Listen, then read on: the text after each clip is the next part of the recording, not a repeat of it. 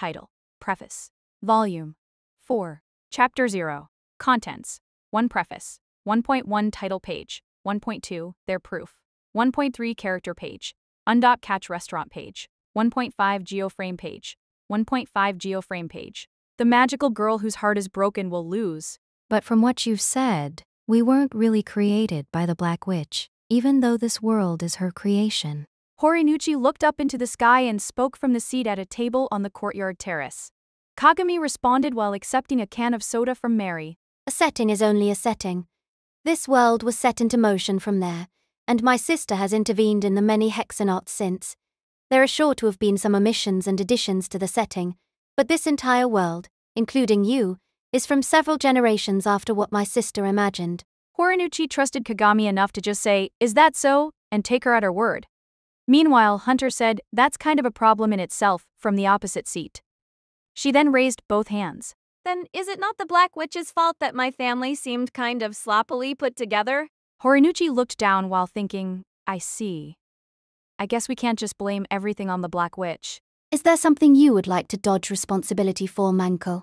Don't call me that. Brigadier General, are you saying that aspect of Miss Horinuchi was part of the Black Witch's setting? Not a chance, said Hunter while shaking her hand side to side. Horinuchi simply nodded, but something caught her attention. Kagami, your name would be outside the Black Witch's setting, wouldn't it? My name supposedly comes from the fact that my grandfather said, "Our family name already sounds like it means mirror, so it's about time we actually gave someone that name, right?" I am the first in the family to take the name. Whenever he would tell that story, the running gag was for my mother to glare at him and correct him by saying, "We named her that so she would become a good role model who would be a reflection of whoever she is with." Which one of them worked to turn that into a running gag? Her grandfather. Horinuchi was certain of that, and she understood. After all, the Black Witch is named Shoko. If the older sister was a reflection of the other person, the younger sister must be a girl who would give a clear view of the other person's true nature and work to understand it. Isn't that right? Well deduced, Horinuchi. And that is what makes Shoko so easy to understand. And why I let my guard down. Kagami smiled bitterly and then looked to Horinuchi as if something had just occurred to her. Horinuchi, your mother was named Mitsuyo. She would have been given that name in the hopes that she would fulfill things in her generation, but I bet she was more focused on the next generation herself. She saw that fulfillment as her role, and so she removed the generation from her daughter's name to say it was already complete. Thus, you are the container that has already been filled, Manko. She did not add the ko to the end. What does that matter? If the turning points are the Black Witch's intervention, then continuation is a natural thing and a sign of peace. Your connected names make you a parent and child of peace. That is what this means, Horinuchi. Or am I reflecting you incorrectly? Black Witch. Spell type. Creation. Affiliation. None. Combat frame. Queen. Device. Longsword type. Traits. Unfortunately, almost nothing is known about the Black Witch. In fact, most of those involved in the previous Hexennacht had their memories erased by her. But there are still some things worth writing about, and her overall outline can be deduced from the people's general impressions and individual memories. So what does that mean? It makes you wonder what kind of job would be able to oppose a queen. I guess it would have to be a revolutionary. No, that's too vague, but I think that's a good starting point, so to give it more thought, maybe a public prosecutor would be more modern. But that would just look like someone in a suit, so that's no good. A judge wouldn't work since they take forever to make a judgment and have to listen to what the other person has to say. So maybe the best job would be someone with jurisdiction, individual discretion, and the backing of God. How about that? The previous text came from the External Affairs team of Shohoon Academy's PR committee. Shohoon Academy Honors Division uniform. About the Honors Division. Location. Past the courtyard from the main entrance. School building. Can only be entered through the mid-air terrace. Special traits. Special powers. Origin. The Honors Division was actually created before the General Division. Of course, all 4 divisions existed by the time the school was created, but witches have always had their special traits, so no one had considered something like the General Division. But the General Division was created on the headmaster's decision, and it is worthwhile to remember that the last of the rancor battles was between the representatives of the Honors Division and the General Division. That means the specialness of witches has become normal. Now, the Honors Division uniform is actually the one the other divisions have based theirs on.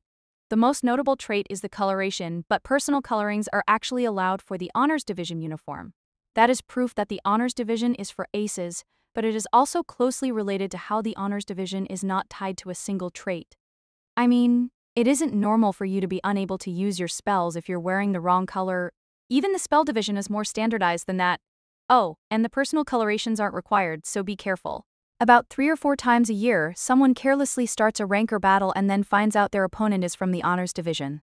Now, the uniform itself is extremely similar to the general division one. It pretty much takes the general division uniform, adds a cape, and reinforces the lines on the sleeves and such that allow ether to flow through. The cape has a high defensive power and it covers the neck and such. It's designed for battle, so it's cut around the arms so it won't obstruct their movement. This was the uniform considered for the aces shortly after the previous Hexennacht. So in a way, it's a lot simpler and more focused on combat than the other divisions. However, that delayed its completion and the general division uniform was the first one adopted. As you know, chest accentuating stitching is available. Yes, we asked Fleur Shahoen to model the uniform.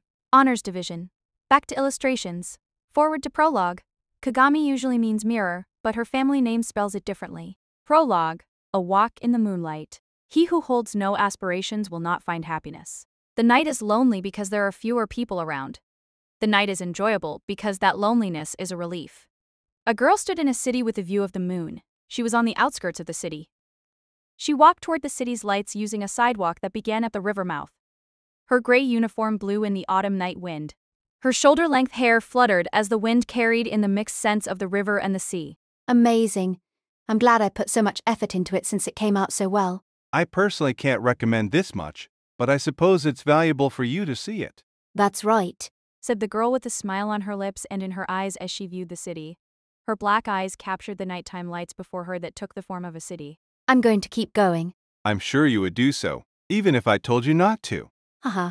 Should we spend the night somewhere? You do not have permission to spend the night. Yeah.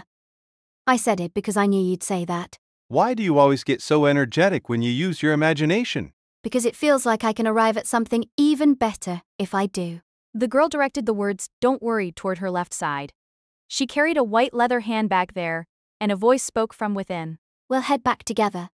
Of course, we arrived together too. Thanks. What does this feel like to you? It's the same thing you always do. It's like flipping through a book and pointing to a word on a page. As they walked and approached, the city arrived at their sidewalk. It felt more like it was accepting their walk than spreading out before them. The scents of the river and the sea were overpowered by the sounds of cars, trains, and people living their lives. The sounds, lights, smells, sensations, atmosphere, and aura were all the product of the people who lived there. The girl entered that man-made amalgam. She had already passed the increased density of light that acted as a border. So, we've arrived in Yokohama. We should have gone to the center to start with. I wouldn't be able to bear that. I'd die. Stop exaggerating. Look, over there. The sidewalk ran along the river, but there were several buildings across the road on the other side. At an even interval between the buildings, information towers displayed spell circles. A certain announcement scrolled across one of them along with some news and ads from sponsors. Dry days until Hexennacht. That'll be 2 days once dawn arrives. A map from Tokyo Bay to the ocean off of Kanagawa was displayed along with footage of a woman with long white hair, a black suit, and an eye patch. Some roads on the map were marked with red lines and those extended toward western Tokyo, western Kanagawa, or northern Shizuoka. They were evacuation routes. Are the city's people evacuating? It looks like they'll start evacuating by block tomorrow. I would think they would have to evacuate sooner, but let's just assume that means a lot of witches live in this region. I really don't think you should just assume you're always right. You have to make sure you're right in the end. Only 3 days remained until Hexennacht. On that day, the world would settle things with the Black Witch. They would do battle with and destroy the very person who created this world and sealed herself in the moon. That was the day on which mankind had continually lost and received incredible damage. It always occurred at the end of October. The official date had been determined suddenly but also quite late, and everyone knew why. One of the Troika had been lost. The Troika were the 3 witches who had competed to the end over becoming the representative for the previous Hexennacht. The one who won that competition, Horinushi Mitsuyo, had already been lost in the previous Hexennacht. But one of the remaining 2, Sarasir Shihuan, headmaster of Shihuan Academy, where the rancor battles were fought, was no longer with them. This was due to the loss of Fleur Shahuan, the previous rank 1 in the witches' rancor battles which were used to determine who would fight on Hexennacht. Sarasir had been her daughter Fleur's servant, but she could not last any longer. She left the fate of the world up to a new rank 1 who had summoned the Geoframe, the ultimate witch's frame that had also been summoned by Horinouchi Mitsuyo during the previous Hexennacht.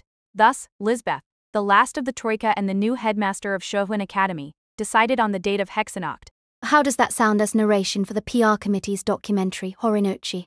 Please stop writing your own script. And Aunt Lisbeth has called for us, so we need to gather in the courtyard. A cage surrounded the sky. It was a circular cage with a diameter of about 3 kilometers. Each of the bars on the cage was a long gun blade. They were 500-meter Magino devices colored a uniform black. 1,000 of them were arranged in a circle which surrounded a great expanse of water and a structure that floated there. That structure was Shohun Academy. The floating island's giant academic facility was not functioning properly. Classes were in session. A look inside the windows of the school buildings positioned in the cardinal direction would show teachers speaking in front of their lecterns and writing words or drawing diagrams on the blackboards. But the classes were not academic in nature. In the general division building to the south, a teacher in glasses spread her arms in front of her students. They were being taught the means to survive and to fight. Each division was learning a distinct witch survival method. The general division teacher raised her hands, which had countless stiff scars on them. Her hands had more scars than fingers. When the students saw that, they gasped, nodded, and continued listening. In that case, a student with pine leaves and branches on her desk raised her hand. She had white skin and blonde hair. Why was that? The answer was given in the Special Equipment Division building to the west. In front of the students' lab tables, a teacher in a lab coat drew a map of Japan on the blackboard and drew a horizontal red line between Tokyo Bay and the ocean off of Kanagawa. She tapped the line she had drawn. Meaning, the answer to that was being given in the Spell Division's school building. There, an old woman in a black coat walked around the classroom. She slowly pointed toward the ceiling. So, she said, listen once more. Fleur had been at the top of the worldwide witch ranking, but she had lost both the ranker battle and her power. The greatest advantage of the ranker battles was how the losers were not lost, but that did not apply to this result. The question was also asked within the honors division. That voice came from a closed white space without windows. Fewer than 20 witches sat in floating chairs with armrests. A few of them kept their hands busy by repeatedly opening and closing locks or making random structures out of floating building blocks, but one of them asked a question. The teacher said, "But," again. Said a girl holding an origami crane in the air. Her blue eyes looked to the teacher. During the Hexennacht 10 years before, Horinouchi's mother Mitsuyu had been the representative, but she had lost to the Black Witch. And she had summoned the greatest witch's frame known as a Geoframe. With that question, the crane took flight. The white origami crane flew lightly through the white classroom without flapping its wings. Ah! It suddenly opened up. It did not tear or come apart. It unfolded and... the blue sky spread out within that closed white space. Something opened with a sound like struck cloth. As the teacher asked that, everyone turned back toward the blue sky and saw something there. A giant blue and vermilion weapon. 2 Magino devices which measured more than 500 meters had appeared in the sky above Shohun Academy's central courtyard. Hold it! Kagami! How dare you! We're having enough trouble with the evacuation schedule for this area changing on such short notice. So why are you doing something so noticeable and threatening? As the woman's voice passed in one ear and out the other, Horinouchi watched the silver-haired and uniformed girl in front of her shrug. Now she's done it. Horinouchi thought this was absolutely ridiculous. But the other girl did not notice her glare. Kagami simply ignored Lisbeth, who stormed quickly over from beyond the courtyard. What do you think, Horinouchi? I used the ether I was given and the designs you let me see to summon both Dikaya Sin and Akarindu simultaneously. What do you think? What did she think? There was only one answer to that. How in the world did you do that? You cannot tell. I was told I could do what I wanted with the ether, so I simply took control of all the ether that is normally collected using the engines. I made the whole thing all at once, the entire device. I always preferred bananas, but Shoko is so narrow-minded and only allowed the production of strawberries. It took an extra leap of logic to figure out what that idiot had done. After all, the rules of this world did not entirely apply to her, so... You secured the ether needed to summon the device without using the engines? Yes, that is correct, Horinouchi. It was a request from Lisbeth, who is running over here right now. To confirm the device repair technique I used in the battle against Mary, she wanted to see how much of Dikaiosine and Akarindu I could construct. Horinouchi understood what that meant because she had checked with Lisbeth about it earlier. That's to see how much of a device you can repair with your crafting ability, right? Indeed it is. With my power, I can repair and even create the devices, so long as I have sufficient ether. Horinuchi looked to the voice from her right shoulder. Suzaku, was that you? The servant intentionally looked the other way and made fake-sounding bird cries, but its identity did not matter at the moment. But just as the Suzaku's comment was meant to point out, there were some problems with Kagami's crafting. First of all, Tell them it's the usual. You must maintain your presence of mind. with Hexennacht the day after the next, evacuation orders had been sent out for the area from Shihon Academy to the ocean of Kanagawa where the seal would be established. The same was true for the residents along the east-west line where damage was expected from the reinforcements summoned by the Black Witch. They could have done this earlier, but most of Japan was still reconstructing. If those areas could not function for long periods of time, it would cause losses from something other than direct damage. So it had all been calculated out so those areas could remain active right up to the limit. They would also have been preparing everything for evacuation as that limit approached. They apparently redid their evacuation preparations last night almost on a whim, so those areas are a little on edge. Oh, then the sudden appearance of our devices must have gone a long way toward improving their morale. It would seem they're panicking a little because they think Hexennacht might have started early. My, aren't they quick to jump to conclusions? Then again, I hear most of those evacuating are children and the elderly, because approximately 2 million of the other witches and men with spell training will be assisting from the coast of Tokyo Bay to the Kamakura region. It sounds so incredible. Thanks to Shihon Academy's presence, all of the schools in the reconstructed areas have classes in those things. For the past 10 years, a foundation for opposing Hexennacht had been established even at the governmental level. Everyone from high school age to age 50 would generally remain to combat the disaster during Hexennacht. The women as attackers and the men as defenders. If the Black Witch called in her reinforcements, U.A.H. would handle it, but the local people would provide backup for U.A.H. while also handling the disasters and human damage caused by those reinforcements. The need to protect your own city was a constant lesson in the reconstructed regions. U.H. would make up for their anxiety about intercepting the actual enemies, so they both made up for what the other lacked. So even if a lot of people are evacuating, we don't have to worry too much about them. It was hardly surprising that those evacuees would be surprised and concerned when Kagami used her crafting ability to create 2 devices without warning. Hey yay, Kagami, Horinuchi! The internet is going nuts about something. Yes, I suppose they would be. But Kagami's crafting had another problem beyond this kind of event. Now then. Horinuchi put her hands on her hips and turned back toward Kagami, who only tilted her head. The look on Kagami's face said, "Is there a problem?" So Horinuchi pointed at the 2 Magino devices overhead. Listen, repairing them without using their actual mold and just creating the whole thing at once is definitely amazing. In fact, it seems to reject the very foundation of our techniques. But you won't be able to activate the engines when they're made like that? From a technical aspect, what she's doing is on the level of a god. Horinuchi could not help but enviously wish she had the same power because this crafting ability allowed one to directly convert ether into a desired form. While Horinuchi would use spells and the engines to smoothly process the ether in stages, this was more like taking a giant hand to knead out some clay. It's just plain ridiculous. It broke the rules of witches. When making her giant device, any witch would first use ether to create the engine system, needed to support the gathering and circulation of the necessary amount of ether. Looking at it like a human body, it was like creating the circulatory and respiratory systems first and creating the rest while sending blood and oxygen to the entire body. That drastically reduced the burden and stress to a lot of the components when compared to making it all at once. After all, that meant instantly creating a structure measuring more than 500 meters long. It was difficult for an individual's skills to secure the necessary amount of ether and to periodically send it to the various parts of the structure. Also, the engines have enough power to create the rest from scratch, but if you try to activate the entire thing at once, the strain will be too great and it will forcibly shut down. You mean it starts in low gear and rises to top gear by the time the entire device has been made? So you understand it intellectually at least? My engines took yours into consideration. Well, they were mostly copied straight from yours, so I leave a lot of that up to Daikayo. Then, something about Kagami's crazy abilities bothered Horinuchi a bit, but she put it off until later. She opened a performance graph of her engine system.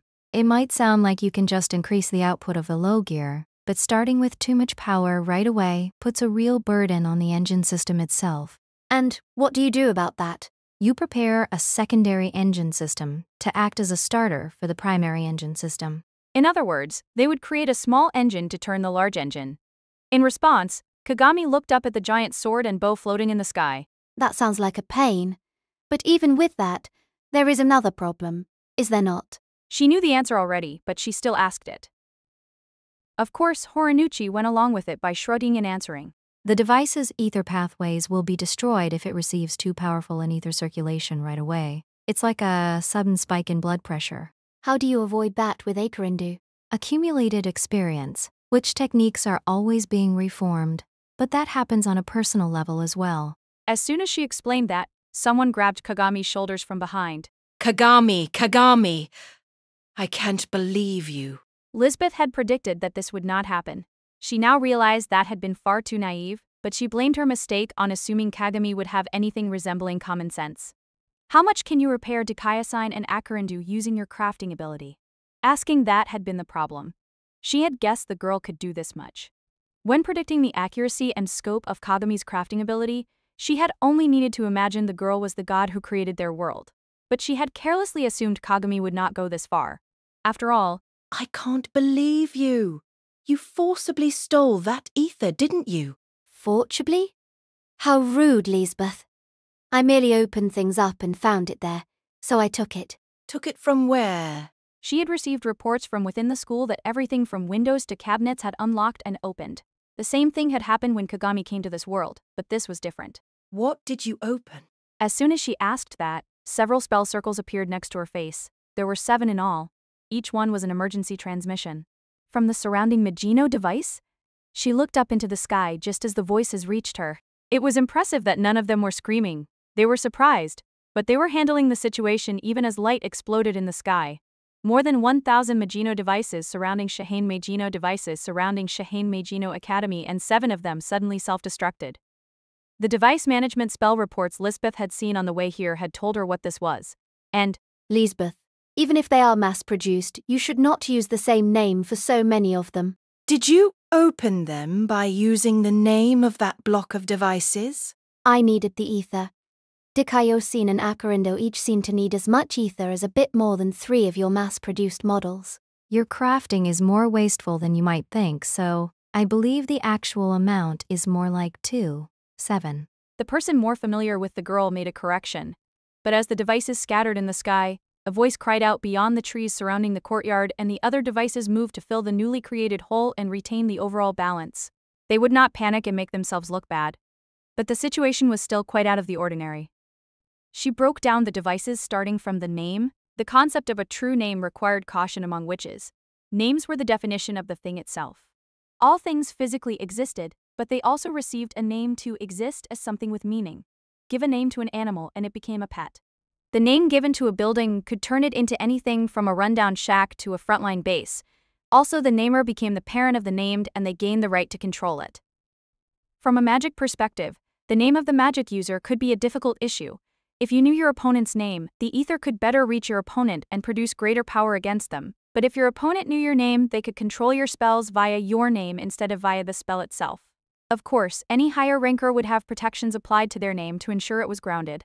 But the internal structure of the devices was supposed to have multiple names for the various parts to increase their defenses. In other words, you used multiple passwords. They were linked together, so controlling just one part shouldn't have been able to stop the whole. I did not stop them. I opened them, Lisbeth. I mean, there was no need to stop them. I wanted the ether as a material, not to control your devices. So, I saw it when you were fighting Fleur near the main gate. When Fleur's attack destroyed the blade, the individual parts had spells built in to direct the explosions inwards, and thus avoid damaging their surroundings. From there, I only had to read the text written on the spell circles. So you found the name and opened them. Precisely, Lisbeth. You catch on quickly. beyond Kagami, Horinuchi placed a finger next to her head and spun it in a large circle. Yes, that's about right. The threat here was not a difference in skill or quality as it had been when Lisbeth had taken on Sarisie and Mitsuyo. She used the name as a hook to open it. What Kagami had done could simply be described as follows. You discovered the name of something that isn't even a door, but you still used the control provided by that name to use it like a door, didn't you? Using that, she could also open people, weapons, the sea, or the sky like a door. Lisbeth had heard Kagami's ability was crafting, but that was not actually the case. You have the power to control phenomena, and the ether is no more than the fuel and material used for it. That is correct. I have a pen in my hand and this world is my notebook. I can make anything I want. But I need the proper motivation, and the pen I use runs out of ink very quickly. You shouldn't refer to someone else's device as your spare ink. You're the one that just defined it that way, thought Lisbeth, but it was an accurate description. As a result, 2 devices had appeared and 7 others had been lost. Creating 7 of them all at once is going to be a pain. The idiot would just keep making them and destroying them, but securing that much ether would affect the amount of ether in the surrounding ley lines. That was why Shihuan Academy was located in the middle of Tokyo Bay, where it would have relatively little effect on anything else. HHE's European headquarters were in the mountains for the same reason. We should get the help of the 7th Fleet at Yokosuka to do this out at sea, thought Lisbeth before Horinochi spoke up. But Aunt Lisbeth? Don't call me Aunt. Lisbeth. That's not great either, she thought. But then Kagami whispered in Horinochi's ear. You must not rush things, Horinochi. People are slower to make decisions as they age. And what you call someone can be dangerous, as it is connected to their name. So, Horinochi, let us decide what is best here. What is your relationship with Lisbeth? She's an old friend of my mother's, so I've always called her my aunt. I see. And what is the safest thing to call her? Well, Lisbeth, I suppose. I see. Then it would be best to put those 2 together. Go for it. Aunt Lisbeth? Damn you two. The 2 turned their backs and ran about 7 steps away as she swung her right fist down. But she was also painfully aware of how much Horinochi had changed. I'm not sure if Mitsuo would have liked this change, though. She knew Mitsuo would have forgiven her that much of a criticism. But then Horinochi asked a question. So, second headmaster, why did you have Kagami do this nonsense? Hexennacht is only 2 days away. Well, 2 days away, How had it been 10 years before? She remembered working to cheer them up so Mitsuyo would not be worried, but she now realized it was she who had been worried, and Horinochi would remember what had happened 10 years before. So Lisbeth had a question for her.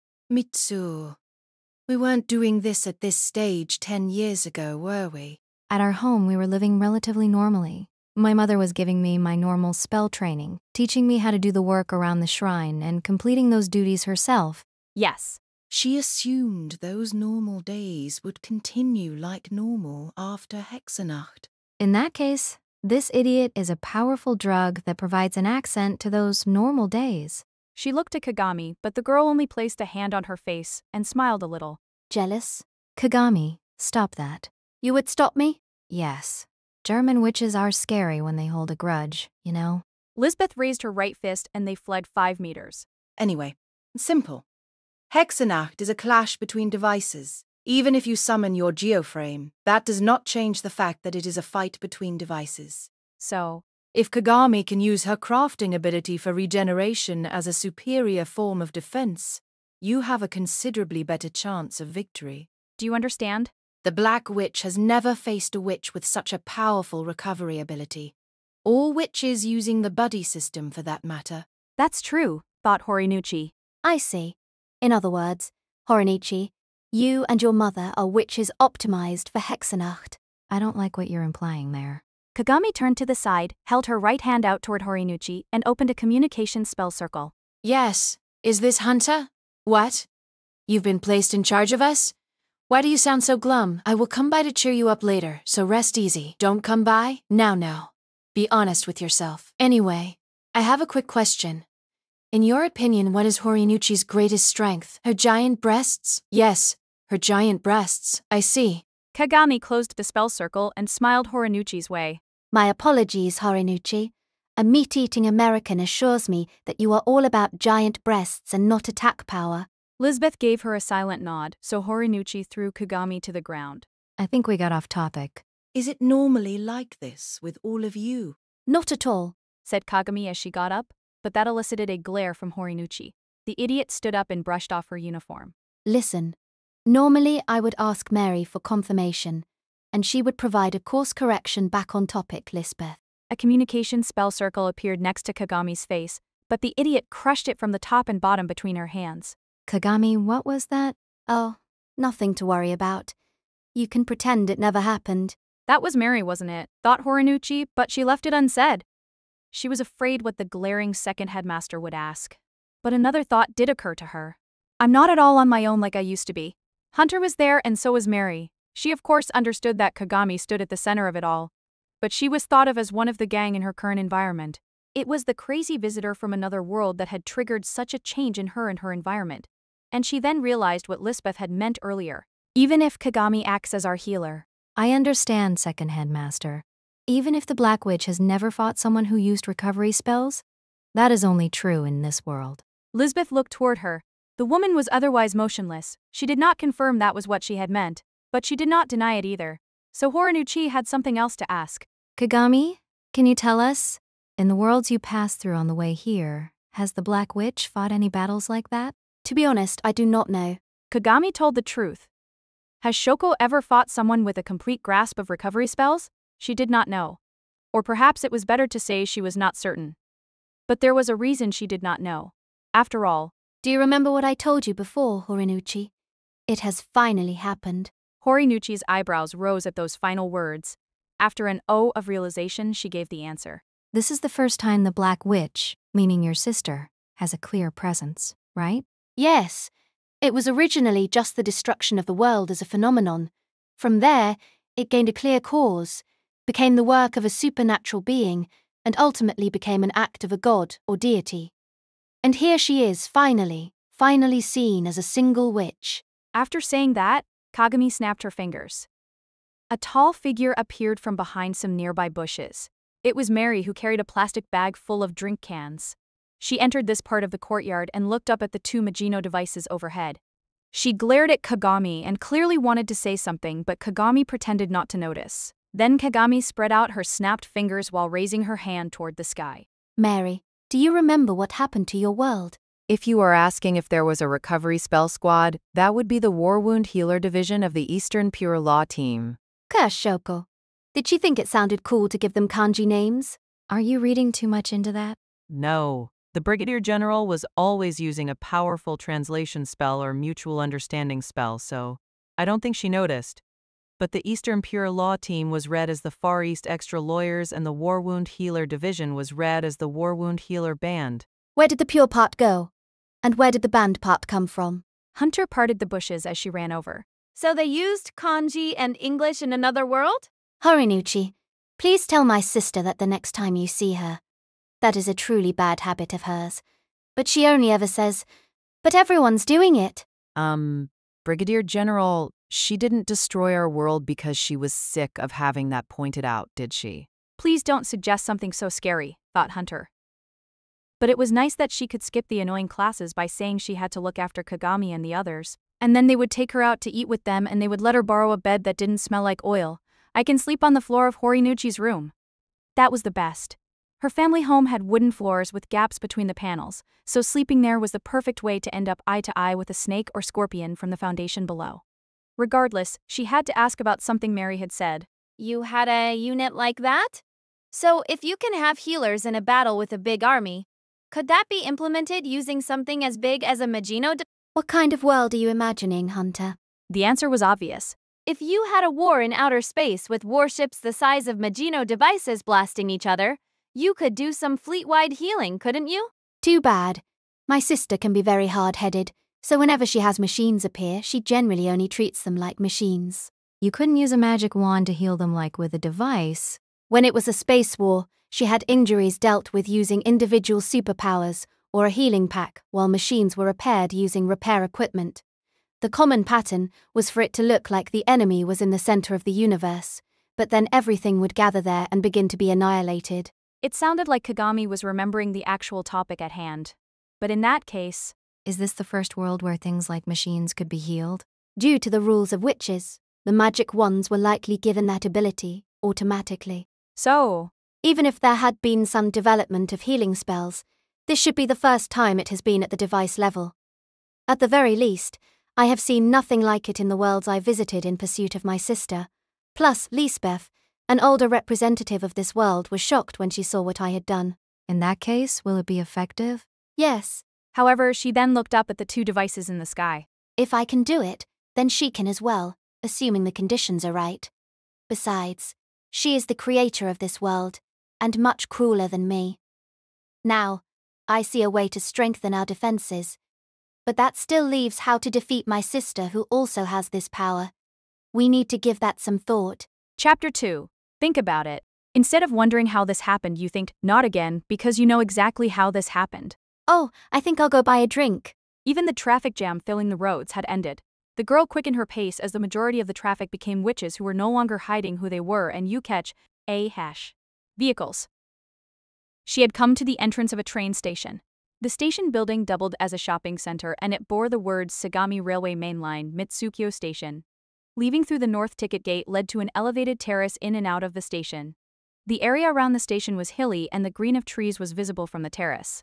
Over there, by that hill. Is that where the drinks are? My home. You can't see it from here, though. The girl pointed toward a hill to the northwest. The bag by her side sighed. That's pretty far. And we couldn't use the train anyway. Thanks for sticking with me. She walked across the terrace and out the north entrance. There was a shopping district there and… Oh, the open cafe really is here. That seems really out of place. Do I have your extreme authority to thank for this? You should thank me for not letting it disappear on its own. The girl walked over to the open counter bearing the logo of a chain cafe. There were already 2 or 3 people there.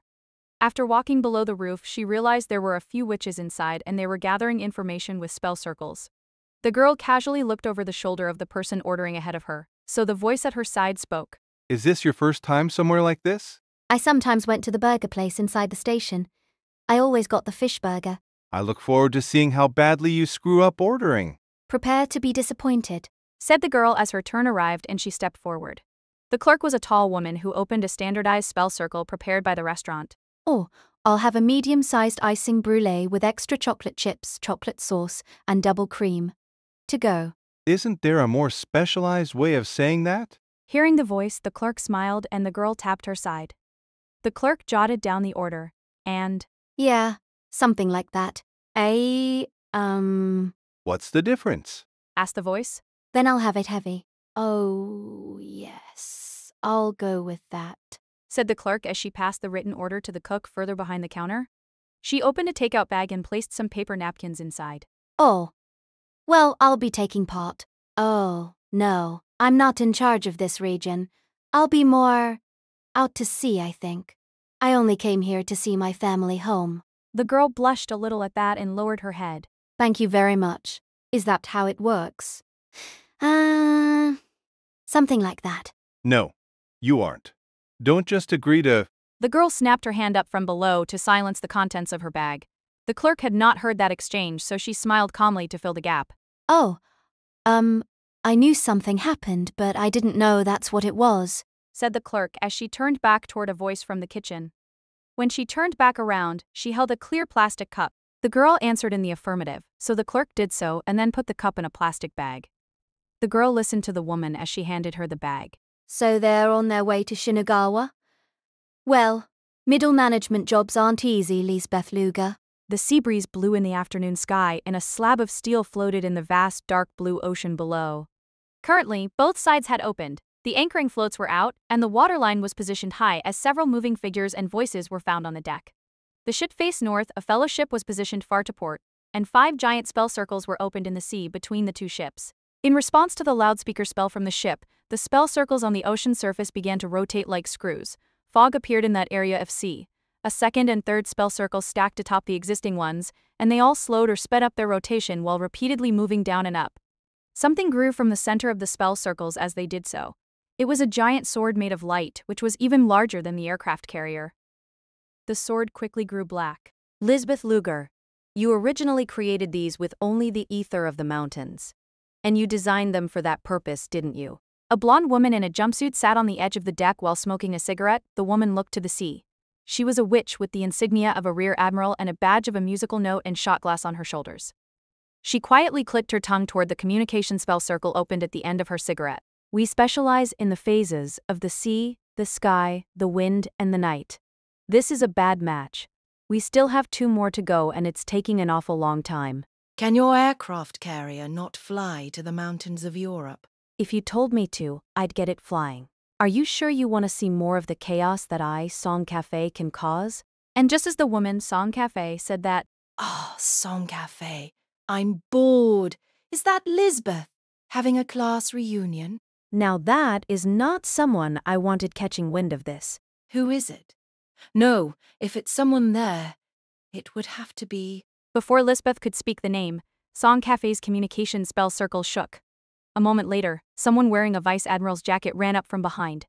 She wore sunglasses and her long black hair fluttered in the wind as she opened her own communication spell circle. Lisbeth, what's this? What do you think you're doing with our cute hunter? Give her back. While intercepting the communications at the bus stop in front of Shihoyan Academy, Hunter held a hand to her head. While waiting at the bus stop next to her, Mary moved out of the way of Kagami, who was trying to capture Horinuchi with a video spell. What is it, rank 3?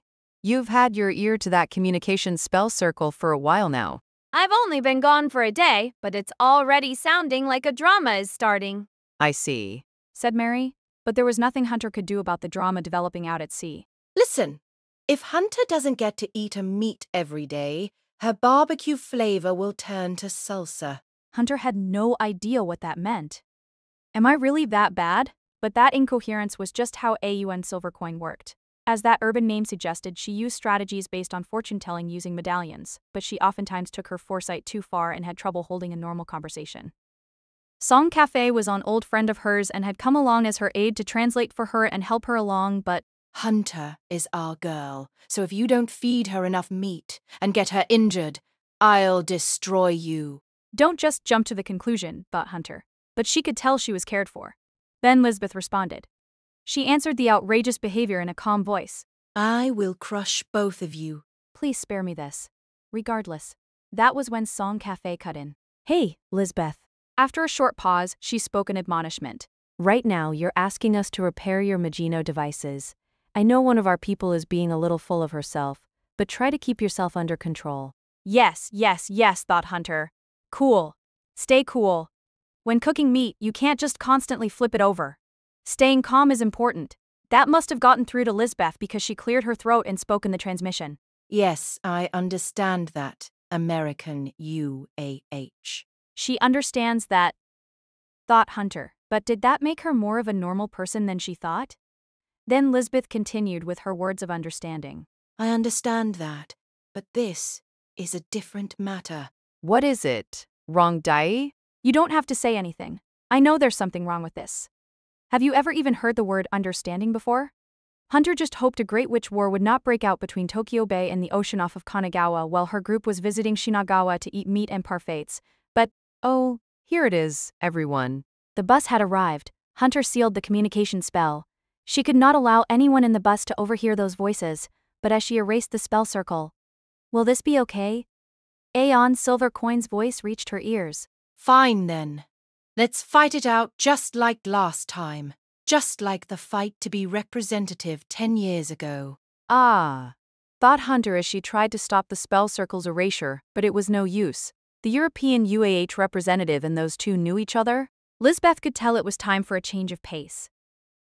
She wanted to take a break, but that would never work inside the academy. When she could see the devices surrounding her in the sky, she felt like she had to work. Am I being infected by the Japanese spirit, she wondered, but Germans were hard workers during the work hours. And it was still before 5. With that logic, she felt like she had to work. Americans were the best when it came to forcing themselves to take breaks at times like this. After all, they were loud and incomprehensible, but one of them was saying something nostalgic. You defeated us, so why did you lose to the two above you? Because I lacked attack power. Lisbeth, you destroyed my counter with a single attack. Let me make one thing very clear. I lost to Mitsuyo because I did such a bad job cleaning the bathtub. Ever since, she had made sure not to leave any grime around the edges. That was her promise to a lost friend.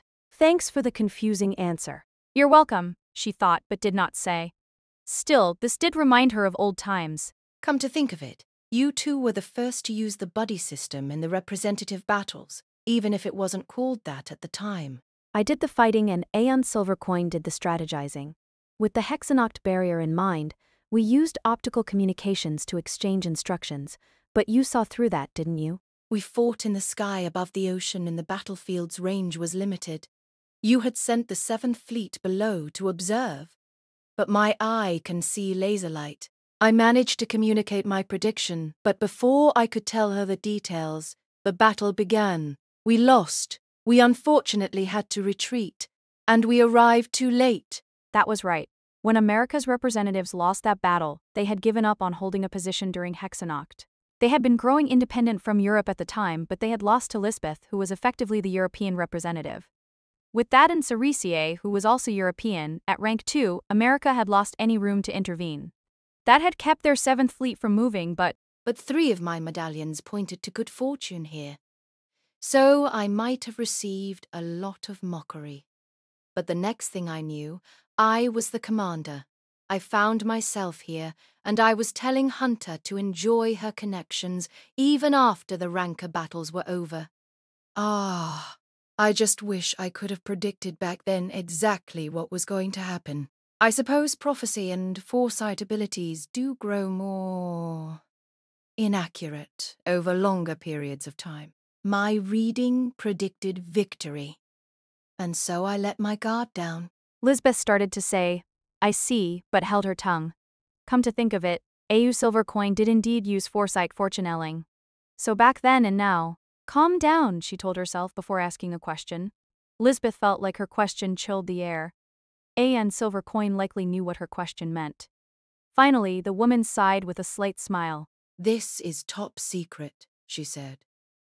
My reading back then was pretty long-term, but it said the final representative should have defeated the Black Witch. If Mitsuyo was supposed to win, why did she lose? Lisbeth asked a few why questions and followed the mental path that the answers laid out for her. Why had Auan Silvercoin's reading said Mitsuyo would win? Why had that reading been wrong? And if such readings were possible, why had that reading been wrong? And if such readings were possible, why? Did you read that you could not win the representative battle against me? No? Destiny. Or would you call it a thread? A lot of it changes as you draw that thread in. I can read things, but it takes time, right? I look down at that thread and read it, but some people will draw the thread in partway through, and some will intertwine it with another thread. Fortune-telling witches often said there was more than one destiny. In my case, I simultaneously read a series of about 30 threads located around the target, but I lost that time, thanks to some sudden interference. No one interfered in our battle. There were the 2 above you, remember? Wait, neither Mitsuyo nor Cerise interfered in our battle. That was how our relationship worked. And that's the point. You had that relationship with them. If it was just your destiny and your thoughts, that would be one thing, but that powerful relationship caused you to think of them in battle, allowed you to entrust your destiny to them, and even led you to wonder what they would do in certain circumstances. You mean? The report from Shihuan Academy says we and this world are the product of someone's imagination. But we can use our own imagination to compare ourselves to someone else. I think that means we aren't the product of someone else. No, we aren't just the product of someone else. So, at the time, Song Cafe and I knew each other well enough to know what the other would be thinking, even with the ether blocked. But it turned out you were the same. I thought we could win, but we were defeated by the breadth of the solid relationship you had formed. We lost because we didn't realize you had that breadth, but that doesn't mean that you won. Hearing that helped her understand a lot about those 10-year-old events. Lisbeth had held some doubts about some of it, like that I was third best and could never move any higher than that. She still felt she had lost to Cerise and Mitsuyo because of her insufficient attack power, but it is true that when I fought those 2 back then, I felt I could entrust everything to them even if I lost. I think the other 2 were a little different. Saying this might be a little mean, though. Those 2 probably were willing to entrust everything with you, but I think they had also resolved themselves to carry everyone. Probably so. Lisbeth could always just say they had had the greater resolve, but Mathieu and Cerise had had children. That gave them something to protect. Having that gave them the resolve to carry everyone's thoughts and relationships, and it also gave them someone to entrust everything to if they lost. Lisbeth had only had half of that. Yes, she thought, maybe I should have gotten married. No, I doubt it's that simple. I've never once felt I should do that, so am I only thinking it now because I'm feeling timid with Hexennacht approaching? But understanding this told her just why Cerisier had made a school. The witches of the school had been someone Cerisier could entrust everything to. But Cerisier's desire to protect them had been stronger, and she had felt regret. Honestly, what is all this? Had Lisbeth understood all this when she had pressed Cerisier about it? And now the act of taking over the headmaster position felt like supplementing something that was never there. I can't believe this. Cerisier's spell had been based on flowers. Flower spells were standard for fortune-telling. Had she perhaps read this future? If so, it made sense that Lisbeth had been no match for her. Mitsuyo had been the strongest, Cerisier had been second, and Lisbeth had been last. And thankfully, Was I guided to victory over you two by my relationship with, and thoughts about those two? Maybe so. Predicting a single person and reading their relationships with 30 other people is simple enough. But including the relationships and thoughts built up inside that one person is much more difficult. I mean, they don't actually exist and you don't know when they'll show up. I see, Lisbeth said in her heart. Over the past 10 years, there had been a few questions and signs that she would gradually forget and then suddenly remember as something like a regretful worry. She had never expected to find the answer here. Without thinking, she sighed and spoke. You have my thanks. Oh? Song Cafe smiled bitterly as she crouched on the deck and viewed the half-formed European UA. Magino devices. Now that's some high-level thanks. The European UA. HH representative was bowing to her and AU1 Silver Coin, who were essentially America's representatives. Then again, this was a private issue. It was nothing worth informing the mainland about. But they could tell some ill feelings were being cleared away inside them. And you have our thanks. I still sometimes wonder what would have happened 10 years ago if American hadn't distanced itself from Hexennacht. We will make sure there is no next time. Count on it. That German spirit could be scary. Yeah, but what are you going to do? You're changing the makeup of the barrier for the buddy system, right? The old barrier still exists, so we only have to alter it.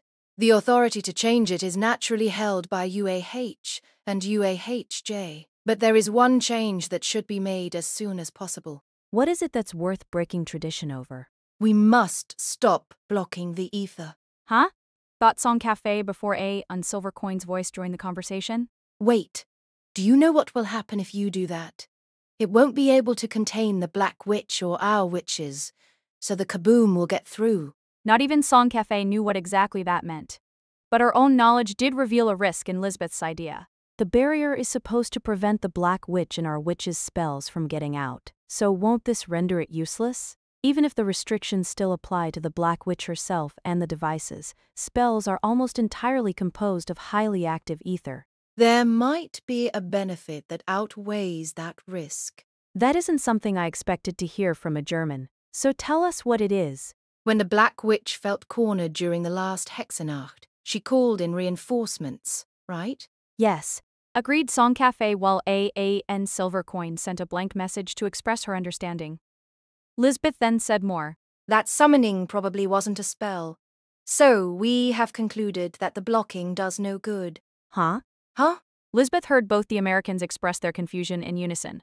Well, I can't really blame them. So she would first let them have their say. She fell silent for that purpose and they seemed to understand what her breath meant. And Silver Coin spoke first, as if trying to reject the idea. You're saying she instantly gave form to so much ether and called down that great army.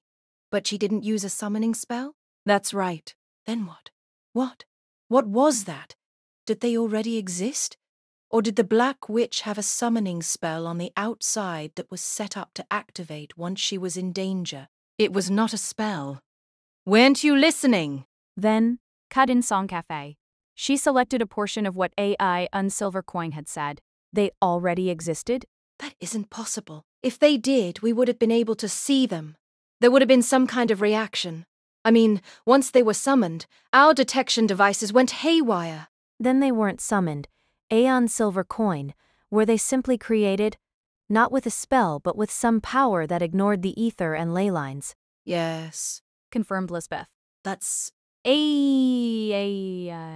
Silver Coin was likely trying to say that's impossible, but she knew by now that it was not impossible. Earlier, Kagami, one of the rank 1S, said something interesting.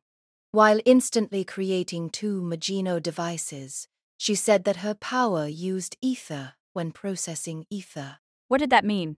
Kagami's crafting ability looks like a spell that consumes ether, but she is simply securing the energy needed for the ether processing.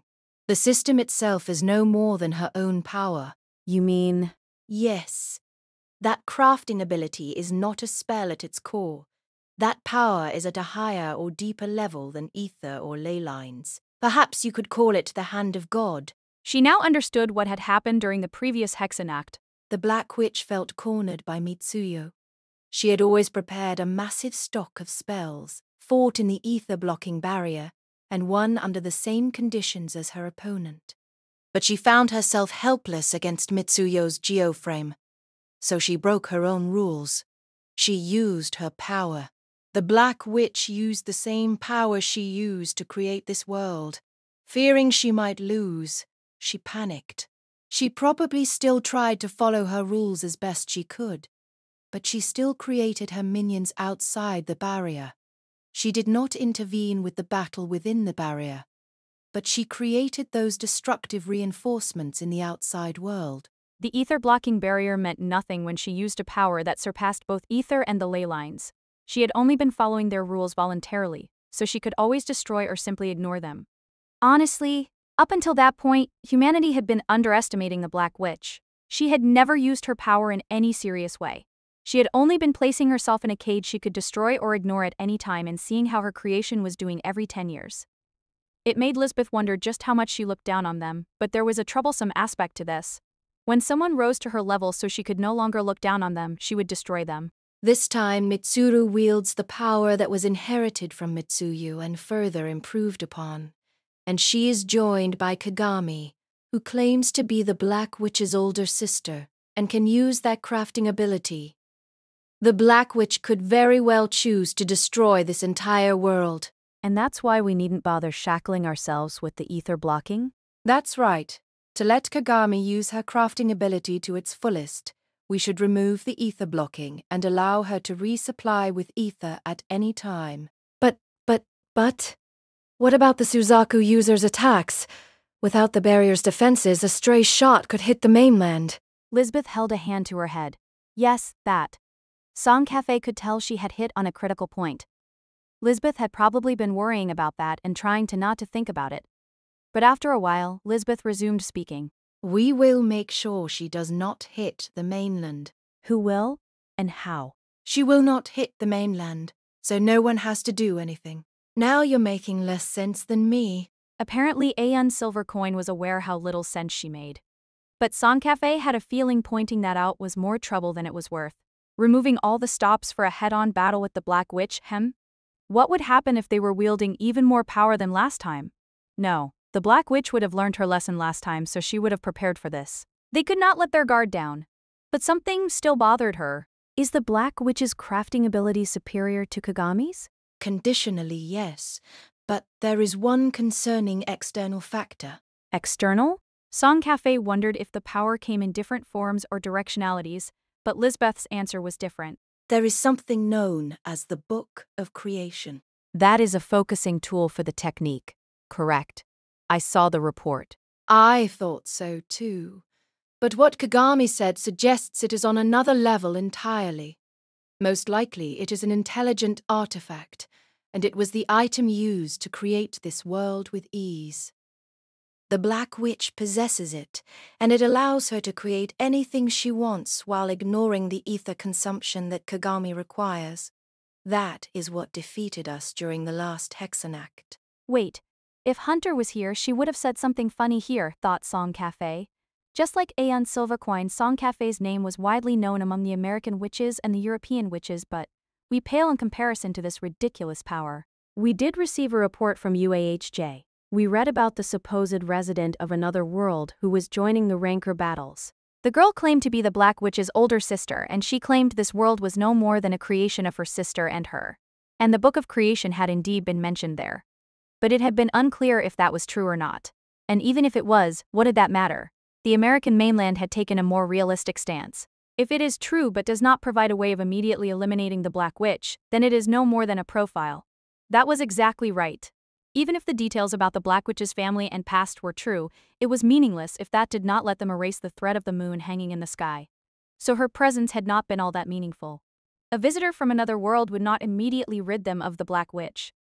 Hexennacht was still the only way of defeating the Black Witch. In that case, it was all up to Kagami's ability. She just had to be skilled. If a meaningless person got involved by merely making herself look important, it would cause great damage. Thus, they had left this in Hiccup. Jay's hands, but their ace hunter had been defeated and the visitor had risen to rank 1. At that point, Song Cafe had looked at it thusly. What mattered was that she did not betray them and take the Black Witch's side. From that perspective, Song Cafe could see why Shiwon Academy had introduced the buddy system. It had looked like the rest came down to ability, but the Book of Creation, huh? Yes.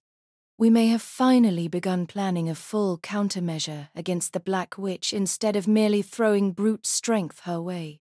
And what do we know about this Book of Creation? Anything at all. Kagami's group is probably discussing that now. Want to visit a Shinagawa family restaurant? What would happen if they did? The answer was obvious. It's still the afternoon, but Hunter is definitely eating meat. Chapter 3. It flows. Going is always beautiful. Because you can return or look back. The girl bent forward a little as the light of the nearly setting sun washed over her. Her back rose and fell as she tried to catch her breath. She was on a road. However, this road sloped up a hill that was nearly a small mountain. It was a fairly wide one-lane road. A slope up and a slope down existed on the left and right of the road, but those slopes were covered in dried leaves and thick with trees. The girl coughed once and then twice below the branches. Wow. The breath that escaped her throat sounded surprised. I'm way healthier than I used to be. This is better. Now, said the girl as she pulled a largish cup from the plastic bag she held. She shook it a few times while sweating in the autumn air, and then she stuck the straw in and took a sip. Still leaning forward, she swallowed a couple of times. Okay, it's perfectly melted and perfect to drink. She straightened up and looked down the slope. She saw something beyond the trees. An iron fence. It was painted black, it had spikes on top to keep off birds, and it was at least 2 m tall. It also had cables wrapped around it in places for security. Inside it was a landscaped line of trees and a lake. She could not see any further than that, but the girl still glanced in that direction. Let's get going. You aren't going to take a look? You aren't going to say hi? I could see the whole thing from the bend up above. You can't see any of it when the angle's wrong, though. Why didn't you tell me? Because I wanted to see something else. You aren't here to see the mansion. No, answered the girl with a bitter smile as she hurried down the road. By the time she passed a group of a few cars, she had caught her breath. The autumn evening had fully arrived by then, so her pace picked up and she had worked out a way to walk and drink through the straw at the same time. Yeah, I always wanted to do this. Were you in a restrictive environment? No, I just never decided to do it myself. I'm glad I could accompany you in this personal growth. Come on, that's just creepy. This was only a whim. My sister had no trouble doing this kind of thing, so maybe I just wanted to caution her. Oh, this is getting more complicated, so I'll pass. I'm here to listen to the stories you come up with, so I'll hear you out if it's part of that. I suppose you're right, said the girl as the slope reached the city and the forest on either side of the road ended. Her vision opened up. She could look down on the city all the way to the station. The sun was shining on her back from this position. Its light washed over the city, so the girl's gaze followed that and then moved beyond it. Oh, are those the 1,000 devices that came to Tokyo Bay? They should just barely be visible from here. And I believe there are 1,500 of them now. Then that must be them. Want to go get a better look? You won't last. We should be able to see them from Shinagawa. Shinagawa? Why? When I used to meet up with my sister after school, we would take a break at a family restaurant on the river there. Your family was wealthy, wasn't it? Were you studying lower-class culture? The girl glared at and slapped the bag from below. I apologize. Good. With the light shining on her back, the girl walked toward the station. And, look, my school is that way, and my sister would get off one station ahead and come meet me because it is on the way. And when I wasn't feeling well, we would stop at that family restaurant. And when you were feeling well? There was a place on the riverbank that was part of the park. Over there. My sister would go buy something for me. As the girl explained, they reached the slope leading to the station. Wow, this takes me back. This is the road. This is the road. It never seemed like a slope on the way there, but it's a decent way down when you see it from the top like this. I need to remember that. Are you going to say this in Shinagawa too? If the family restaurant is still there. We celebrated my sister's birthday there once. Lower class style? Again, Japan doesn't have that harsh a class divide. Well, we do, but it's pretty flexible. We went out for her birthday, but the roads were congested, and we needed to take a break somewhere, so she suggested we celebrate it there. And? Having fun is the best thing to do at times like that. It really is. How many years ago was that now? Was it before you met me? You don't actually have to figure it out, okay? The girl added, and knowing you, you probably would, as she sped up her pace. The station came into view. After leaving the road and choosing the stairs leading up to the terrace, a train arrived at the station from the east. Oh, the one we want will arrive to meet that one.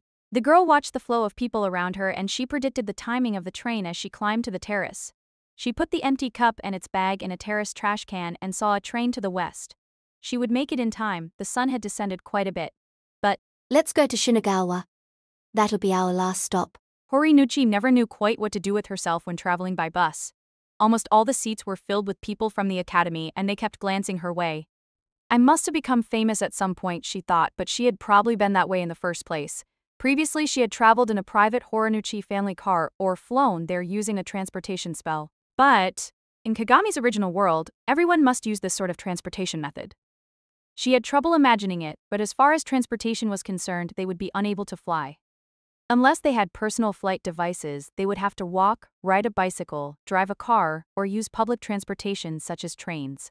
Hunter seemed like a compromise since she would ride on fighters, but maybe that was different. At any rate, Kagami had recently started suggesting they hold meetings and waste time at a Shinagawa family restaurant, but Horinuchi sensed that she had some kind of reason for that. Shihoin Academy and the Horinuchi family were of course busy preparing for battle, and Yokohama, Sakuragicho, Kawasaki, and further south were full of evacuating people as well as the witches and UA members moving in and out, so things were more oppressive than usual. Yokosuka in particular never seemed to sleep even when viewed from the living room lounge at night. To be honest, the view of Shihoin Academy and the 1,000-plus Majino devices floating above Tokyo Bay seen out the Shinagawa family restaurant's large window seemed like something from a different country entirely. She had once commented on that view at night. That is a scene that shouldn't exist. It will soon be that way, Horinuchi. You make it sound like it will just happen on its own, she thought. But it seemed like her feelings had been validated since Kagami saw it the same way. Ever since then, they would visit Shinagawa once a day and it had become very important to her, even the dull trip there and back. When she had gotten permission from Lisbeth on the third day, she had expected to receive a warning, but the woman had been much more positive. That's a great idea. Yes. Spend some time away from here. That would be for the best. You definitely don't want to have everyone gather together at night and fight over the TV channel. Got that? Why the emphasis on that? Wondered Horinuchi, but that was apparently important. They had started to run out of conversation topics, but then... You said you had a lot to tell us about the Book of Creation, didn't you? For Horinuchi, that was an important element of their upcoming enemy. But Kagami smiled a little and shrugged before speaking. Well, it is really more the story of my sister. Just because she has that, does not mean she can do anything about us. And all I can tell you is what happened and what its powers are. Should I tell you that here? We're on the bus, you know. Horinuchi held out a hand to say wait, just as Hunter, who had previously grown silent in front of some kind of communication spell, suddenly turned her spell circle around for them to see. She turned back from the seat in front and asked a question. Oh, should we call Fleur? Horinuchi had recently noticed that Hunter seemed more willing to make requests when she knew someone better. But besides that, this particular request was rare. You can contact Fleur?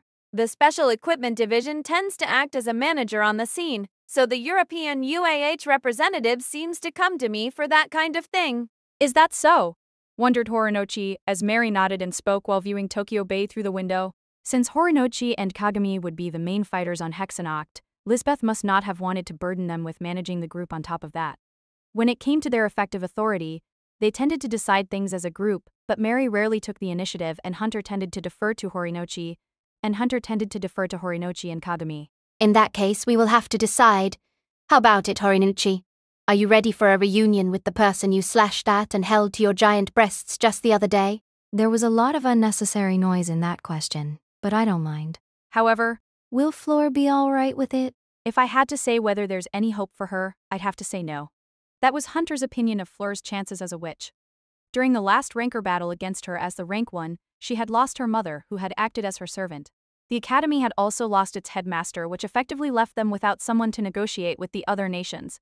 But Lisbeth had filled that role. But Fleur was not so lucky. Her environment spell used a massive amount of ether, and she had been getting a lot of help from her mother in order to control it all.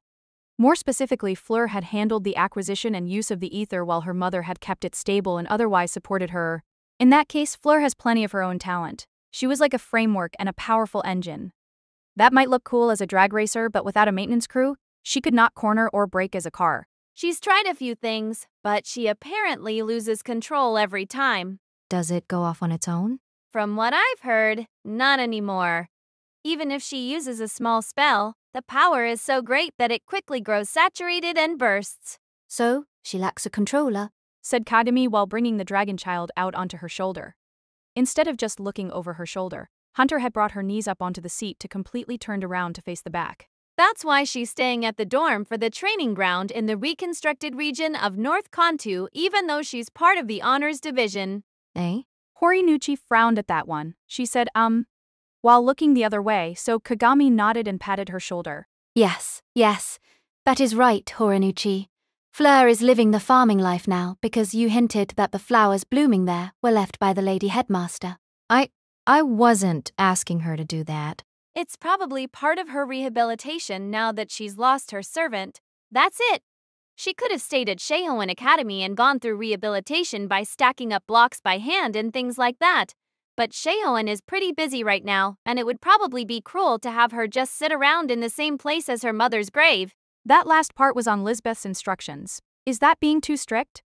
Hunter wondered, but she had trouble saying since she had been supported and raised by witches after losing her father. That said, her life there has stabilized, so she's apparently returning once before Hexennacht to figure out what to do about her personal items here and the headmaster's grave below the academy. And since she'll be visiting, we're supposed to deal with her. Wait, when was that decision made? Just a bit ago. Lisbeth said she couldn't handle it because someone caused trouble.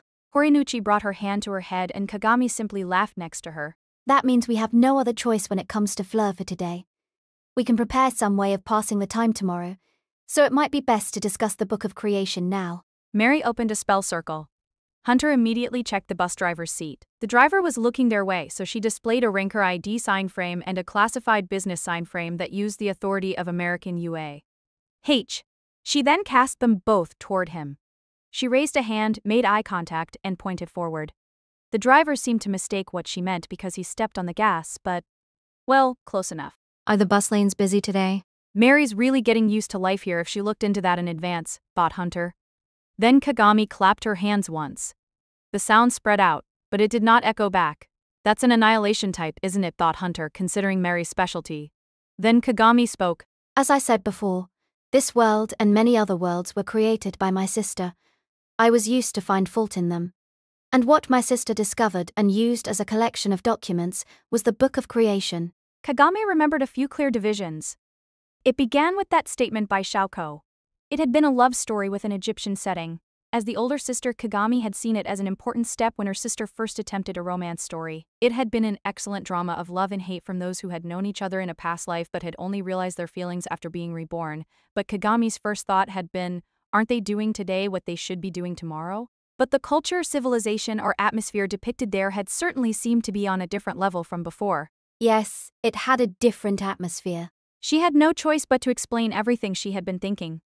And then, it was not about the food or the politics. It was the temperature. How dry the air was, how much that makes you sweat, the scent of the wind, the flavor of the sand, I guess you would call it, how it felt to trudge through the sand. It was all written there in the text. It was written there? It was. It was almost written like she had found documents describing it all and could not help but use it. So I remember feeling a harsh difference between the main story and those sensory aspects. And what did your sister say? Oh, yeah, you can tell. She seemed delighted by it. It was not a document or a report, so I asked her if she could write something I would want to read. And what happened after that? Next, it was Europe. The story took place in a mountainous region at around 3000 BCE.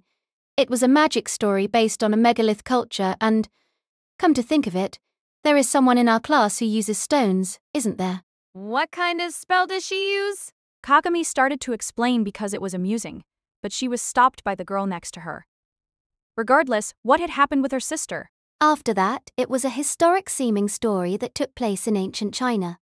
It was about performing flood control on a large river while being oppressed by a great force. It had no romance or fantasy elements, so I quite liked it and rated it well. Are you referring to magic as fantasy? Horinuchi glared at her, so she gestured for her to calm down. Horinuchi then tilted her head. From what you're saying, it sounds like it wasn't so much the stories that changed. It's more like the background or the setting rapidly gained more depth. Well done noticing that, Horinuchi. You're exaggerating, she said. But Kagami was not about to agree with that. I noticed the same thing as you, but I forgot to wonder why that was. I simply thought my sister, Shogo, was working hard at her stories, but that was a mistake on my part. After all, by that time she had already found the Book of Creation and had most likely begun interacting with it. The word interacting felt off to Mary. But after living in this world for a while, Mary's standards had changed and it sounded different to her. Also, she could use this world to picture Kagami's world, which had lost all spells.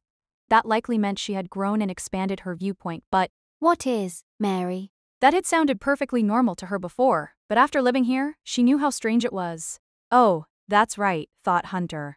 For that book to be an intelligent artifact, Kagami's world would have to have ether and spells, but as far as Kagami knew, neither of those things existed there. That was a contradiction. How could that work? It seems a certain law existed in my world. What was that? Contradiction allowance. All contradictions are ultimately allowed, and thus it was not a problem. Or so the Book of Creation told Shoku. Hold on now, thought Hunter as she saw Horinuchi's mouth spread horizontally. Hunter knew very well what the girl wanted to say. Wouldn't contradiction allowance be the ultimate law that means anything goes in the end? Yes. But that power should at least exist in this world and the others I have seen. Because my sister made them with the Book of Creation. Kagami leaned back in her chair a bit, crossed her legs and took a breath. Also, well, I suppose you would think that in a world without spells or that kind of artifact. But how did you learn the Book of Creation was an artifact? I did not. Even in the very end. I was still ignorant when I was sent to the first world, and it was only after seeing a few worlds destroyed that I realized these worlds were ones my sister had created, and that they were only the ones she created after growing so obsessed with that book. I found intelligent artifacts to be ordinary parts of the destroyed worlds, and I was shocked when the pieces started fitting together in my mind. She continued with a self-admonishing but. I do remember what I said just before my sister stopped bringing the book out to me. When she continued to insist that it spoke to her, I asked her why, if what she was saying was true, there were no other such books or phenomena in the world. That would be a pretty good point in a world without that kind of thing.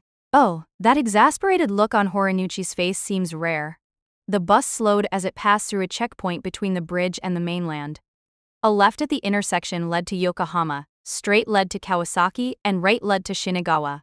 Hunter grabbed onto her chair back as the bus made a wide right turn with more momentum than normal. It started down the bus lane towards Shinagawa. Mary pointed that out while looking up into the sky out the window, so Kagami nodded. Is that a testament to how well my sister made the world? Or did the world only become this way after the creator left? I would suggest the latter, but my thinking did not reach that point at the time. I should have noticed back then. Kagami, what did your sister say when you pointed that out? She snorted and said all of that sort of power had been combined into that book of hers. That's a pretty good excuse. Thank you, Hunter. That is what I thought too. So she had asked another question. Why had the person who made the book done that? If such a convenient power really existed, would it not be better for it to be distributed across the world? And what did she say? She could not answer and never again let me see the book. Said the other three while covering their faces with their hands. That's a tricky one. If that artifact was real, then your sister really would have seen you as a stubborn big sister. Well, that just means I am not a perfect person. That was the one and only mistake in my life. Horinuchi gave her an amazing look. But anyway, what my sister said was true, and she has created and destroyed several worlds, many of which were made based on advice from me. But someone helped her do so. That would be the Book of Creation, wouldn't it? A maze. The other three's eyes widened when she spoke that name with a bitter smile.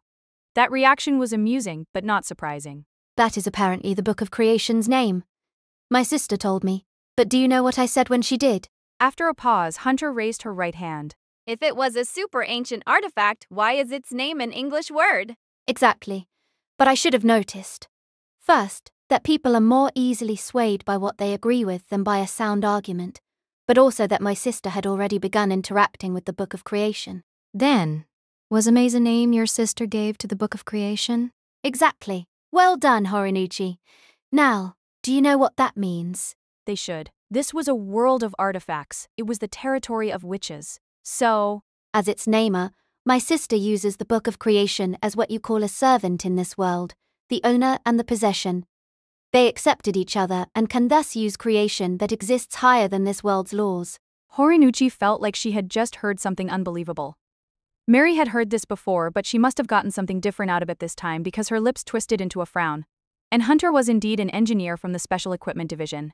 Being able to make anything and ignore all the laws is just plain cheating. Is it, though? I have high hopes for you all, especially Horinuchi. What do you mean? Kagami turned to face her. Their gazes audibly met, and Kagami spoke before the tremor could fill Horinuchi's entire body. Everyone holds infinite possibilities. Do you know what I mean? Knowing her, there had to be some twist to this. So when she mentioned possibilities, she meant more than whether you could or could not do something. So when thinking of creation in terms of the infinite, You mean imagination, don't you? She seemed to be asking for confirmation. The act of creation requires that you first have the idea to make something, and that is the power of imagination. Even if the Black Witch has infinite creation, she is still limited by her own imagination. So, there was one thing that could be infinite. we just have to surpass the Black Witch's imagination. Mary heard Hunter mutter the power phrase, "Well done," under her breath. Well done. She repeated it in her own mind, but that was exactly right. To add some of Hunter's native language, that would be, yes, well done. Thus, Flattering me like that won't actually give me any ideas about what to do. No, anyone who has been on the receiving end of your attacks would say the same thing. It's called learning from experience, said Hunter completely deadpan. Horinuchi covered her face with her hands and turned toward the window. So had they said something wrong? The bus came to a stop, just like it had a few times already since arriving on the mainland. They were 3 stops away from the usual place at Shinagawa. That reminded Mary of something. I figured the station area would be crowded today, so I told her to come straight to the family restaurant. I did send her a map, but I also told to call me with her phone if she had any trouble. Oh, and Fleur isn't even using spell circles as part of her rehabilitation, so I guess she's effectively living just like Kagami would have in her world. I'm guessing she's in a train approaching Shinagawa right about now. Now I've done it wholeheartedly, thought Fleur in the nighttime crowd. This is bad. This is really bad. I just keep forgetting things. If Mama was here, she'd scold me, but if she was here, I bet I wouldn't have forgotten it in the first place. So I'm just hopeless right now. But no amount of complaining was going to improve this. She had screwed up regardless. I didn't buy any gifts. The light from Shinagawa station behind her was interrupted by the shadows of people moving this way and that. They seemed to be taking a break as far as evacuations for Hexennacht were concerned, but she could still hear voices telling people where the gathering spots for different regions were and where the lines for high-speed buses were. According to the dorm mother, support was arriving from Scandinavia, Australia, and other regions latitudinally removed from Japan, where Hexennacht would primarily be fought. They were coming from the far north and south because during the previous Hexennacht, the damage had begun at the point of the barrier from Tokyo Bay to the ocean off of Kanagawa and had spread along the rotation of the Earth from there. But that had nothing to do with her now. Gifts. The woman seemed to be using a fairly limited vocabulary, but the odds were good she had mistaken Fleur for a foreigner due to her name. But 2 hours ago, the train had left while she tried to decide whether she should buy some food at the station. And at the time she had only thought, whoa, it's moving. She had not noticed her automatic failure to buy any gifts until she got off the train, told herself, did I forget anything? I don't think so. Nope, definitely not. And then realized the truth with a horrifying sensation like everything she had eaten was exiting through her butt. I can't believe this. The dorm mother had told her that gifts were important. After all, they implicitly told someone that her home was safe and prosperous. Is it a type of good luck charm? What the woman had said next was important. That had affected her the most. What would happen if she failed to be polite? Will she slash me and fire on me from point-blank range again? She doubted that, but on the way here she had heard about that duo scaring people by suddenly summoning their Magino devices for no reason. Did that mean they were already prepared to fight? And what would happen if she impolitely showed up with no gifts? They'd probably blow away the family restaurant. Did anywhere around here sell products from Northern Kanto? And the rank 3 had probably thought she was being considerate, but the directions she had sent to Fleur's cell phone were as follows. Once out of the station, follow the main road for 200 m. Face north there and you'll see a hawk emblem sign. Head in that direction for 53 m. Are these supposed to be mission instructions or something? Well, if I get in trouble, I'll just use a taxi. She decided just before noticing how congested the roads heading down that way looked. Oh, no, but she immediately shook her hand and stopped. She was in rehabilitation. She must not use spells. After losing her mama, she had started having trouble with her spell ability. If I had been more skilled at controlling spells, I wouldn't have put as much of a burden on mama. So I can't rely on spells during rehabilitation, but what am I supposed to do about the gifts and arriving at the meeting point, mama? This is when I really want to rely on you, mama. Isn't there a saying in Japanese describing this feeling, mama? Oh, I know! By the time you want to show filial piety, your parents are gone. No! If anything, that's backwards. Sorry, mama. She told herself to calm down and set her priorities. First, she had to think about finding some gifts here. The traffic situation would change while she dealt with that, so she could put off figuring out how to get to the meeting point until later. So for now, she needed to look for a map. With a station this big, it was sure to have a map of the station and the surrounding area. Then she had to use that to find somewhere she could buy the gifts. But where's the map? To be blunt, there were spell circle displays. But those were controlled by one's own ether readings, and that meant she could not use them during rehabilitation. She had even gone out of her way to buy a non-reactive ticket on the way here. She wondered if this insistence on following her own rules just made her hard-headed. She checked the road in front of Shinagawa Station and the walls of the surrounding buildings, but there was no information sign anywhere. I'm screwed, mama. Her mother would probably not know what to do with these constant updates, but what else was she supposed to do? She saw someone leaving the station. They stood out because they wore a school uniform different from the one Fleur was wearing now. And she's coming out. Overall, Shinagawa Station was sucking people in. That was partially because it was time for people to be headed home, but it was also an entrance for evacuees. If that school uniform girl was leaving, did that mean she was a local? Wanting to ask someone who knew the area, Fleur spoke up, and she tried to be as friendly as possible so she would not seem suspicious. Do you have a moment for me, cutie? The girl holding a white handbag by her side did not even try to hide the suspicion in her eyes. Chapter 4, If Some Return. If I seem full of energy from the outside, am I looking at myself from the outside? The girl had gained a strange companion based on the school uniform worn by the other girl accompanying her through Shinagawa Station. She was from Shiharan Academy. That was the school where witches gathered and competed to be the world's best. That school seemed so far removed from the girl's life, both the witches and the chest accentuating stitching option available on the uniform. And this companion seemed the same as far as that second one was concerned. Her name was Fleur. The girl was curious, so she looked into where this girl ranked at Shihaun Academy. Any Shihaun witch would be registered in the World Witch Rankings. Or they should have been, but I can't find her name or anything else in Shihaun Academy's registry. This seemed somewhat awkward, but the girl tried asking while guiding Fleur to the gift shops inside Shinagawa Station. Oh, due to, reasons. I'm rehabako, training in the reconstructed area of North Kanto. Kinda like that, yeah. There seemed to be more to this, but digging into it any further would not accomplish anything. I believe there is a Shuhuin student dorm in the North Kanto reconstructed area. Their pamphlet says, to increase your spell power, work in this reconstructed land and train your mind and body to thrice their previous strength. She might be tougher than she looks, thought the girl, but she also felt some relief.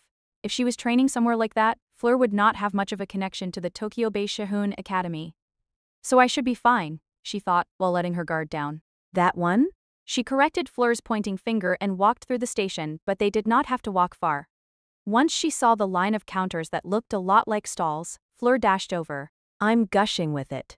Is that really how you want to describe it? The girl had honestly been planning to leave after showing Fleur the way, but Fleur turned back. This is amazing. I can actually pull through with this. If she had said thank you or that was a huge help, the girl could have waved goodbye. But sometimes it was hard to find a good ending point. Would a witch call this a jinx? But even for the girl, It's still a lot earlier than last night. She decided to move up alongside Fleur and view the North Kanto products with her, but That's close enough. It should work. the girl decided to just assume Fleur was giving it to someone who would be fine with that. But she decided she should probably ask about it when Fleur started comparing a few wooden swords. Oh, she's my age, but she's more like my mama. Yeah, her boobs are pretty incredible. So it's about the chest accentuating stitching. Witches are amazing, she thought, but could a witch's life experience really cause that much of a difference at the same age? And that brought another question to mind. 3rd year. What about you? Ah, so we're the same. Confirmed the girl while thinking something different. Oh no, I'm only in the 3rd year of middle school. She's really acting like we're equals, she thought. But why was it Fleur actually seemed younger than her? Fleur herself was slowly but surely moving to the Tohoku pickled food section. Maybe this would be best, since I bet everyone thinks I'm someone who swings a hoe around to grow flowers. But the dorm mother said food makes a good gift because it doesn't stick around. Think of it that way. In that case, the t-shirts, keychains, and lacquered chopsticks were off the table. Fleur had been looking at a bag in a corner that said Kuritampo with one character wrong. But who made that? It wasn't me. Please don't buy it, she willed Fleur, and it seemed to work. Do I have psychic powers? Then they looked at what was lined up on the counter. There was hard candy. But Shohoin Academy had to be busy. It seemed wrong to send that to someone in such a rushed place. Kinakobo. Oh, I'm saying the kind of thing my sister would. And yet she had promised herself long ago that she would not just randomly shoot down other people's ideas. But Fleur was different. How was she different? She was different from the girl. So Fleur simply smiled. Oh, I get it. Individuality. Yeah, it has to show where I came from. In that case, checking the Okinawa section would not work, but after hearing that line spoken straight to her, someone else had just hit her with the same thing she had said constantly in the past. And it really affected her. The excuse that they were two different people did not seem like anything more than an excuse. Instead of interpreting the situation differently, it felt like the truth was passing her right by. And when faced with that, she realized she had grown a little stubborn. She could not correct it right away, but she was certain that the warm sweat on her back came from her appreciation for Fleur, who she had only just met. And Fleur spoke to her with a few products in hand. Sorry about keeping you from getting home on time.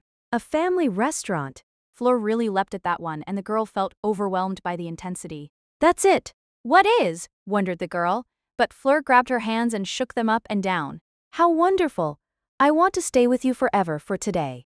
What is going on? But you're gathering attention, so stop. Just stop. Huh? Is Fleur still not here?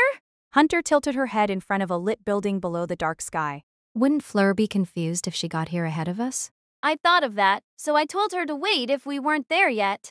There was a margin of error of about 2 or 3 minutes. She looked down the road toward Shinagawa Station, but there were no Shihoin uniforms walking below the streetlights. After disembarking from the bus, they heard an FA-18 passing overhead on the way to Yokosuka. The city seemed stiller than normal and there were fewer cars than normal, but Wait a second. Hunter used a spell circle to connect to Fleur's cell phone via the communication line. Isn't that going way out of the way? Oh, well, this technically belongs to American UEAH. That means all of the related fees are managed by them, so anytime I use it has to have something to do with the 7th Fleet.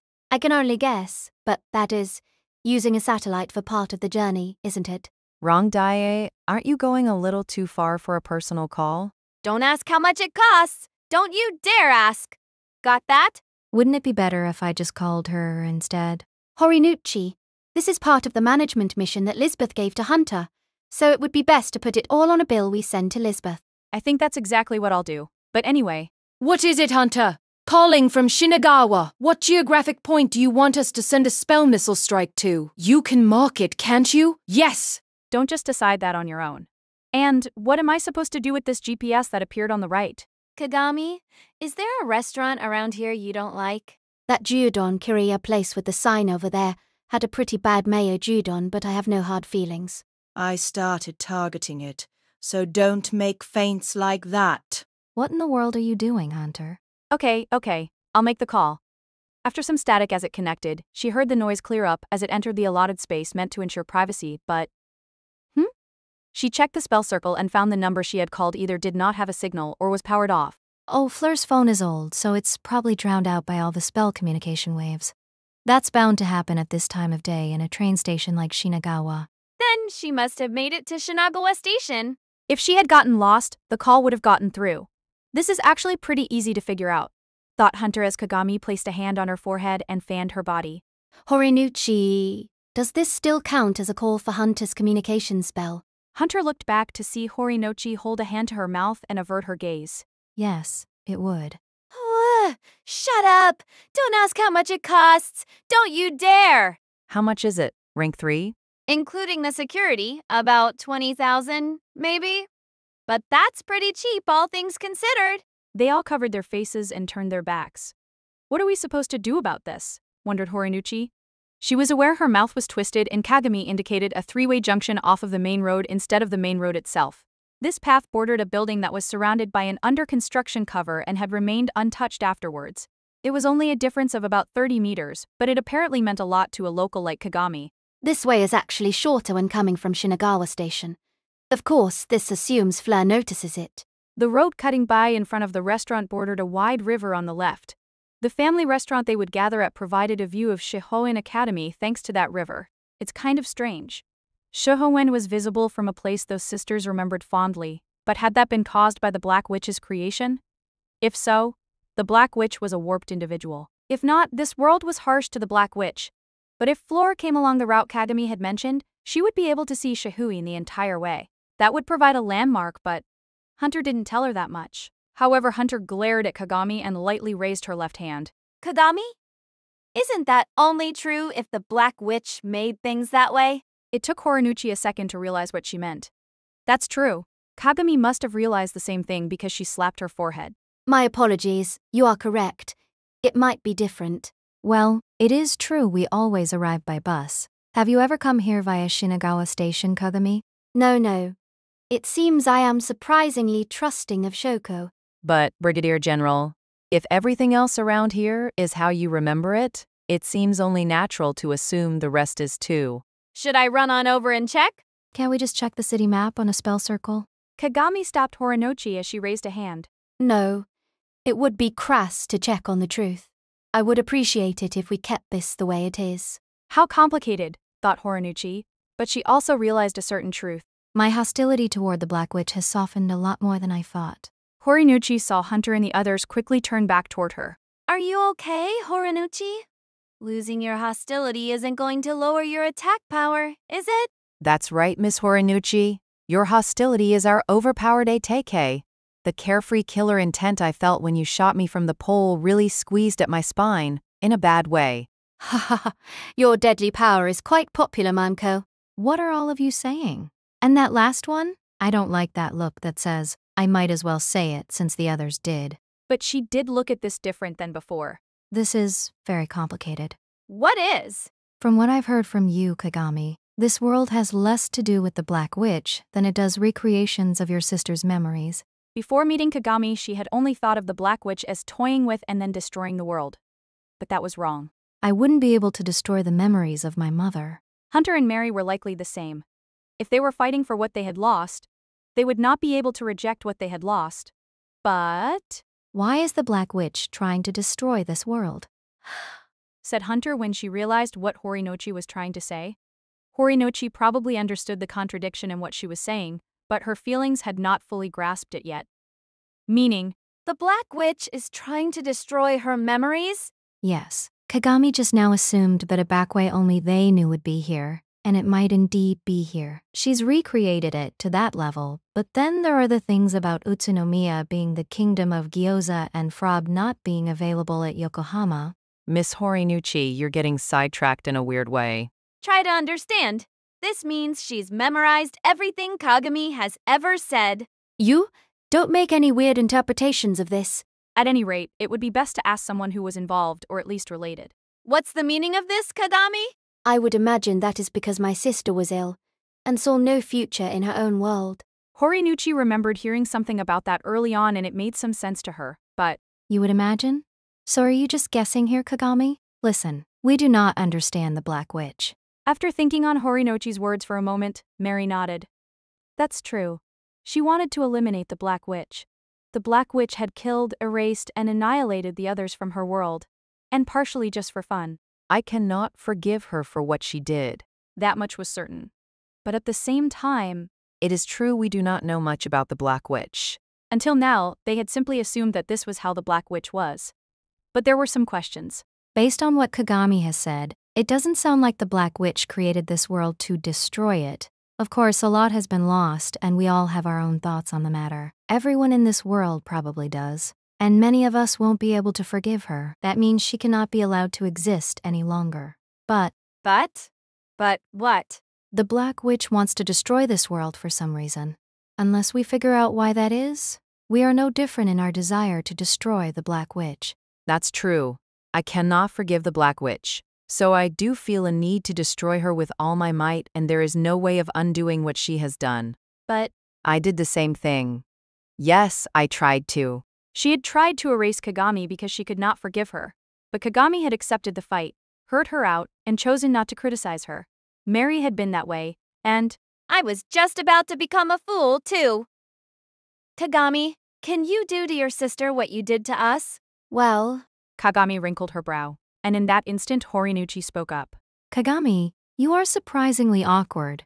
You are so tolerant when it comes to victims, the weak, or those in danger, but you are so harsh when it comes to aggressors, the strong, or those who put others in danger. That might be the proper form for those with power, but if you oppose the aggressors, the strong, and those who put others in danger in the same way, then we will be standing in the same position as our opponent. So, Since you guided us this far, we want you to do the same thing for your sister. If you don't, we will become the same as the Black Witch. Yeah, I don't want this to be a case where the hero who defeats the monster turns into a monster herself. Hunter was exactly right. And Kagami had prevented them from doing that so far. Brigadier General, Mary found she understood why Kagami had done that. were you hoping that only you would become a monster because you will be leaving this world after we win? Were you thinking of wrapping this all up in that way? She's such an idiot, thought Horinuchi with a small smile. She did not know if Mary was correct, but We have our own thoughts and we aren't powerless. Also, the geoframe is needed to destroy the Black Witch, and that requires us to work together. so, It is no longer possible for only you to become like the Black Witch and turn into a monster. At the very least, it will affect me as well. she said it. And after a while, Hunter and Mary gave some scattered applause. Some citizens and witches passing by also noticed her and joined the applause. What is this about? You should know since you're the one that said it. Eh? Did I say something bad? But she was more interested in Kagami's reaction to her words. She noticed the white-haired girl had closed her eyes. After taking a breath and laughing through her nose, she looked to Horinuchi. It was a direct, testing look. Sensing that Kagami was going to do something to her, she tensed up, but she kept herself from moving away. It was fine. If this girl was going to become a monster, she would stop her. And if that was not possible, she would go with her. Was it an excuse to claim that was necessary to protect their world? But if she did not think of it that way, she felt like her emotions were going to explode inside her. She was clearly sending herself in a dangerous direction, but she also sensed hope there. If it was the world that just barely kept her from forgiving herself for the irresponsibility of not caring how this turned out, did that mean she had already surpassed this world? But then Kagami averted her gaze. She turned toward Hunter. And then toward Mary. you have my thanks. Perhaps it is now my time to be stopped by you. Horinuchi sensed relief in the air. That's right. She did not know what was right, but she believed that it was a good thing. She might be being idealistic, and some might say she had grown soft or treacherous. But because she could criticize the Black Witch's actions, Just as we don't want to be the same as the Black Witch, Kagami, we don't want you to end up that way either. she did look Hunter and Mary's way. And when they noticed her, Oh, can you include us in that too? Yeah, us. Include us. You don't have to put it like that. maybe it can't be helped since the geoframe is between Kagami and me, she thought. But outside of that, But if we do have to stop the Brigadier General, how exactly will we do it? Couldn't I just wait for her to charge out ahead and then shoot her in the back? Kagami, Horinuchi just said something pretty damn amazing. I might need to think twice about making any careless actions. well, maybe so, thought Horinuchi. And when thinking about who would be best for the job, Who would best be able to respond to Kagami's starting dash? The rank 3. Me! Yes. So you catch up to the Brigadier General and stop her long enough for Miss Horinuchi to shoot her. I'll be caught in the blast too, won't I? Won't I? In that case, Mary and Hunter can work together to stop her. What do you mean in that case, Horinuchi? If those are your orders, Miss Horinucci? Horinichi, I feel like Mary is growing less respectable, so can you do something about that? What am I supposed to do? That said, they were waiting for Fleur. When they peeked inside the family restaurant, The corner seat by the entrance is open. If we wait there, won't we be able to see Fleur no matter which road she arrives on? You still have to worry about the reflection on the window. And I'll be focused on eating. Yes, someone is going to have to restrain you. Hunter's face stiffened at that, but it was somewhat amusing.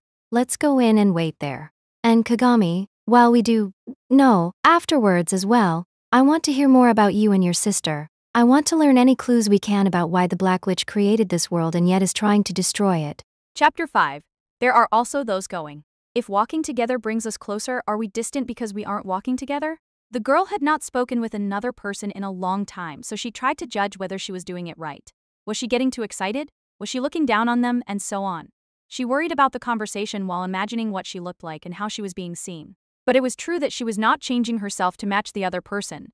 She had no intention of making that other person uncomfortable, but she wanted to avoid restraining herself to match them.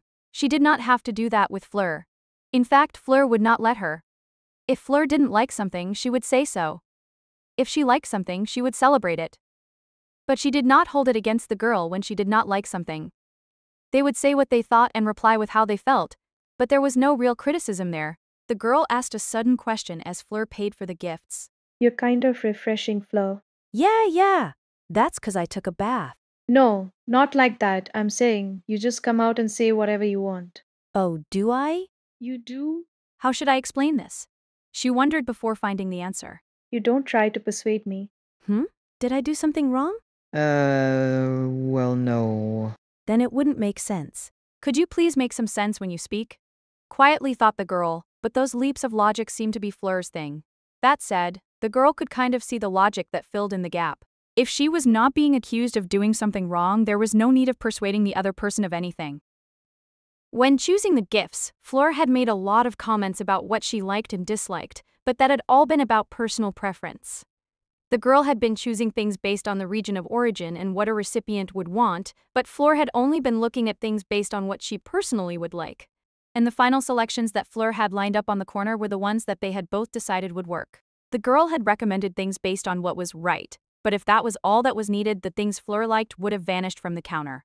What remained were not things that she had persuaded the girl would work, or things she had selected based on some logic of her own. They were simply the things she liked. Oh, sorry. I was a little too presumptuous, wasn't I? Press What I mean is... That's fine. I got to choose them in the end. You're the better person for helping me out, and making a mistake here isn't going to hurt anything. Oh. The girl grew painfully aware of her own desire for control, but she also doubted that saying that would actually get through to Fleur. Is she saying I can do whatever I want since I didn't do anything wrong? The girl felt like that was not quite right, but she also had another thought. I like the way you think. That's what my mama was like. Fleur smiled as she grabbed the bag of gifts, which was quite large. She ensured the old woman behind the counter that she could carry it and then turned toward the girl. Mama said not to use your power when it comes to grudges or fighting over the TV channel. And I'm bringing these to the people who stopped me when I was close to doing that. Since Fleur was not in Shihoan Academy, did that mean she had done something when fighting over the TV channel? She did not seem like the type to hold a grudge, but the girl had no way of knowing the actual situation. Oh, trying to figure out someone else is a lot like trying to read their expression, she thought. And her thoughts turned to herself. What had she been like long ago when her sister had made a lot of decisions about, or rather critiques of her? She remembered trying so hard to meet her sister halfway and to read her sister's expression that she had ended up complaining that you're always like this, despite that contradicting her attempt to meet her halfway. At the time she had felt oppressed, so she had felt a need to push her sister back no matter what it took. But, wow. She had seen herself as fighting back, but had her sister even been trying to persuade her of anything? Her sister had often spoken of the logic at the base of her likes and dislikes, but if she had always left the ultimate decision with the girl? No, that was not it. Her sister had never said the decision was the girl's. She had a thought while looking to Fleur. The decision here had been Fleur's, even though the girl had never said so. It was contradictory to think the decision was yours only if someone else gave you authorization. How had her sister seen it? What is the point of this? She wondered to mentally distance herself from the issue. Why am I thinking about this now? She also wondered in surprise. She had met and spoken with people like Fleur before. So why was it only resonating with her now? Is something wrong? Fleur peered over at her from the right, so the girl shook her head. I'm not sure. Something reminded me of old times. That was probably it. She had come here and learned that a familiar person had come here. When she had reached out her hand, that person had scolded her. So was she able to think like this now because she had grown up? If so, Fleur, shall we go? You're incredible, Fleur, more than I imagined. I am incredible. When Fleur agreed, hope filled the girl. And the people who helped you out must be incredible too. Hey, Hunter, why do you have to grab the fries with your hands? Oh, Sman. It's too soon to become a mom, Horinuchi. Wait like 5 more years. Brigadier General, please stop placing your order by saying, I want everything from here to here. Mary, the standard life is not enough. Meeting people is what matters. Meeting people? Wait, that's way too much, Kagami. Keep it low enough that I can write it off as a student council expense. In that case. Waiter, I want everything from here to here. What did I just say? Fleur was kind of hopeful about this girl with her. She had not asked the girl's name. After all, her mother had often told her it was rude to carelessly ask a witch her name because it might involve her true name. Fleur's own name was not a problem because her spell forms had been created jointly with her mother, and she was presently not exactly living as a witch.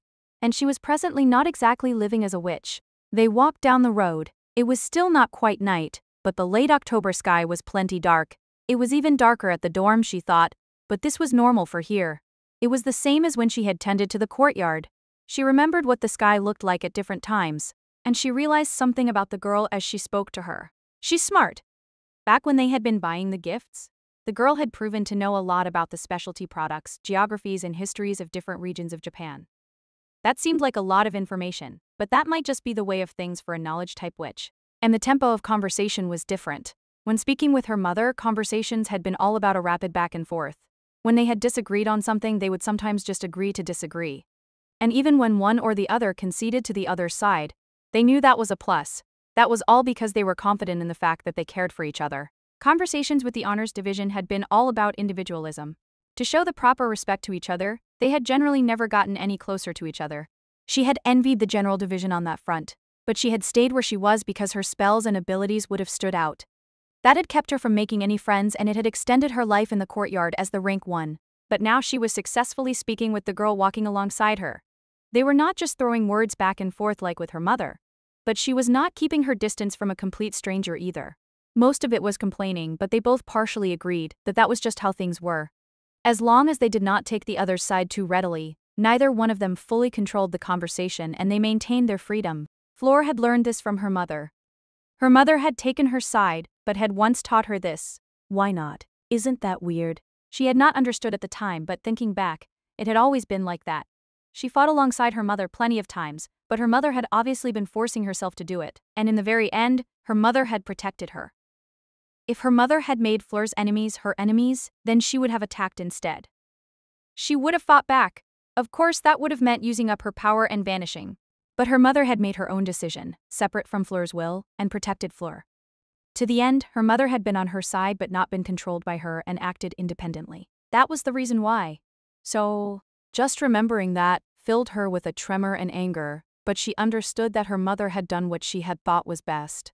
Fleur herself might have been the worst back there, but her mother had not been controlled by her. According to Lisbeth, a servant normally took its master's emotions into account, but Fleur, you are still ranked too low. Do you understand? And you should think the same of me. that last part seems like what she really wanted to say, but I guess it doesn't matter. At any rate, she had come to understand her mother's stance while tending to the field in the reconstructed region. She could distance herself from the unpleasant things by staying busy, and she had seen a certain meaning in that. Before, she had felt perfectly happy just remaining by her mother's side. But she could now think back on their conversations as being quite meaningful. And when she looked back at her memories like that, she regretted how little she had understood at the time and mourned the loss of her mother here now, but she was glad she at least had the option of reporting on these things in front of her mother's grave. She had changed a lot. She had a lot of thoughts on all this, but so much could remain the same because her mother had made sure everything was in order. If she had been controlled by her mother, she could not have been like this now. As for the girl walking alongside her, What is it? the way she looked over reminded Fleur so much of herself. The sister who often came up in the girl's stories was the opposite case from Fleur's mother. That sister had apparently been a powerful enemy of the girl's desire to be an author.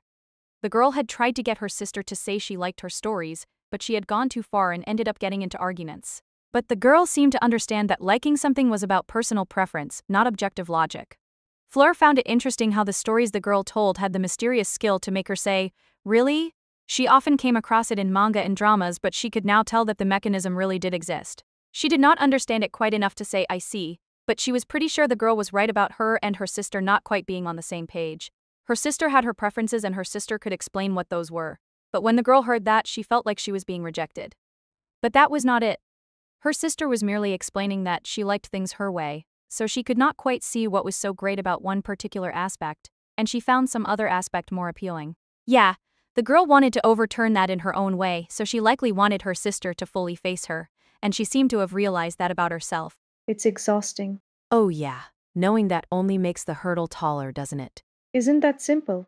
After she gave the reasons for her critique, she didn't tell you to change your story to match, right? You mean... Fleur's mother had not been controlled by Fleur to the very end. And Fleur had not been controlled by her mother. So when her mother had vanished, it had been of her mother's free will. So, she was telling you to do whatever you wanted, and to do it in a way that she and everyone else could understand. I see, thought Fleur. When she saw the girl's look of surprise, she trusted that she had said the right thing. Back then, her mother had seen her off while remaining herself as much as possible. That way Fleur could be with others while remaining free. This was the same. So Fleur said more. I hope you can make something that can be enjoyed by not just your sister, but everyone else, like me as well. When you do, I'll show it off to my mama. And to everyone else too. Oh, sure. The girl looked sort of pale when she faced Fleur. Is something wrong? No, The girl had been trembling a bit for a while now, but now she took a deep breath. I'm not so sure. About what? The girl responded with a lowered eyebrows smile. Can I really catch up to what I created? Eh? Fleur did not understand what that meant, but just from the sound of it, that was kind of cool. Really? Yeah. After a pause, the girl gave a thumbs up. Yes, yes, said Fleur to show her approval. The girl then chose the right path at a fork in the road. The path to the left looked brighter, but oh, if you're going to that family restaurant, this way is faster.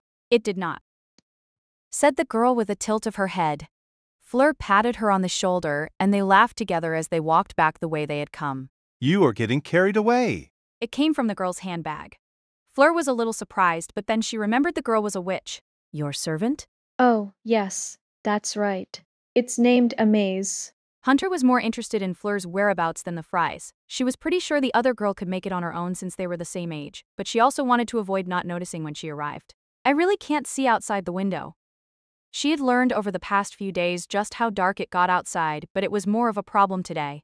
But she could not use a night vision spell inside the bright restaurant. So she asked a question of Horinochi, who sat across the table from her. Horinochi, can I use an infrared night vision spell? Going the see-through route, Hunter. What are you two planning? That got annoying fast. So she instead opened a communication spell circle and contacted the 7th Fleet. Oh, hello? I can use GPS. So can you cast some ether detection from overhead on an anti-personnel level? There's a geosynchronous satellite up there right now, isn't there? Did you hear that, Song Cafe? Hunter's target is an individual. What has come over that girl? Is it a rival in love? Or a guy who rejected her? Does it even matter? Don't open the firing tube without my authorization. I hope this doesn't end badly, thought Hunter, but she was fairly certain Song Cafe would help keep things under control. If Song Cafe was not there at the moment, oh, well. At any rate, the GPS spell circle she held displayed the surrounding area as viewed from the sky. It was a real-time view that updated every 3 seconds. The resolution was 5 centimeters per pixel. Since the disturbance of the air was removed, it was quite well done and a person was displayed with about 6-9 pixels. It was dark, but by increasing the brightness and reducing the color saturation, the streetlights and lights from home stood out. She could see the streets quite clearly. She also saw the people walking there. Due to the ether detection placed over the image, the people emitted light. The ether light seen through the family restaurant's roof was brightest for Mary, followed by Horinochi and then Hunter. She tapped the screen to check on each of them. Kagami was unable to carry ether with her, so nothing was visible for her. Also, is this her? An especially large ether reading was walking from the station along the main road they had seen earlier. It was Fleur. She was apparently not using spells for her rehabilitation, and that may have been why her ether was only partially leaking out. At any rate, Hunter had located her. Have you located Fleur rank 3? Yes, she's on her way here. She should arrive in about 3 minutes, I think. But it would probably be best if we went out to meet her when she arrives.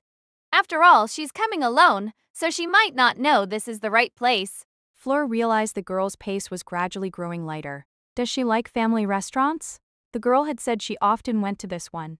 She had used it to rest when she was feeling unwell, and she had mentioned her sister as usual. It seemed to be an important place to her. But Fleur did have a question. The girl had said nothing about meeting someone there, so why was her pace growing lighter? A word familiar to Fleur suddenly came to mind. A grave? That was where no one was waiting for you, and yet someone was still waiting for you. Of course, a family restaurant was not a graveyard. Then was it a prominent location from her memories where she went to think about things and report on her current self? Just like Fleur did when she visited her mother's grave, Fleur had someone waiting for her. Did that make her fortunate when compared to this girl? And while she thought about that, the girl must not have noticed her pace had gotten so quick. She briefly looked shocked but then smiled and looked back toward Fleur. Oh, sorry. I was feeling kind of impatient. For someone who claims to fall ill easily, you sure are energetic. That might be thanks to a maze. They do say illness starts from the mind. That's true. Want to join us inside? The girl thought for a bit as they walked below a streetlight. And finally, No thanks. I'll stay on my own. I see. Fleur nodded and felt no regret. The girl must have been prioritizing her own memories, probably memories of her sister. Fleur just had to wait until they left to think about what to do. We'll probably be making a lot of noise, so if you change your mind, feel free to join us. Don't worry about it. Fleur waved a hand dismissively as they approached the light shining from the family restaurant. And then the girl spoke quietly. I wonder if people like you will be able to stop me. From doing what? When I try to do something bad. Isn't that for your sister to do? Most likely, my sister is to me what your mama was to you. And if I can't stop myself, I'll never be able to stop relying on my sister. Something seemed off about that. Fleur thought about what it was, and the only options for stopping you are us, or you alone. The girl did not seem to understand what that meant. She laughed as they both entered the light. That's right. As she said that, the family restaurant door opened from the inside.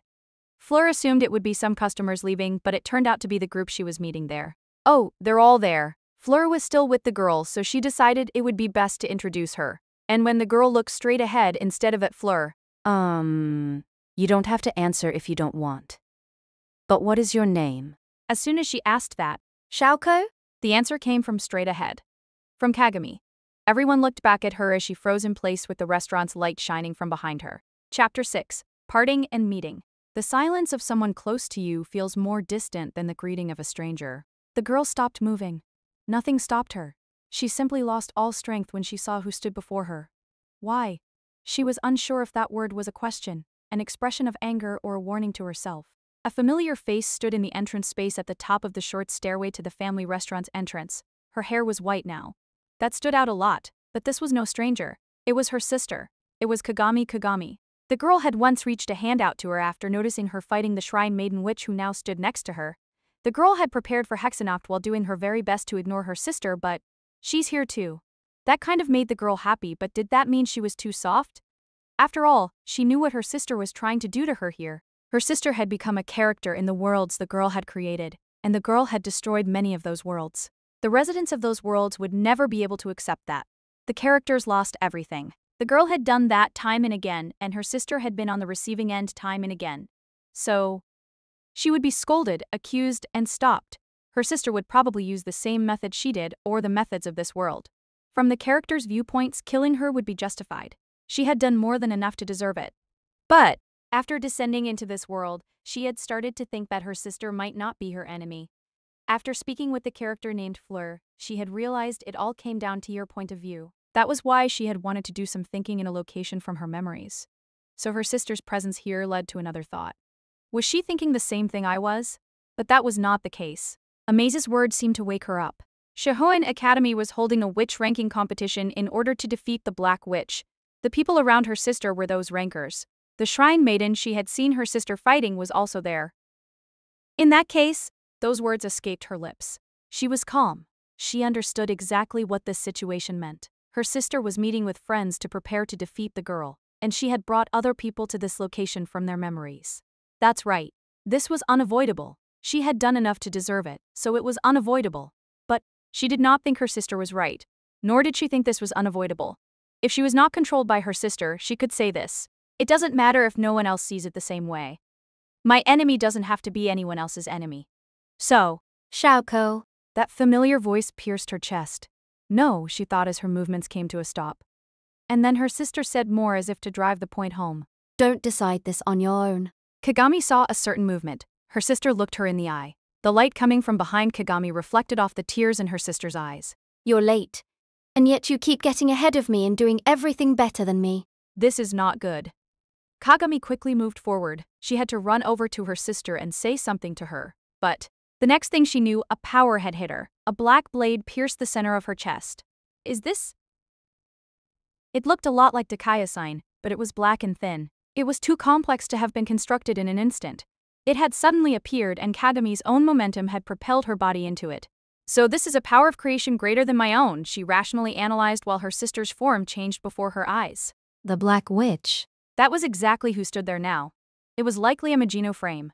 Kagami's sister wore a Black Queen-style form. With that, her sister casually pulled the sword from Kagami's chest. The alert authorized any final decision, despite the suddenness of the sound and the many spell circles that appeared in quick succession. Lisbeth reacted immediately. This was not her first time experiencing this. She had remembered this and constantly prepared herself for it times. So she opened a spell circle like she was making a counterattack. The Black Witch has appeared.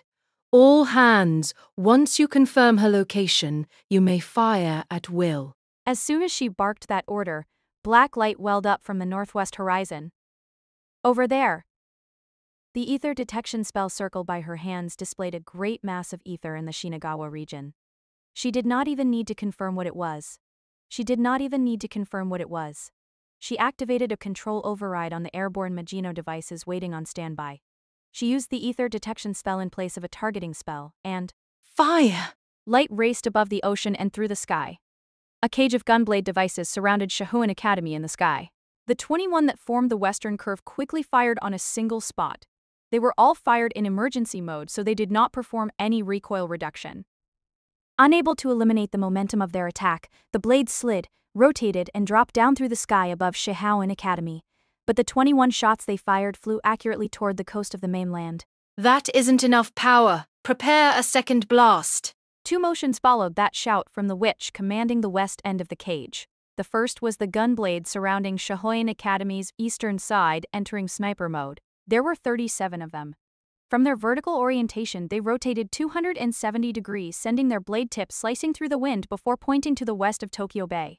Targeting spells opened as their ether-gathering engine system fully opened to increase the density of the blast.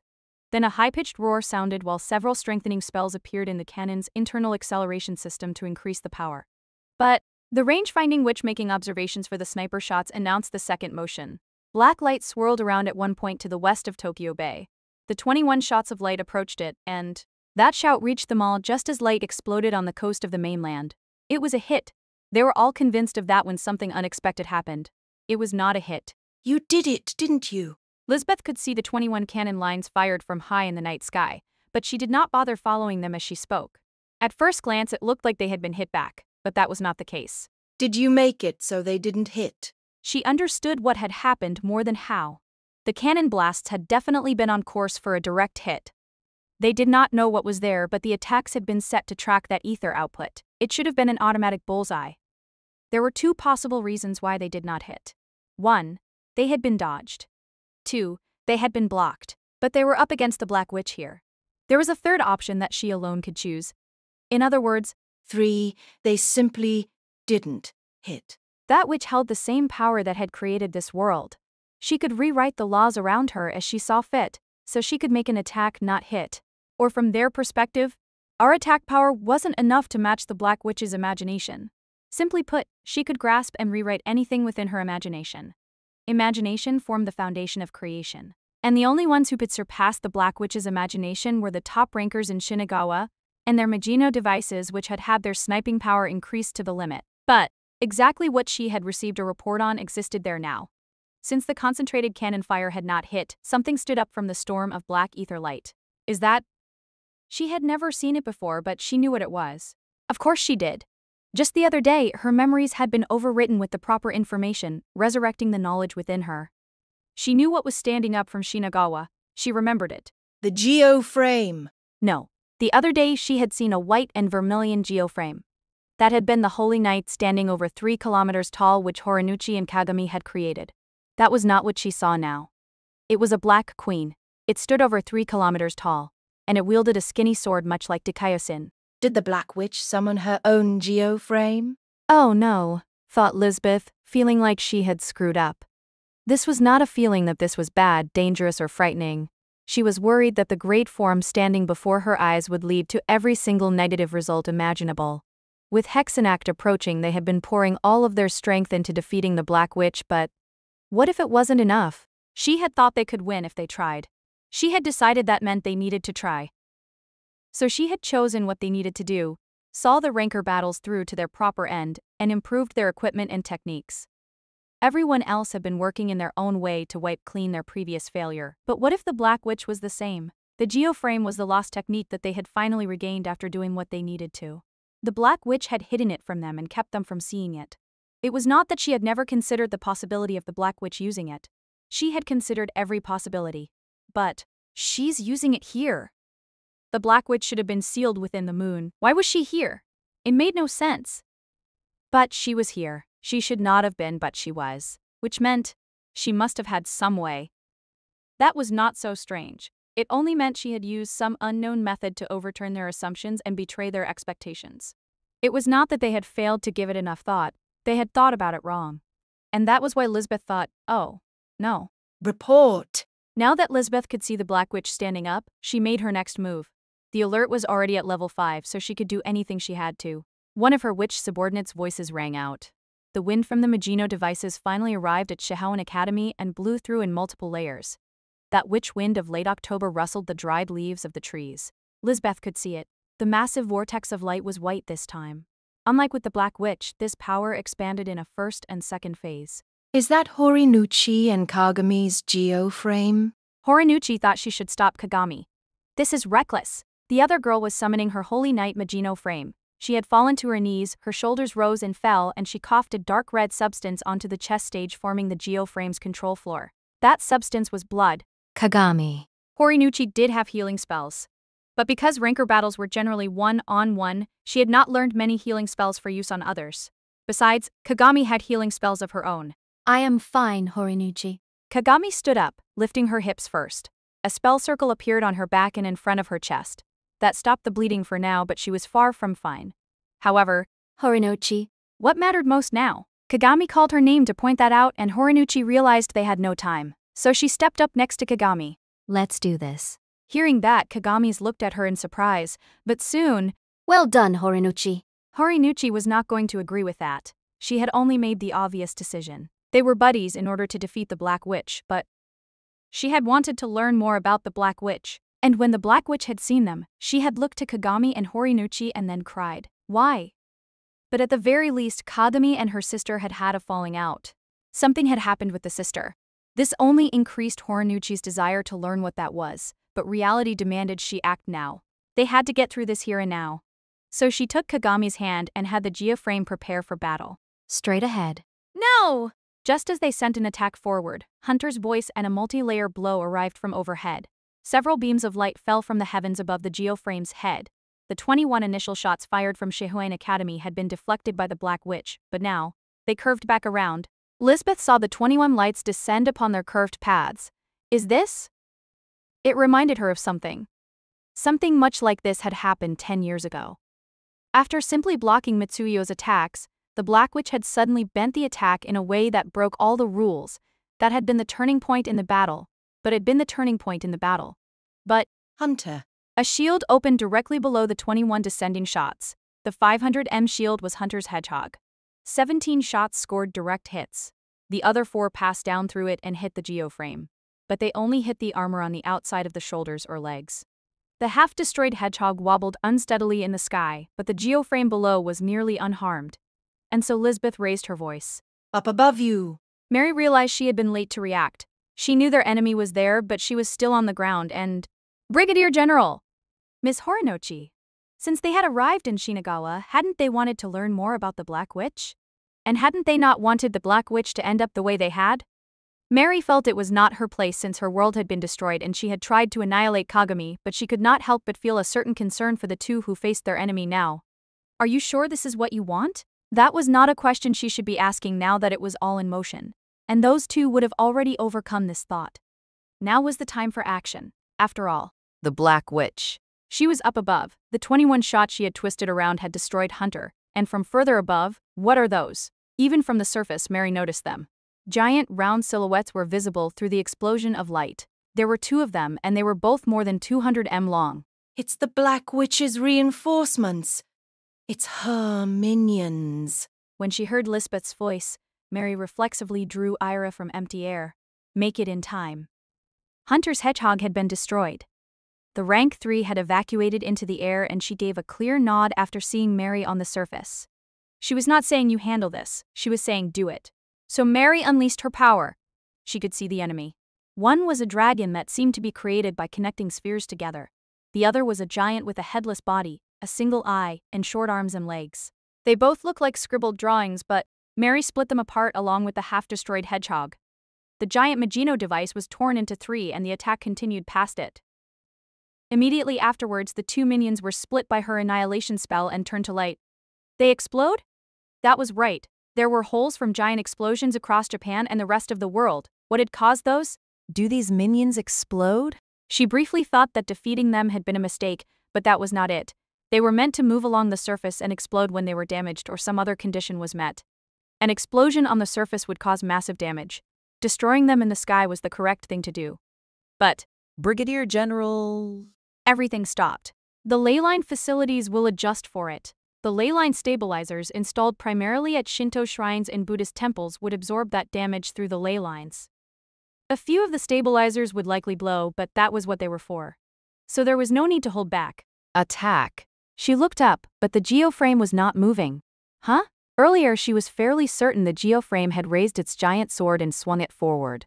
But the giant vermilion and white female knight had frozen in its attack pose. It did not move. No, it was moving. No, it was moving. The movement came from the geoframe's giant sword, which was extended forward from Mary's perspective. What had happened? Mary let out a choked gasp as she saw a long black blade jutting out from the vermilion and white geoframe's back. The Black Witch's sword had pierced straight through Dikiteosen. It's the same. Lisbeth once more saw the same thing happen as 10 years ago. It had been the same back then. Mitsuyo had managed to defend against her own attack when the Black Witch had ignored the world's laws and bent it. She had used an attack from her geoframe's bow to counteract it. And that was when the Black Witch had called in her reinforcements. It had been more like the minions suddenly appeared than were summoned, and none had appeared inside the barrier. Mitsuyo had made a preemptive attack on them because she had predicted what damage they would cause. Sensing future danger was not a bad thing. But imagining something else on the battlefield had created an opening. The Black Witch had taken full advantage of that. At the time, the Black Witch had not had anything rivaling the geoframe, and her sword had pierced Mitsuyo's geoframe. It was the same now. It would not have been so bad if only the cannon fire had fallen from overhead. But the Black Witch's minions had appeared out of nowhere. Mary had dealt with them, but thinking about what to do about the subsequent explosions and thinking about 10 years ago had created an opening. Lisbeth was honestly impressed that the geoframe had managed to get in an attack, but I guess their attack couldn't reach her thanks to that opening. Reality stood before her eyes. The Black Witch's giant frame had used its device to pierce both the geoframe's sword and the geoframe itself. If the Black Witch had used only its device sword as a weapon, things would have ended differently. A sword alone would have lost to the weight and momentum, and it would have been the Black Witch who was defeated. But that was not what had happened. The Black Queen, which was equivalent to a geoframe, had adjusted to match the opening in her enemy's attack. As a counterattack, she had taken a quick half-step back and thrust her sword toward the geoframe's blade. The half-step back had moved her entire body like a wave traveling up from below.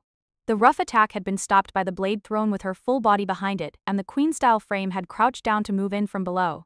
From there, the long blade had simply pierced through the giant Dikaiosine and reached the geoframe itself. They had been outdone. An incredible amount of ether light scattered in every direction. All that remained was the enemy. The queenly silhouette remained while Kagami and Horinuchi's geoframe was destroyed. Horinuchi cried out within the explosive blast and light. She had no idea what she had shouted. But by the time their geoframe had been pierced and Dikaiosini had burst and shattered, Kagami had collapsed forward.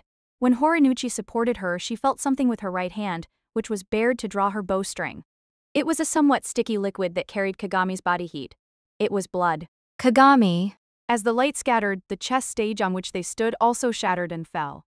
The Black Queen-style frame was visible in front of them. The satanic frame.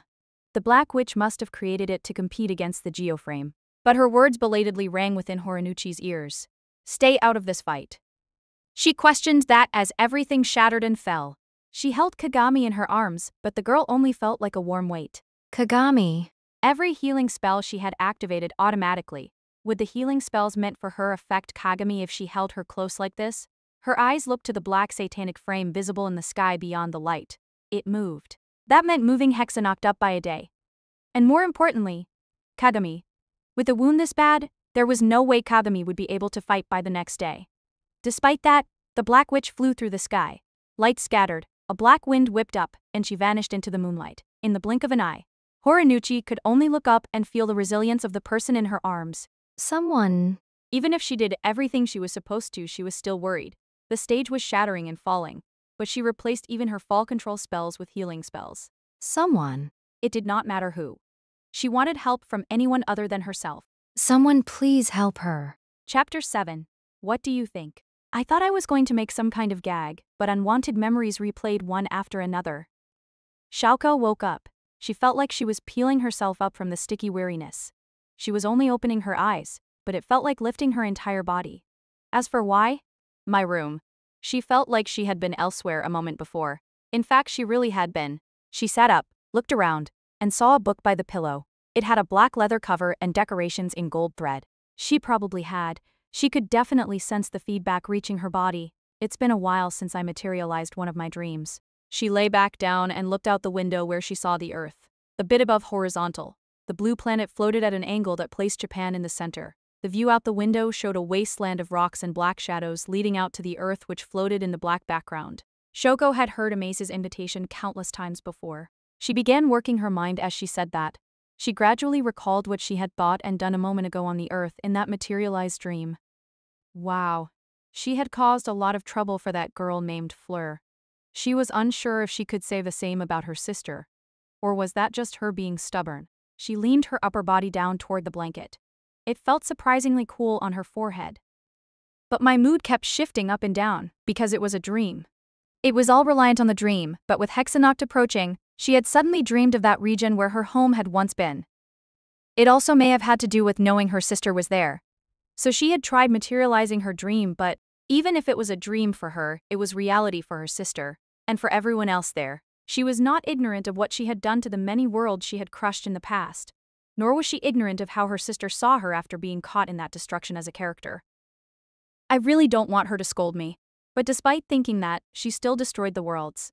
Because she knew she had created them poorly, so they would eventually fall out of balance and collapse on their own. A large part of that had to do with the way she created stories. Because of her chronic disease, her tendency to stay home, and the pressure she felt from her sister, the worlds she created were always twisted in some way.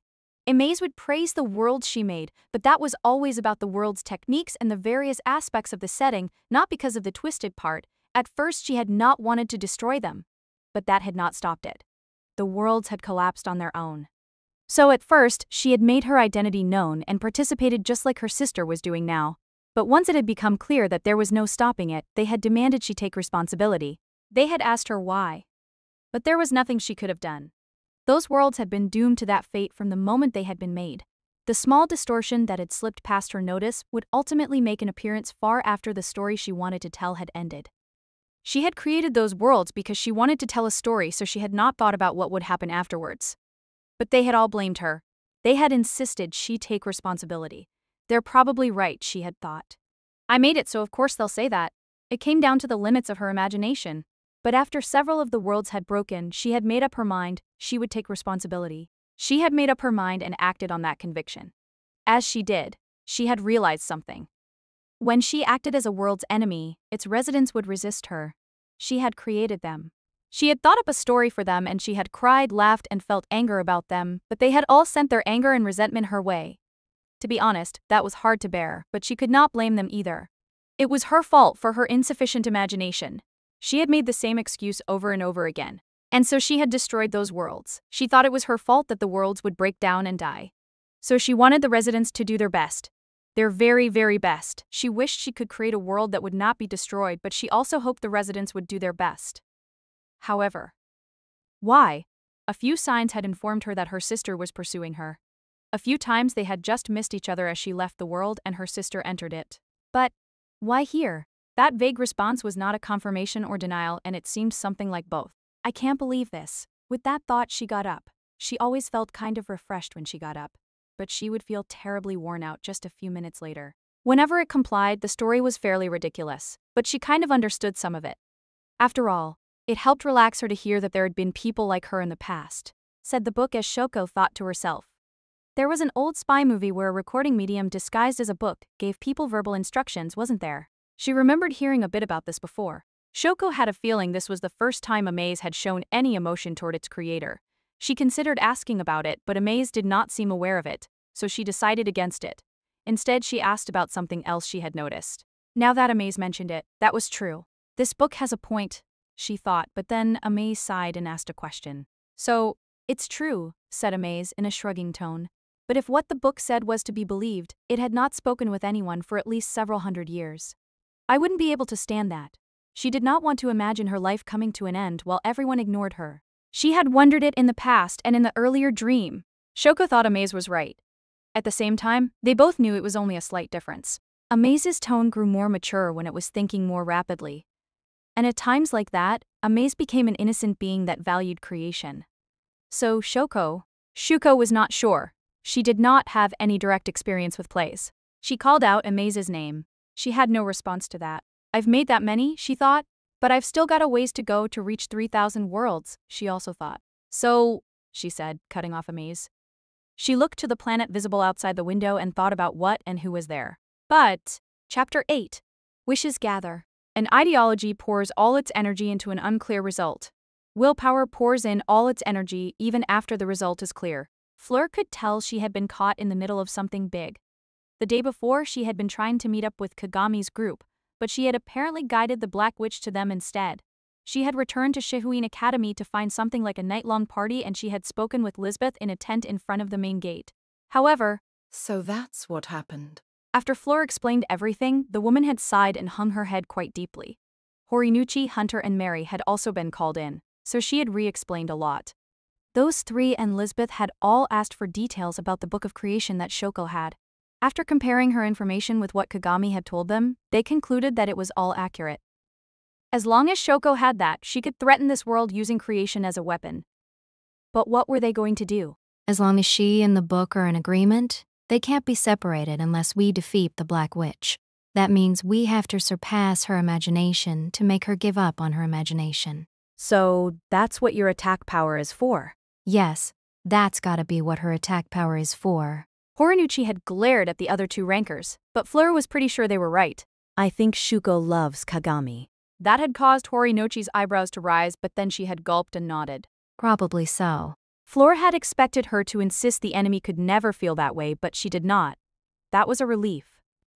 If Fleur saw Shauko on the battlefield, she was not sure what she would want to say, but as far as Hexennacht was concerned, that's right. She had her issue with her mother, and she felt like Horinuchi and Kagami had taken Hexennacht from her. The best way to bear with how low that made her feel had been to remind herself that she had lost her mother and her power, but this is in your hands, Horinuchi. She now felt she could leave this to Horinuchi since that girl felt the same way about Shoko. She was also worried about Kagami's condition and, since things were going to get dangerous with Hexennacht moved up a day, she had considered returning to the dorm first thing in the morning. However, Fleur, we have a role for you. Eh? Do I get to be an evacuee? Wow, that sounds like fun. Not quite. Lisbeth snapped her fingers. We have witches who specialize in drain spells. However, the process for drain spells is a bit of a pain, and they are nearly useless for attacks. But on the battlefield there will be plenty of witches who overuse their spells and ran out of blessings. Do you see what I'm getting at? Wait, Can we use drain spells on you to redistribute your excess blessings to the other witches? That meant, I'm a battery, more or less. At any rate, Hexennacht was set to begin at 10 p.m. According to the spell circle clock, everything would begin in another 2 hours. When is she going to wake up, wondered Horinuchi. She stood in a white room. Something a lot like this happened when we fought Hunter, didn't it? She thought, but this was much worse than that time. She looked down at someone without even bothering to sit in the chair. Kagami? They tell me you're dreaming. Kagami lay in the bed while a few spell circles stabilized her condition. She was alive. She was fine. She had bandages wrapped around her in places, but below the blanket, the stab wound in the center of her body had completely vanished. According to the Medically Advanced European UAH.S Medical Division, they had gotten a little overexcited, but Kutaru had smoothed things over with his persuasion skills. One of them had been an acquaintance of a Horinuchi family witch, so the healing of Kagami and the exchange of information had been completed quickly. Kagami was fine, her body was there and her injury had been healed. But there was a problem. Her body was there and her injury had been healed. But there was a problem. What are you dreaming about? She was dreaming. Some kind of attack had influenced the ether forming her body and her mind, locking them both in a state of dreaming. So even if they tried to harm her, no real weapon could do so. An ether attack would be weakened, but it would still work well enough. So the only way to affect her through normal means would require equipment extracted from a dream. Hunter had tilted her head when she heard that.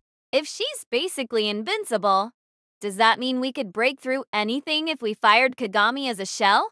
Her body is still as soft as ever. You touched her, Miss Horinuchi? Why did they have to glare at me for that?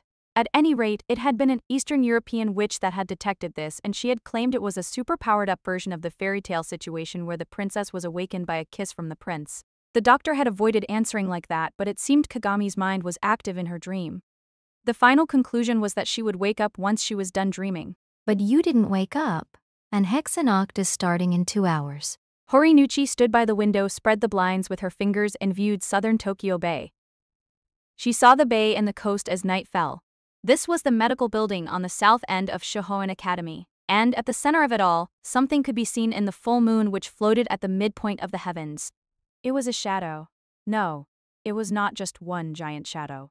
Countless tiny shadows surrounded the moon like a sandstorm. The Black Witch's minions, her reinforcements. It was a swarm of black dragons and black dolls. As she looked at them, Horinuchi nodded and then looked to Kagami once more. Your dreaming must be a kindness from your sister. Even if this world is destroyed, it will not happen in your dream, so you will not be destroyed along with us, and you can continue to the next world. Meaning? The Black Witch must intend to defeat us and take you with her as she moves on. This really is complicated.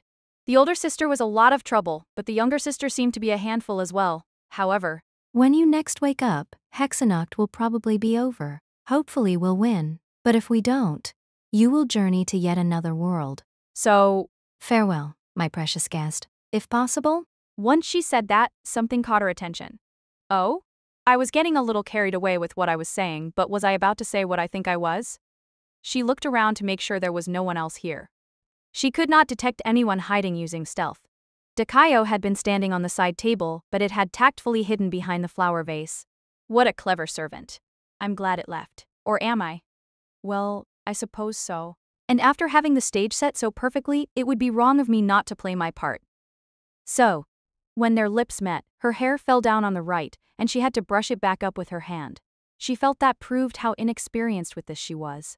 But after staying like that for a while, she moved away and felt a single teardrop fall from the corner of her eye. I'll be going. There is so much I want to say, but that'll have to wait until this is over.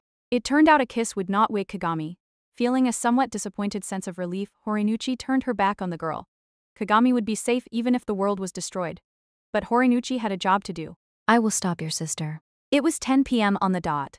The seal to resist the Black Witch had been formed. The barrier spread out to envelop the ocean off the coast of Kanagawa, and it was pointed toward the moon.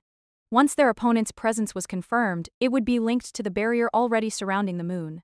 That would bind the territories of the two sides of the battle. This time, the seal would not block ether. While inside that, Horinuchi would be able to receive a near-limitless supply of ether. A barrier-strengthening installation was linked to the shrines and temples around Japan. It appeared as a blossoming flower that enveloped Akarindo from below. And with the barrier as a focal point, all of the shrines and temples could install additional spells which would also increase the defenses of the surface. By ley line strengthening Japan, it would become a powered nation that would take only a third of the damage if they were hit by the same kind of attacks as 10 years ago. And while that plan was put in place, there was movement in the air close to the surface. Maginot Frame unit had increased to a total of 1,500 thanks to an extra 500 sent in from Europe. They were flying around to protect the area around the barrier and to intercept attacks from the sky. Next, the volunteer witches from Shohoin Academy and other UAC branches rose into the sky on their Maginot devices. The men and witches who could not summon Maginot frames and the witches who had decided they were more effective with their normal frames had all moved to their assigned positions. At 10:05, the lead 50 of the European UAA Maginot devices aimed diagonally up at the moon from a position approximately 500 kilometers above Tokyo Bay, placing them near the top of the Earth's thermosphere. After that, a second wave arrived at the same altitude from off the coast of Kanagawa. Once they targeted the moon from almost dead ahead, the specks on the distant lunar surface slowly moved in response. The black dragons and black dolls that formed the Black Witch's reinforcements began to approach the Earth. The black multitude moved out ahead of the witch. While waiting in Shohoin Academy on the surface, Lisbeth gave her instructions. Formations undo. Fire 3 volleys. As she ordered, a total of 300 lights flew toward the moon, as if to connect the two heavenly bodies. No one knew how many times Hexennacht had been fought, but this time it began with a preliminary skirmish. Chapter 9, an incompletely seen place. Face backwards and look ahead, in a place you wanted to visit at least once.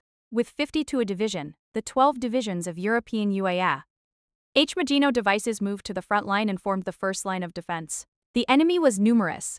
Considering the distance between the Earth and the Moon, the 500 kilometers range of the Earth's thermosphere was only a slight distance and margin. But if it was breached, the Earth's chances would be that much worse. With that in mind, the Maginot devices on the front line were modified with a focus on rapid fire and power. They focused on firing with close-range attacks as only a last resort, so they activated firing spells and cooling spells as they began their barrage toward the moon's surface. There was no boom at their altitude. The sound reverberated from the mountains far below. The witches felt the vibrations in their bodies as sound while they watched the first round of attacks reach its destination. The shots hit. Small explosions of light appeared within the throng of enemies.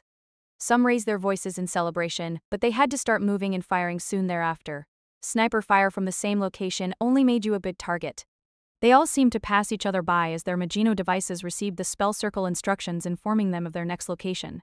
The movement and attitude control were handled by the device's management spells. The witches played their roles as a part of the interception system and simply sent their impacts toward the unseen opponents. Or so it should have been.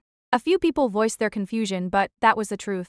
Their ether sensors had checked along the range connecting the Earth to the moon, but the throng of enemies flowing along that path had rapidly picked up speed. This was not simple movement. Like climbing steps, any empty space would be filled with the Black Witch's reinforcements, so what had looked like sparse dust became more like a thick river. The witch's wings created some empty space, and she was hit. It happened in an instant. With that first hit, 32 of 600 on the front line disappeared. Of the enemy black dragons and black dolls, the former exhaled a breath. It seemed to act like black flames, and it formed round bullet shapes of the same color. Those bullets reached the witches. The destruction was silent. A few of the Maginot devices failed to move in time, were hit by the countershot, and vanished. The firepower instantly shattered the entire device, and it all scattered as ether light. But no one looked back. They knew the same would happen to their own devices if they were hit. It was a matter of sooner or later. If they were lucky, they would survive for now. And looking back would reduce that luck. That was a witch's jinx. So they all faced forward and made gestures or threw pebbles to help maintain their luck. The leader's instruction was repeated by each group's control spell circles. They coordinated with each other as they determined their individual destinations. The automatically created formation was a 3-dimensional parabola. This would stop the enemy and concentrate fire on the enemy's front tip. Their formation was designed to allow them to scatter further in every direction, but they could not move and fire simultaneously. That was due to the design that raised their Maginot device's power. It was destroy or be destroyed. The downpour of enemy fire arrived amid those two options. The enemy's volley arrived from the front of the river, flowing with its replacement movement. Those black flame bullets devoured the witches. They wore down the gunblades, attempting to form a parabola in the sky, but 50 more Maginot devices had been on their way from the Earth far below, and they had caught up to the center of the parabolic formation where the bulk of the enemy fire was arriving. And they plugged themselves in like it was a power socket. Power clashed in the sky. The scattering ether light visible from the Earth was mostly from defense barriers. The enemy, which looked like a black cloud in the sky, contained quite a few explosions of light, but those impacts did not seem to be reducing the overall numbers much. On the surface, Lisbeth received a report on the situation from a position with a decent view of the battle continuing in the sky. She was in the space between Shihoan Academy's main gate plaza and the pier. The tent and partitions prepared there were their HQ. On Hexennacht, the moon would be directly above the ocean off the coast of Kanagawa.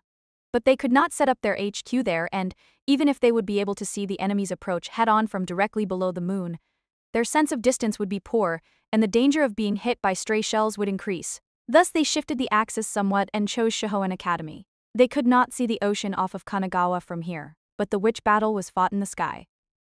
Lisbeth had chosen this location for their HQ because it increased their odds of survival and was a useful location for using spells and securing ether. They were monitoring the distant mid-air battle in real time. Excellent job. The enemy's front line was only their own estimation. From the enemy's perspective, it was probably only a few percentage points of the whole. But, thought Lisbeth, we couldn't even do this last time. So buy as much time as possible, and keep the pressure on them.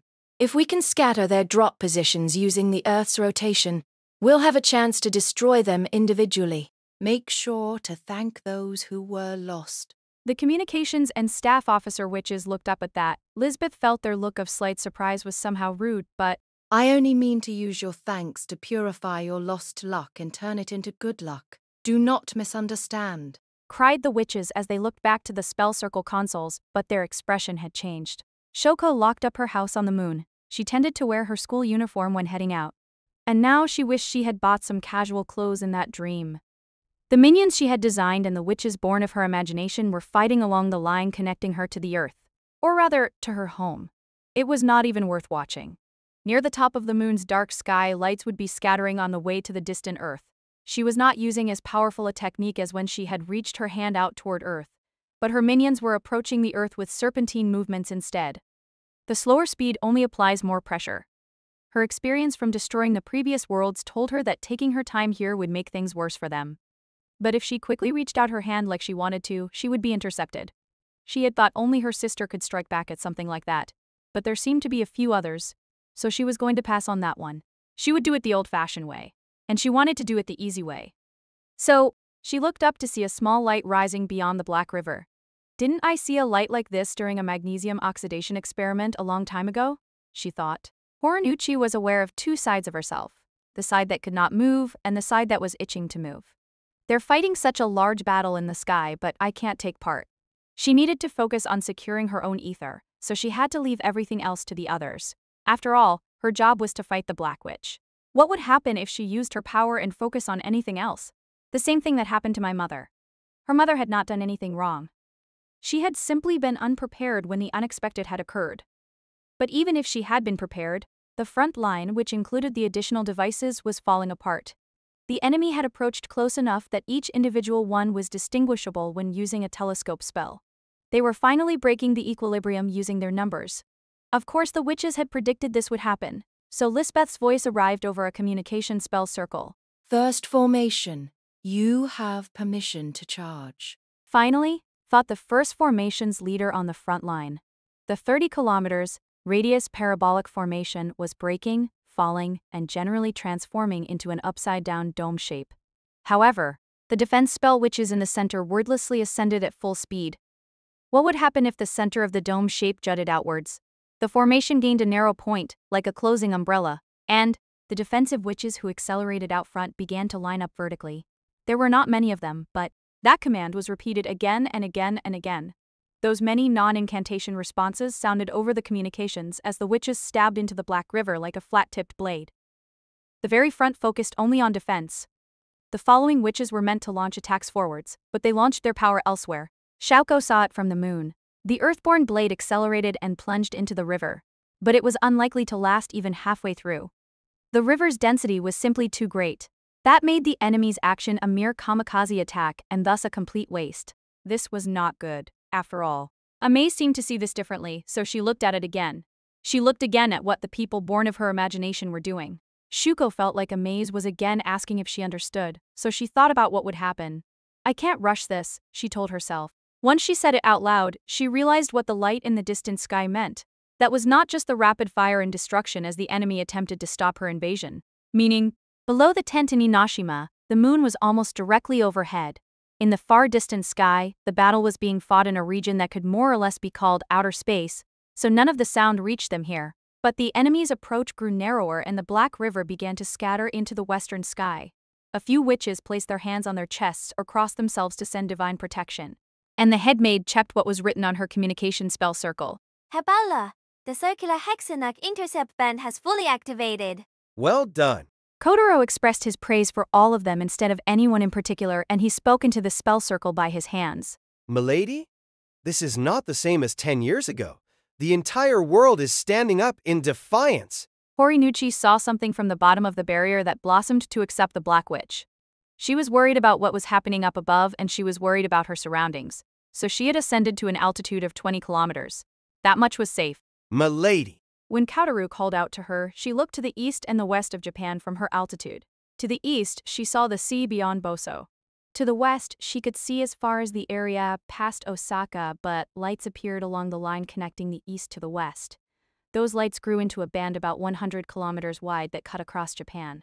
It was ether light that rose to a height of about 300 m. She knew it was made up of defense and strengthening divine protections. Where the reinforcements were dropping after the UA, H-witches scattered them in the sky. Many facilities, starting with the shrines and temples, produced support barriers for the witches assigned to each region. And that was not all. A report from the Horinuchi family HQ said these same barriers were being activated along the same path far, far to the west. To China, the Middle East, Europe, America, and across the Pacific Ocean. It was a global Great Wall-style interception network. They had not been able to do this 10 years ago, but they had it now. The band of light wrapped around the globe displayed by her hands. The blue light cut a ribbon-like line horizontally across Japan. And the wires for ley line pressurization support were drawn out from regions to the north or south. Australia, Taiwan, India, Africa, Scandinavia, Canada, etc. Submit. As soon as she hit that single key, it all manifested. The long band of light racing across the ocean from the east completed its circuit in front of her. The light hit and some of it sprayed upwards, but there was no sound. However, that established it all. Now. The European UAH witches literally banded together and charged toward the eastern third of the Black River, which was still being torn apart. This is where the real battle begins. The first formation of witches saw it as they rose into the black sky. They still could not see the whole of the earth below them, but beyond the falling black enemies, they saw a clear band of light extending east and west. The leader's Magino device was mostly destroyed and she could no longer launch spells, but she nodded when she saw the results of their actions. She looked back only to find nothing there. The witches following her had vanished. She knew what had happened. Not one of them would have fled, so they were lost. With that, she faced forward. And she spoke within the river of enemies narrowing down on her from the left and right.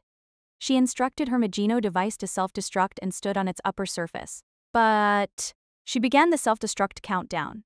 It began at a minute remaining, but she spun that down to 10 seconds and smiled. With those words, her vision was stained with light. Her Magino device self-destructed and took the approaching minions out with it. Lisbeth heard the report from the sky. So the splitting was a success. The interception band had been established. They had made it for more than just defense. It also had the power to draw in targets through the ley lines as the earth rotated. If the enemy scattered out as they descended, they would naturally end up over a wide area on the surface. So just like a jinx for ensuring a fruit landed in your hand, they had prepared a divine protection to ensure the enemies landed in the interception spots. That said, they had needed to split up the flow of the enemy at the beginning. The drawing in divine protection was weak, so it would not work if the enemy dropped straight down. Thus, dividing the enemy with the initial interception had been a crucial part of their strategy. And we pulled it off. Now they could fight so much more than 10 years prior. They had lost approximately a third of their Magino devices to accomplish it, but they could only assume that had been their best option. And the enemy's invasion was clearly picking up speed. In that case, prepare for a surface battle. Deploy the main force. Have each unit charge at the enemy from the north. Intercept them while trying to drop them into the ocean. Shuka was aware how rough her sai was. She was impressed by what she saw happening. A halo-like ring had been placed a bit above the surface of the earth. The river of her minions had been split in two and the thicker branch was being guided toward that ring. I don't like this. It felt like her black was staining the earth's decor. But there was no point in answering Amaze's question. She was simply happy. Happy that the product of her imagination had surpassed her imagination. So she summoned her own Magino frame. She would do this as the Black Witch, not as Kagami Shoko. Also, Hebola! The enemy has accelerated. Kadaru heard the headmaid's voice. A large spell circle created a three-dimensional display in front of the tent, and it showed their second formation falling apart and their third and fourth formations choosing to descend while wearing down the enemy before they suffered a similar fate. And on Lisbeth's orders, the 5th unit on up began to prepare for a surface battle while the combined 3rd and 4th formations attacked the enemy vanguard from either side. They still have so much momentum even after we divided them. The descending 3rd and 4th formations had just joined together in midair. They pursued the accelerating enemy vanguard and adopted a spiraling trajectory as they challenged the enemy to a close-range battle. The enemy had already arrived within 100 kilometers of the surface. The witches high in the sky fired straight down at the enemy approaching the earth. They all flew down headfirst while pursuing the enemy river. They and the enemy descended with seemingly unstoppable momentum, just like water flowing down a slope. But neither side was a liquid, and each individual was either one of them or the enemy. So they all accelerated but circled around so they would not be targeted. There was only one thing to do: avoid the Black Dragon's breath bullets and the Black Doll's close-range demon eye cannons, and the Black Witch saw the enemy's 3rd and 4th formations join together. They intended to interfere with her reinforcements, which were gathering back together and accelerating. This, I can imagine. She had given a decent enough mission to the reinforcements, which were essentially mindless. They were like a river and they formed a path for her. Once they reached the surface, their arrival would be established, and from then on nothing else would count as arriving. Once it was all connected, it was all the same place. So, with that, she gave a single order. The witches were consumed by the enemy vanguard. They accelerated at full power and then shifted that power to their cannons. They fired despite knowing this would fry their power system. The blades at the end of the Magino devices destroyed the Black Dragons and Black Dolls at the front. There was one thing they had to watch out for. If they made close-range attacks, the Black Dragons and Dolls could counterattack with the same. The Black Dragons made a close-range counterattack by breathing black flames over a wide area. The Black Dolls did so with the short-range demon eye cannon they fired from the giant eye on their torso. But if they knew it was coming, they could handle it. The movement of the dragons' heads telegraphed their attack, and the dolls focused their eyes in the direction they would fire. They marked the heads and eyes with the same symbol on their spell circles and used the direction of those symbols to determine their own route. From there, they were at the mercy of what little power remained in their Magino devices. After instantly using up all of their power by firing and accelerating, those devices fell as wide-open targets. The enemy forming the new vanguard targeted them before they could recover. With that cry, more witches destroyed the vanguard once more. The first wave of witches saw that and chose to use their recovered power either to descend or return to the unit. Not all of them could continue fighting. The individual witches only had so many blessings, but 3 or 4 Magino devices accelerated downward while targeting the enemies trying to stand on the vanguard. They could already see the individual streets in the city down below. The witches with better eyesight could probably see the people moving through those streets. The 2 of them attacked and destroyed the enemies simultaneously. An explosion erupted behind them, but that was their 3rd charge, but the wind was different. They both looked back to see why. As soon as that voice arrived over their spell circles, it happened. A black doll on the enemy's new vanguard had not been looking down at them. It was looking back toward the moon and the giant stream of its own kind. The attack triggered a chain reaction of explosions that destroyed the first several hundred of the reinforcements. More and more massive explosions of light erupted. The Black Witch saw the explosion of light covering several hundred kilometers above the earth. More than the explosion itself, the shockwave blew away the enemy witches. The magnified view on her spell circle showed a large blank space had opened. The witches would not arrive in time. The only ones who could continue on were her reinforcements, which mindlessly advanced. They had been divided, but a third of them were headed for Japan. The remaining 2/3 would descend anywhere from Asia to Europe, and even America. The witch who had been the first formation's leader realized she was opening her eyes. Huh? Hadn't she been caught in the same self-destruction used to take out the enemy? She had resigned herself to death. But now she saw black dragons and dolls flowing from the moon and through the black sky. They appeared to be facing her and backing up, but that was probably not the case. She trembled when a voice spoke so near her ear. She wondered what was going on, but she could see no one nearby. She only saw a few spell circles and an ether thread connected to her neck. Oh, I get it now, she thought. I didn't quite die. And, while she fell and was pulled down, she thought about those words. This is where it truly begins. She had made up for her past. That time from 10 years ago was now over. From here on, each minute and second was a fight to reach the future. So, her wish was granted. As she fell, a line of power passed by her side and pierced the sky directly above. She knew who had to have fired that attack that tore through everything in the vicinity, regardless of its actual trajectory. That came from... Horinuchi saw the power stab through the sky, tear apart the enemy vanguard, and pierce its center for a few thousand kilometers. That's insane. Huh? And yet I'm only rank 3. What's up with that? I wonder who's in rank 1 then. But Hunter's timing had been superb. Can you fire a second one? It's really hard to control the intersecting satellites for the counterattack. The fact that she did not say it was impossible was a lot like her, or perhaps a lot like America. Regardless, the shell had split apart the Black River approaching from the east, but Mitsu, can you hear this? she knew what Lisbeth was going to say. The Black Witch has left the moon. Her Magino device has begun its descent. The flow of the Black Army had been split. The initial division by the witches and the attack from the enemy's elite had clearly defined the overall division. One branch straight ahead and the other to the west.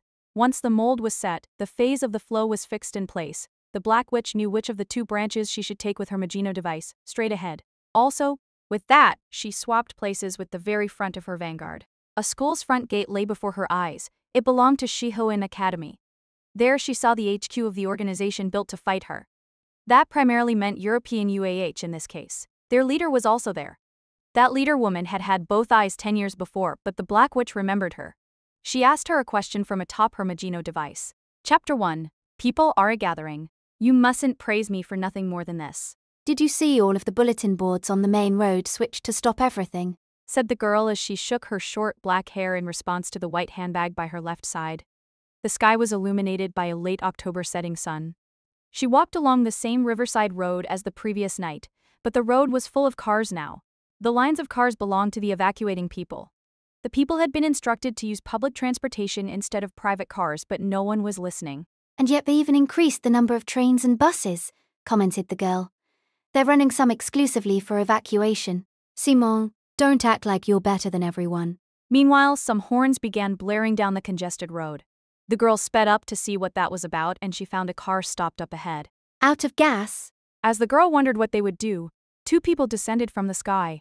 A male and female police officer wearing lightly armored uniforms flew down on mass-produced normal device cowling brooms. They hopped down instead of landing, and the woman instructed the male driver to get out onto the sidewalk. She held out her hand to the waiting cars and held up a spell circle containing her signature of jurisdiction. That's the police for you. The girl saw the driver get out with whatever luggage he could hold. The male police officer shook the driver's hand and got inside the car in his place. Maybe securing temporary ownership rights. Guys use passive magic, so I think he's making the car his possession so his spell can apply to it. Lifting it up would be a physical strengthening spell, but I think using that on a car would cause it to bend. The girl approached as she spoke, and she saw the woman open a spell circle and get the driver's signature. Then the man got out of the car and placed a spell circle on the hood. When the man said something to the woman, she held her palm out to get the driver to stand back and then casually lifted up the car. There was a spell circle above her head, but it only displayed authorization to move the car and her qualifications. I doubt she would lift it up and support it using one of her active spells. That would cause a continuous burden, making it pretty inefficient. The handbag trailed off because the woman placed the car over the man waiting in the road, said the voice from the girl's side. If he's only supporting it instead of lifting it, then passive defense spells will work just fine. This way the car won't bend. But the man began walking with the car supported by his raised arms. He moved nimbly. He likely had a destination in mind. While walking down the center of the 4-lane road, he even positioned it vertically when passing by a bus. That did not seem to dump the contents of the car to one side, so they too must have been supported by the spell placed on it. They probably have motor pools set up in places so they can gather up everything blocking the flow of traffic. The driver bowed, and the woman passed him a spell circle telling him where to go. Then the driver walked off in a different direction. He left the flow of traffic and was probably on his way to a train station or something. To clean up, the female police officer erased the spell circles from the road and bowed toward the waiting cars. After that, she only had to fly away as a witch. Everything was back to the way it was.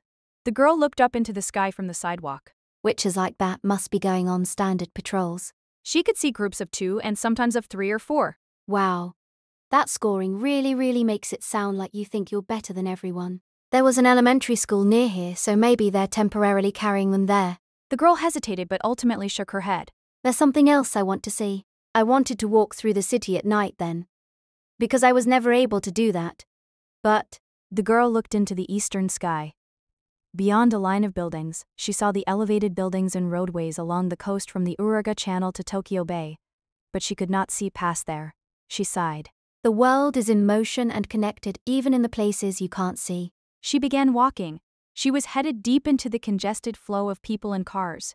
She turned her back on Tokyo Bay and quickened her pace. Kudaro and the others were helping HJ by constructing tents in various places. Headquarters expansion in front of Shihoan Academy's main gate. While they quickly worked, the head maid approached. She stepped into the tent where they were beginning to line up the communication equipment and command desk carried in by an outdoor transportation wagon. We are contracting similar tents in Yokohama, Yokosuka, and Enoshima. Enoshima will be our external headquarters. We have already geographically distributed our posts, but we will head there to assist with the advanced team with construction once we finish here. So hurry da. Everyone! They all said they would and continued working. Then the head maid asked a question. Habala, will you be heading back to the mansion for today? No, the mansion has already been locked up, so we will all be heading out, most likely to Onishima. Hearing that, several of the maids working on the tent nearby raised their voices. You're coming with us. All right. That means those of us here will be safe. Head maid, please say something to the head butler. Just in case I wasn't clear enough, all of the mansion's witches will be going too. Well, I suppose so. The head maid used a spell circle to link a parabolic antenna to a relay truck. The Black Witch's minions do not attack with simple explosions. They use destruction, so it permeates below ground too. The mansion's base may be able to endure the smallest level of destruction, but from mid-level and up, a Jaihe will leave us with no escape. But why Enoshima? Because we have determined that not even the Black Witch will be able to move freely while fighting Lady Mitsuru and Lady Kagami. Magino device battles naturally covered a wide area, but given the effect that terrain had on the collection of ether and the barrier placed on her, the great fluctuations of a city or the mountains would be inconvenient for her. The best terrain would be the sky above a large river that matched the flow of a ley line. That allowed one to secure the ether welling up from there, but there were no large rivers matching those conditions in Japan. So, we think the Black Witch has an all-around strength with no fixed specialty, so she will likely choose to fight over the ocean for the lack of fluctuations instead of finding somewhere with a specific advantage. That'll be the area of fiercest fighting, said a witch with an eye patch over her left eye. She was the maid who had supplied her eye power to the 7th Fleet during Mary's Rancor battle. She opened a spell circle while tying the tent canvas to the poles. The 7th Fleet is currently calling the 5th Fleet to Hawaii for backup. It looks like the battlefield will be the backwards L of the coast from Tokyo Bay to Kanagawa. Where is the 7th Fleet? In a position where they cannot be seen from an altitude of 10 kilometers at the widest range of the battlefield. They're using the curvature of the Earth as cover? Because the Earth was round, that curvature would come between two positions with sufficient distance between them. Even if the Black Witch's eye applies to all of her minions, the final stage should be fought almost entirely on the surface. The fleet intends to attack them by using the Earth as cover and traveling along the appropriate latitude. Everyone briefly stopped moving and nodded at what the eye patch witch said. When they were mopping up all of the Black Witch's minions, would they be winning or would it be the opposite? No one had any way of knowing. But there was something Kautaro had to say. Not to worry, Lady Mitsuru is beginning to surpass her mother. And this time, she has a partner who more than rivals her in strength. Let me say one thing. We are leaving the mansion and heading into the fiercest of the fighting, but not just to support those of you there. It is so we can praise Lady Mitsuru when she emerges victorious. As soon as he said that, light sprayed through the sky. At the same time, the maids trembled and the barriers opened around their bodies and hair began to glow. They were the witch's persistent defense and protection spells. A large quantity of ether had flowed into them and overloaded them. He knew why. Did Lady Kagami dispel the devices she had put together? She did so as carelessly as she created them. A look up in the sky showed scattering light and no sign of the two giant forms that had been there a moment before. She's causing some kind of commotion again, thought Mary as she looked into the sky alongside Hunter, who was doing the same. She lightly raised a hand. So are we really having a strategy meeting here, Brigadier General and Horinuchi-san? Oh, and new headmaster. Yes, that is right, Mary. I am willing to give you some of my valuable time. How about that? She ignored her. And, new headmaster, you seem to be performing an experiment using the Brigadier General, but could you please tell us how the Black Witch's sealing barrier works? Oh, replied Lisbeth with a smile on the corners of her lips. You are a clever girl. It is a natural question. After all, Mary gestured into the sky. Earlier, the Brigadier General created a device as a form of defense, but that consumed a great quantity of ether. That leads to a question: can external ether be sent into the sealing barrier where the battle will take place? This was much like a strategy she herself had once used. After dividing Kagami from her buddy and taking just Kagami to the North Pole, she had used a certain tactic against Kagami, who had a crafting ability and the ability to acquire massive amounts of ether. I surrounded that space with a barrier and thinned out the amount of ether within. As a result, the Brigadier General had considerable trouble repairing her device and attacking. Didn't that end with you getting hit by some intercontinental arrows? Quiet, rank 3. If this barrier is the type that cuts off ether, it is a poor match for the buddy system. After all, the Brigadier General and Miss Horinuchi both use techniques that consume a lot of ether, so they will automatically run out of fuel quite quickly. In that case, the Brigadier General's device repairs will be all the more dangerous. Why don't you consider the possibility that the Black Witch will be bound by the same conditions? Because the Black Witch is much like a creator god. Mary knew that it had been a god that destroyed her world and that the god had only been a subordinate of what this world called the Black Witch. This was a being higher than the gods.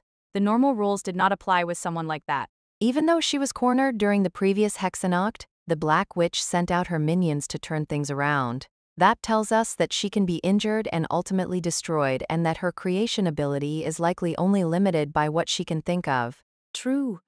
Summoning minions that could cause such great destruction to the surface is not possible using the existing ether conservation laws. While I have brought in my own unique rule, while still fundamentally being bound by the rules governing this world's characters, my sister is most likely using her own unique rule, but is bound by that. Why Brigadier General? Mary had a question. She would be invincible if she did not construct that rule, so why create it? The pride of an author. Kagami smiled a little with her eyebrows still raised. She creates and destroys this world, but she feels a pang of conscience from that act. So by establishing a rule that makes her highly unlikely to be harmed, but still technically able to be harmed, she can remain almighty and yet soothe her conscience about what she does to the world. Oh, you mean like how you feel guilty playing a game on God mode? But that guilt almost entirely vanishes when you can still die if you fall in a hole. In other words, the Black Witch can be hurt, but she has excellent means of recovery and defense. That led to a certain conclusion. Just how obsessed with attack power is the Horinuchi family? Horinuchi realized that Lisbeth and everyone else were looking her way. This just took a turn for the worse, she thought, but she decided to say something regardless. What is that look for, everyone? Horinuchi, you said before that you have made a number of improvements over your mother, didn't you? Yeah, said Hunter while throwing her hands in the air. And she tested them on me. Either way, said Horinuchi, defeating the Black Witch is our most important task, so greater attack power should be a good thing. Looking at it another way, this means we already have attack power equal to the Black Witch's, doesn't it? Now that you mention it, thought Horinuchi before saying more. It may be somewhat insane, but we can also rival the Black Witch's defense. Or rather, we have a way of repairing our devices. And on the level of recreating them entirely. That was Kagami. And Kagami clearly knew it because she puffed out her chest and tried to get Horinuchi to praise her some more. She sure is full of energy. Kagami had been messing with a lot of people lately and doing all sorts of unnecessary things. Horinuchi wondered what had her so worked up, but would she answer if Horinuchi asked? But Horinuchi had another question too. It was the same one Mary had asked earlier. How is the sealing barrier formed? Lisbeth's answer was simple. She took a breath and then spoke. Currently, the seal connecting the moon and the earth does block ether. That meant the ether inside was limited. Hunter knew most of this already. American UAH had not been on the scene during the previous Hexennacht, so they had not been affected much by the Black Witch's eraser. That left them with some information and predictions concerning this Hexennacht's battle. There are two problems with an ether-blocking barrier. The first is that it blocks spell communications. Of course, that can be overcome by using optical communication spells that compress the data. The other problem had already been mentioned. How to handle the fuel efficiency. Rank dry? You make it sound like your hedgehog has cleared the fuel efficiency problem. Mary's sharp, she thought before nodding. The truth is, both Blur and Horinuchi's mom had also cleared it. Yes, said Horinuchi while looking her way. You mean great size with heavy armor or high density, don't you? I should have known. Kagami looked to Horinuchi's chest. Great size indeed. Horinuchi attacked with a no-motion iron claw. That was fast. Ow, ow, ow, ow. Your bow-holding grip is truly impressive, Horinuchi. What kind of compliment is that? Thought Horinuchi, since she might as well view it in a positive light. Floor's giant device and the geoframe are both created with massive amounts of ether. But they are more than just large. They are made to hold ether inside, so they can continue fighting even when the ether density is low. She felt a vibration much like a flopping fish from beyond her left hand, but she ignored it. I am actually a very good cook. Squeezing juice out of apples, for example. But Mary spoke after taking a quick glance beyond Horinuchi's left hand. I have a question. If the ether density drops, won't the device come apart? Mary's question was a good one. But a 500M device might just barely survive, but a device or frame larger than 3 kilometers will carry its own phase. That's right. Instead of a space through which ley lines flow, they become large enough to create their own geographic phase. Then again, that requires more than just size. It also needs a geographic function and purpose. But devices contain plenty of elements that grant that. Yes, agreed Horinuchi. I understand why Fleur's device created an environment, and why my mother's giant humanoid device is known as a geoframe. Geo is an indigenous Mother Earth goddess. So if we can summon the geoframe, the device will maintain its form as a phase, even within the ether-blocking barrier, and it will continue to function based on the ether contained within it. Of course, that will then become the upper limit of our fuel. When you think about it, becoming your own phase is really the work of a god. Your hedgehog is the same, though. That was because the heavy armor of Hunter's device increased the density of the ether. So depending on the circumstances, it might create its own phase, separate to its apparent size. It's probably on the border of being able to do that or not. Becoming a phase would mean being dragged around by that phase. And in the hedgehog's case, a phase made from heavy armor would probably be similar to that of the Earth's crust or of boulders. So once you reach that level, you would probably have difficulty moving very quickly. That's right. And that's why I didn't keep the heavy armor airtight during the rancor battles. The swing-by method would require a hell of a lot of power if I was being dragged around by my own phase, and that would slow me down. So, after winning the rancor battles, I was planning to seal it all up in preparation for Hexennacht. Because if the Hexennacht barrier blocks ether, I wouldn't be able to use my satellite swing-by method anyway. I would have needed to strengthen the interior. Was that how it worked? Mary sighed lightly, and Horinuchi understood why she felt disappointed. My Iroh was not designed to function in a zero-ether environment. In that case, UAH would have provided advice and assistance, so worry not. Lisbeth was right, and Horinuchi felt Mary had done more than enough. Your annihilation spell would work against the Black Witch, you know? It didn't work against the former Rank 1's environment spell. Horinuchi needed to correct her. It did not work against it. During the final battle, Kagami and I adjusted to match the environment in order to avoid being hit. It's all in how you think about it, and we were only able to make that decision after seeing your earlier battle. Miss Horinuchi. It still was not clear why Mary called her Miss, but the girl lowered her head regardless. Thank you for your kind words. Did you hear that, everyone? Lady Mitsuru showed concern for a friend and received respect in exchange. Eavesdropping was worth it after all. You have to accept that now. Hepala, while I must say, well done, milady. What you are doing is the worst. Yes, thank you for the valuable scene, head butler. But you are the worst. That's right. This deserves a major well-doneing, but the head butler is the worst. Ah, I can't hear you. I can't hear you. This is all thanks to me, so I'll just ignore all of that. Anyway, thought Horinuchi, our strategy for Hexennacht is becoming clear. Once the battle begins, we need to use Kagami's ability to prevent any damage, and then we need to summon the geoframe if the battle is going to last very long. But a question arose. During the previous Hexennacht, the Black Witch called in her minions for reinforcements. If all ether was blocked, how did she do that, Kagami? She removed the iron claw and asked her question, so Kagami shook her head and immediately answered. Well, that would be because she did not use anything like a spell, Horinichi. Let us discuss this while we head out for some food. This involves some private information after all.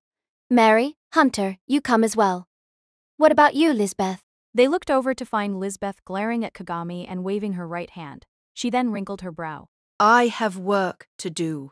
It looks like she really wants to come with us. Chapter 10.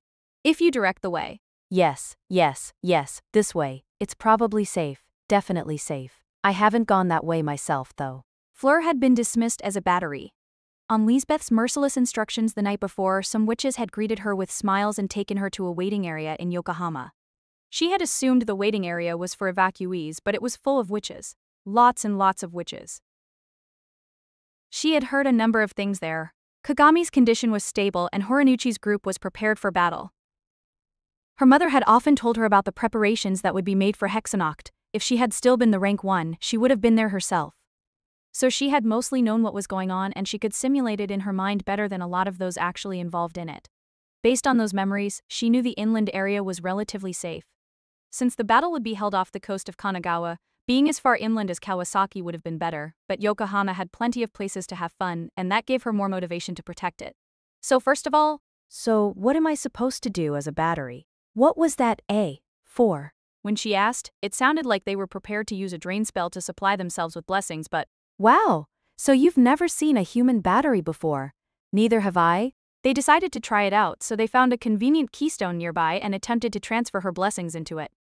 5 seconds after they began, the keystone split apart and ether burst out, which was no fun for anyone. That wasn't my fault. It's Lisbeth's fault. I heard that. Curse that old lady. At any rate, Fleur did not feel like she had used up any blessings at all. Am I just really pent up because I haven't been using any spells lately? That got her displeased looks from several directions, but that happened a lot. The witch in charge of the drain spell was from Eastern Europe and belonged to Shihoin Academy's spell division. She was a second year, but she knew a lot about indigenous spells related to herbs and soil, so they quickly found a common interest. Right. Those flowers are the best because you can use them to get all sorts of cats to show up. You actually did it. She was a practical sort of witch, so it was a lot of fun. At any rate, they managed to supply blessings to keystones, statues, and protective charms which were small enough to carry around, but Fleur did not feel any weaker for it. In fact, I feel like, you know how they say bleeding a little stimulates hematosis? But after all that, she had been dismissed. As for why, it was looking more likely that the inland area was going to be part of the battlefield, so if she was not going to the waiting area in Fujisawa, she was to help the people evacuate and take shelter. She had no way of moving herself and she considered evacuating with them if necessary, so she parted ways with the Drain Witch and moved out into the thick of things armed with guide lights. 5 minutes later, a black doll had fallen on the waiting area and caused a real mess of things. But now I'm this crosswalk's guardian deity. However, Hexennacht is a lot different from how Mama described it. Something was different this time. The first one to notice was Mary, who had already sensed that presence in her previous world. Is that they were on the border between the Uraga Channel and the ocean at an altitude of 7 kilometers. To stabilize Hunter's shellfire, she had formed an open barrier with her annihilation spell and she kept the water level inside it. She was briefly confused when that appeared behind her. Why? She wondered before remembering that such questions meant nothing with this opponent. Thus, Second Headmaster. As soon as she sent that transmission, she saw light in the northern sky. Lisbeth was confronting the Black Witch. Lisbeth did not immediately attack. The other witches in the area had yet to evacuate, so she had to buy some time. But the black Magino device floating in front of her was an even more refined version of the one she had seen in her memories countless times. It looks a lot like Kagami's device. It was a non-transformation type, but it was a multi-device that could fire projectiles of light from the blade. And the enemy spoke while facing her from atop the Magino device. I will do you a favor. This will be the final battle, because I intend to destroy this world. The Black Witch raised her hand. Lisbeth assumed she was launching an attack, but that proved incorrect. Far overhead, a new blackness appeared from beyond the black river the witches had worn down. Lisbeth, a 5th enemy formation has appeared. That was not all. Something like lightning fell from the moon to the ocean off of Kanagawa. It looked like an instantaneous bolt of lightning, but it was not. The path the lightning took told Lisbeth what had happened. Damn you. She cursed at the Black Witch who smiled in the moonlight. I have released the seal because I am here, she said. You can't exactly complain, can you? Forget just using your champion. Come at me as a group, witches. After all, I have already eliminated the strongest witch you had been building up. So that's how she's doing it, thought Hunter. The Black Witch removed her own seal and says she wants a death match. That seemed like a huge plus for the witches, but it was not actually. Where should they go? How should they fight? Where should they fight? They suddenly had to answer all of those questions. Not only could they no longer use most of their plans or strategies, but even with so many more witches available, only the ones as strong as Hunter herself could hope to hit the Black Witch with their attacks. Plus, the Black Witch could use her descending reinforcements as a diversion. Rank dry. She understood the situation. She totally understood what she needed to do. And supporting Lisbeth was not the answer. We need to support Miss Horinuchi so she doesn't go on a futile rampage. Yeah, that's what I thought. I am not going to go on a futile rampage. 20 kilometers above the ocean off of Kanagawa, the black reinforcements could be seen splitting into two branches far overhead. One branch descended toward Yokohama and Kawasaki while the other flowed far to the west. Horinuchi knew the sealing barrier had been neutralized. The barrier blossoming around her had absorbed the lightning from the sky and shattered. The method was simple. Read the ether pathways forming the barrier. That is, its structure within the ley line network, and send in enough ether to overload it. The ether overflow would blow away any spell fixed there. The method itself was simple, but accurately reading the barrier structure from the moon would have been extremely difficult. Of course, she can do it without going through all the normal steps. If the Black Witch could imagine it, she could use her power in a way that intervened. It may have been simpler to say any phenomenon she could imagine was automatically turned into a spell. Horinuchi could logically explain how the barrier had been destroyed, but it had looked like being crushed from above.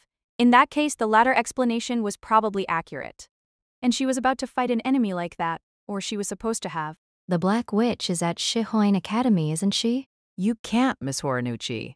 She knew why Mary was stopping her. Firing from here would not accomplish anything. You're telling me to wait until the battlefield is better prepared, aren't you?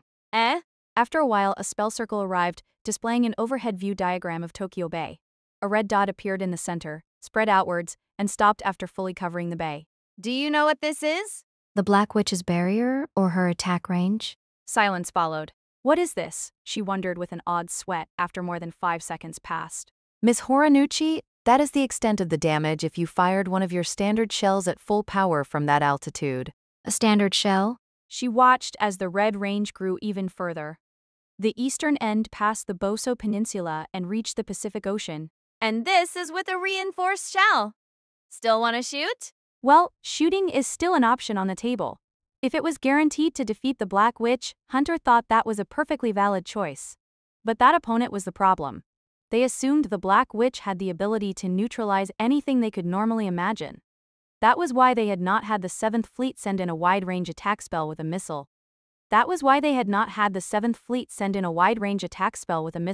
If only we had Kagami. You never knew what that idiot was going to do, but she had a way of finishing things. Rankdre, what are you thinking about? About getting rear-ended high in the sky near Brazil. Miss Horinuchi can be just as bad. Don't make it a competition, thought Hunter, but Horinuchi was pretty bad. Firing from the pole and the geoframe had both come from her imagination. Horinuchi had not realized it herself, but Hunter kind of understood why Kagami had accepted her. When Kagami first met her in this world and copied her device construction spell, she must have found some kind of originality there. Kagami had seen something that surpassed her own ideas, so she had concluded that Horinuchi stood on the forefront in that field. And she stands on the forefront of attack power too. Kagami must have seen that going in, but that imagination advantage had grown much weaker now. Horinuchi, can you hear me? The destruction of the seal barrier shows that the Black Witch knows your location. That means you're standing on the board of her imagination. Of course, there's nowhere to run on this battlefield, but we do have a chance of distracting her for now. That being, the European UAH representative is going to battle the Black Witch. So Horinuchi is going to regroup with Hunter and Mary. That's for the best, thought Lisbeth. They did not need to come support her, after all. I was judged unworthy 10 years ago, so joining me will not allow them to win in the now. After speaking that line, she saw the Black Witch nod atop her Magino device. The Black Witch held a book below her left arm, pointed at Lisbeth with her right hand, and then pointed into the western sky. Then, to clean up after 10 years ago, I will destroy the now and the thereafter. Well, aren't you full of yourself? Lisbeth could tell how tense her brow was as she had her Magino device leap forward. She had it leap, not fly. She instantly filled the gap. Go, twin swords! Kutaru controlled several battlefields. The European UAH HQ at Shahoan Academy was not currently functioning. Their equipment seemed to be running. But, has Lady Lisbeth begun to fight? Depending on the outcome, the European UAE does not succeed. HHQ could lose all decision-making ability and would only function as an information relay point. Currently, the UAAC HJ HQ set up at the Okunitama Shrine in Fuchu, Tokyo seemed to be giving commands and making decisions according to a program, but most of the information processing that had been sent to the European UA cache, HHQ was being sent here instead. Kutaru could see the movements of Horinuchi and the others they were in charge of, and he could see the status of the battle that had begun at Shihoin Academy, courtesy of the European UA. HHQ. The headmaid had once worked for Lisbeth and she was scanning and processing the data arriving from European UAA. Countless spell circles stacked up, and she even used a foot pedal spell interface to work through it all. Headmaid? Someone take over the trajectory calculations for the headmaid. The headmaid glared back at him for that. It was a sharp look, but he rivaled her when it came to glasses. Headmaid, let someone else handle all the trajectory calculation processing. You have more important matters to work on. The headmaid eventually nodded and then looked back toward the spell circles. 我的害怕了。 Eh? 哎呀，no, sing it. As she returned to work, some of the witches around her raised their hands and groups of spell circles flew over to them. What was that? Kaoru felt like she had said something incredible, but his brain's processing could not keep up. And the rest of you, enough with all that whistling. I need to focus on this work coming in. After all, Lady Lisbeth has begun a close-range battle with the Black Witch. Man, I'm getting old. Concluded Lisbeth with such refreshing self-awareness that it shocked even her. They had just completed a rough circuit of Tokyo Bay and they were flying south. A shockwave caused pillars of water to erupt on either side of her as she pursued the retreating Black Witch. She was already moving too fast to hear the sound around her. The nighttime bay reflected the moon and waves were formed by the land battle and anti-air fire, and the Black Witch fired endlessly to keep her away. Her attacks were massive. Even the secondary cannons had as much power as the main cannon of Lisbeth's Magino device, and the device itself showed no wavering in its speed or trajectory. So this is creation instead of ether gathering. Amid the endless shellfire, the sword tip would occasionally turn Lisbeth's way and the main cannon would fire. The attack would split the bay, draw an arc through the air, and vanish into the sky. Lisbeth was known for her one-hit kill attacks, but even she felt a chill. But as she evaded and continued pursuit, she had a definite thought. I have gotten old. In the past, she could have dodged a barrage like this bare-handed. It was not for nothing she had been able to take on Cerisier's environment spell, and she had had a much easier time getting her surefire attack through there than Mitsuyu had. But she was being worn down. Am I whitewashing my memories? She wondered, but she cast aside that line of thinking. This isn't whitewashing. I really was incredible in the past. But now she was getting old. That was only natural. But if she did what she had to as someone older, there was a different path for her. Give me strength. Her own power was not enough to continue pursuit while dodging a homing barrage of at least 32 shots, so she delegated the evasion route processing to the others. She set an observation spell to send over the enemy's movements and chose the best combination out of the reaction patterns instantly returned to her. She included her own decisions in the mix to cancel out any lag, but I'm still being worn down. The damage to her Magino device was already beyond light. But, Senpai! I told you long ago not to call me that. But that definite underclassman gave her permission. Your phlogiston heart has reached max heat. Please focus on attacking. Kutaru saw it on an ether detection spell circle. A mass of light appeared between the dots representing the Black Witch's Magino device and Dragoon, Lisbeth's Magino device. He knew what had happened. Even from Enoshima, the sky was bright above the Urega Channel, at the south end of Tokyo Bay. Was that a full power blast from the Black Witch? Petals of light scattered around them. The headmaid and the other witches had flipped around their spell circles and turned them to flowers. They had instantly processed evasion routes for hundreds of shots and destroyed the completed ones so they would not get in the way. They sped up. It looked like all of their work had briefly grown slower, but, is this? He understood. Their burst of acceleration was not just in response to Lisbeth's request for processing. Are you processing predictive patterns as well? It is a maid's duty to predict her guests' requests. What should he say about her saying guest instead of master? Well done, headmaid. When he said that, Huh? The head maid looked back, blushed and froze in place for just a moment. And all the other witches? As they shouted abuse, the head maid quickly struck empty air with her right arm. Values settled into all of the spell circles and were returned. They were sent to Senpai! The rest is up to you. The Black Witch saw a single answer, so there are several ways to surpass my imagination. She had long thought of two ways. One was to have a genius opponent utterly outdo her inventiveness. The other was for the entire world to evolve such that everyone rose above her imagination. But what she saw now was different. The witch fighting her here was likely in the top 5 of this world, but she was focusing on pursuing the Black Witch above all else. The only talent needed for that was her instincts for evasion and device control, but she lacked that. This witch had probably always excelled at close-range combat. The design of her device made it clear the long-range attack cannons had been added on afterwards. The Black Witch could shoot down an opponent like this by staying on the move and firing a barrage of homing shots. And yet the black blade remained on her tail. She skipped off the surface of the Urada channel, spun through the air and broke through the barrage even as it tore into her. The Black Witch understood this trick. Countless spell circles flowed around the witch on the device and they shattered to sublimate the text written on them. She was supported by a large backup crew. So that's it. This was a third method of surpassing the Black Witch's imagination. Even if each individual was ordinary, what would happen if they gathered together and worked together as a single whole? This was a collection of data and control. This quantity and multifaceted accuracy were impossible for a single genius to produce. A sense of purpose created it faster than the world could change. The Black Witch alone could not fully read the product of that gathering. So, don't underestimate us, Black Witch. The enemy witch yelled at her while ducking and leaping through the sky. We are not alone. But we can become one. The black gunblade accelerated, spell circles displaying its destination shattered as it raced through the sky. Endless cannon fire flew its way. Some flew in clusters of straight lines and others circled around to the side or back, so there was no overall standard. But the black gunblade moved forward. As if to say it knew where it would not be hit, it evaded and advanced at the same time, which ultimately became a series of gentle curves. Go, Dragoon! This is your final job! The cannon fire arrived from extreme close range now, but you did a wonderful job, underclassman. With those words, the black gunblade accelerated. The clusters of incoming shells were homing. It directed its blade directly toward them. My blade can break through.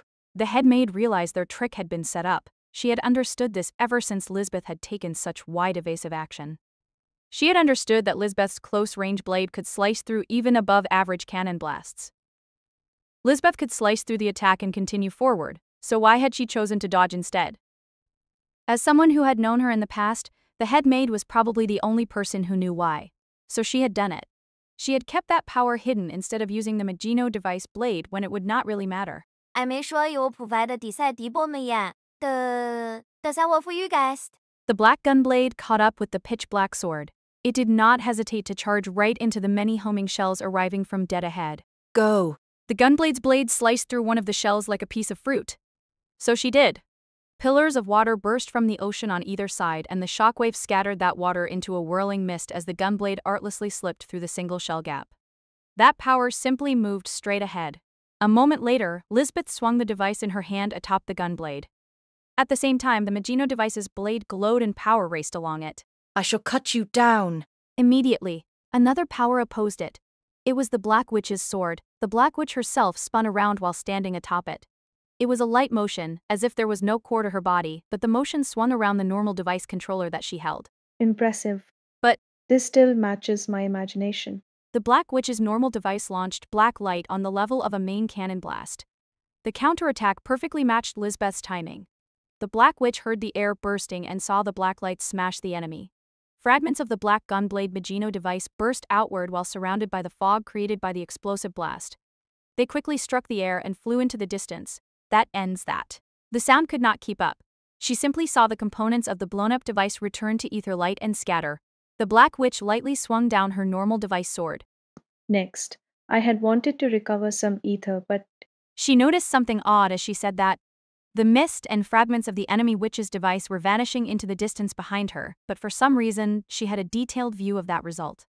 The object she saw there was compressing to the sides like a cat narrowing its eyes. What is this? As soon as she wondered that, the distant enemy Magino device's final component returned to ether light. It was the cannon. But there was one thing she could not see. Where did the sword go? The enemy Magino device had a gun blade design, but among the destroyed parts, she had only seen the cannon that had been added on almost as an afterthought. So where was the rest? Shoko, station coming. A maze gave that warning just before something appeared.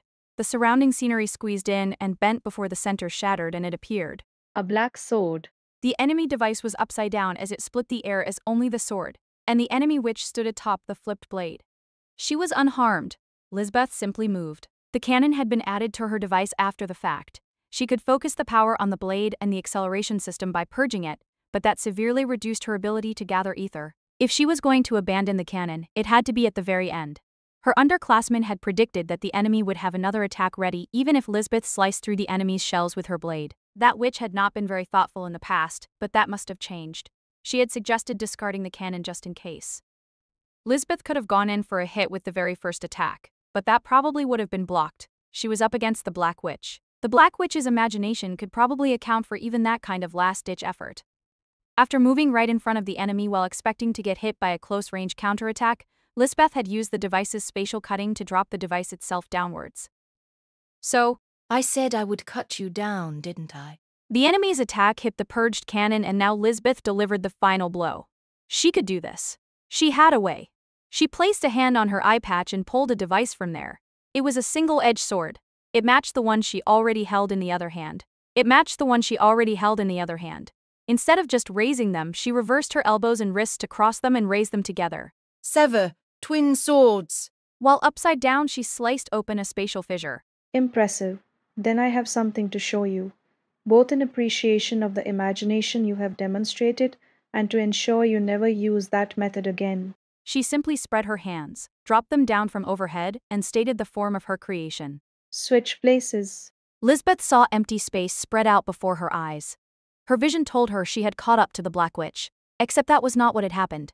Were our positions swapped? It was the same method the Black Witch had used to come here from the moon and to accelerate her reinforcements. Not taking it into consideration had been their own failing. If Lisbeth had still had her cannon, she could have used its ether fuel for acceleration and escaped. But I used it all up. She had used up herself, the others, and my frustration and regrets from 10 years ago. She had done everything she could, and this was the result. She did not even need to look back. She knew her own power. Her Magino device would be sliced apart and scattered by the spatial cutting she herself had launched.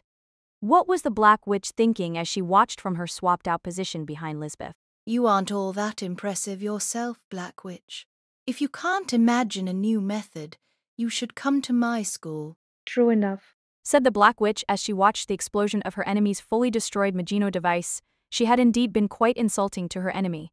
It had been sudden and effective, but she had responded with something old. So, I won't use this method any longer. That was the latest method 10 years ago. Let's just leave it at that. This battle had ended everything from 10 years prior. From there, she secured the ether light from the enemy's exploding device. I will settle this with the current latest method. What was that? She had already revealed it once, but summon satanic frame. The fifth wave she had called had arrived in the sky above, so she looked up at it and smiled. This is the end products of my imagination. The headmaid accepted that all information processing requests from Lisbeth had ceased. And at the same time, another maid gave a report. You guess? What do you mean you guess? Pipe down back there. But they all knew what this was. The ether reading had been described as massive, not powerful. So when they looked back, they saw something beyond the hills of Zushi that hid Uraga. Is that a knee? A queen-style device rose more than 3 kilometers tall. At this distance, they could only see up to the bottom of its chest. This is a nightmare, she thought.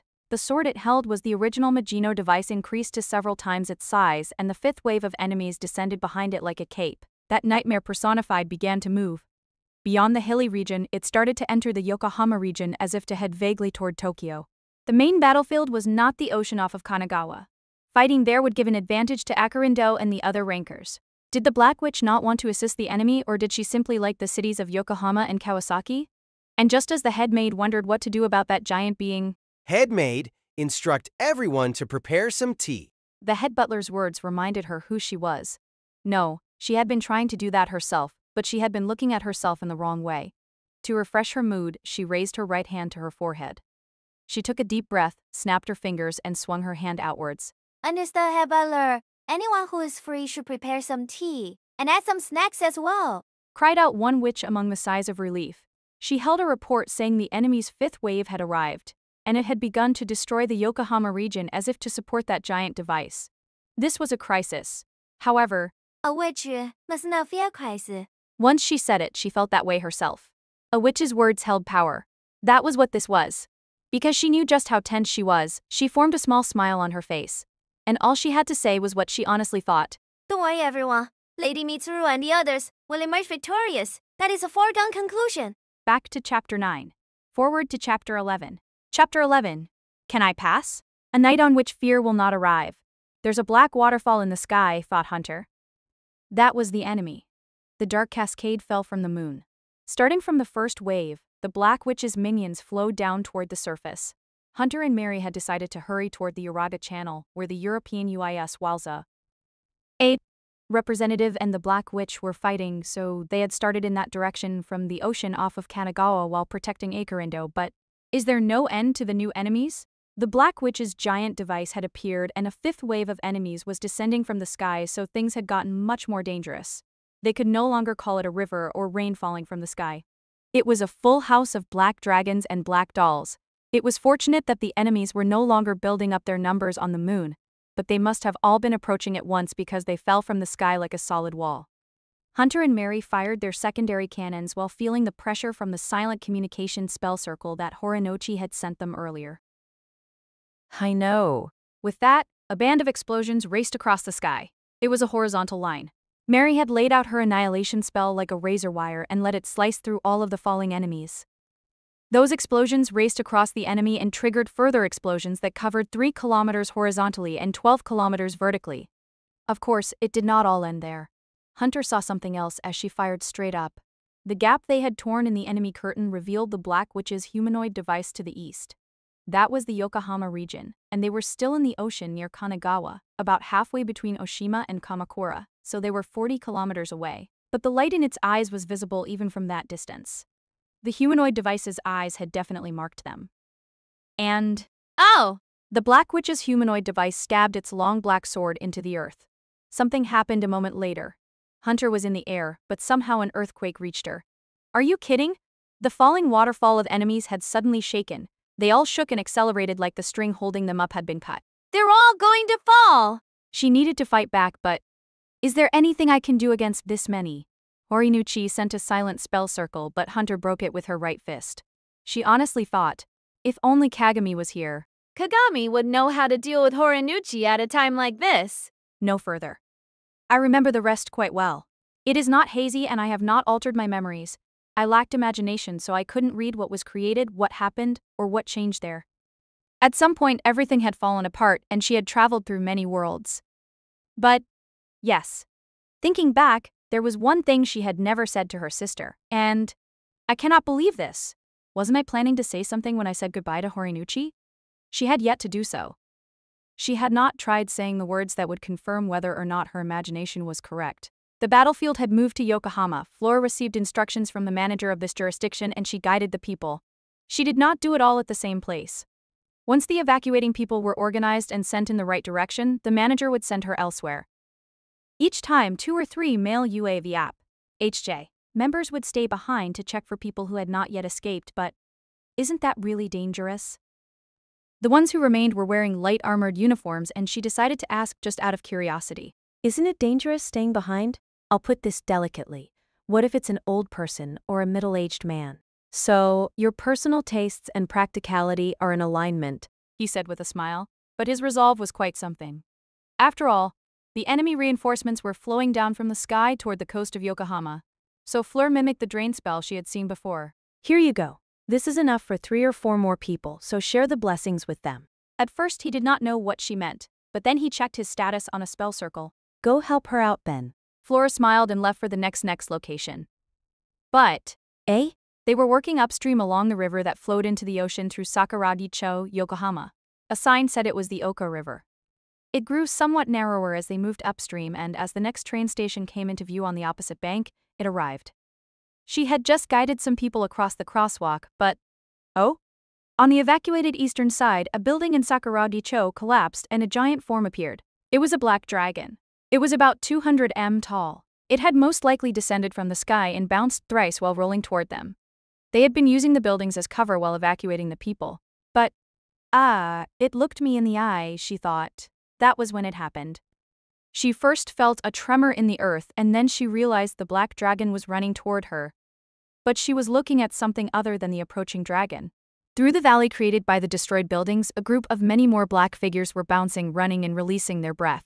And standing in the center of that black wave was the giant humanoid device that Fleur had seen the night before. That was Shoko?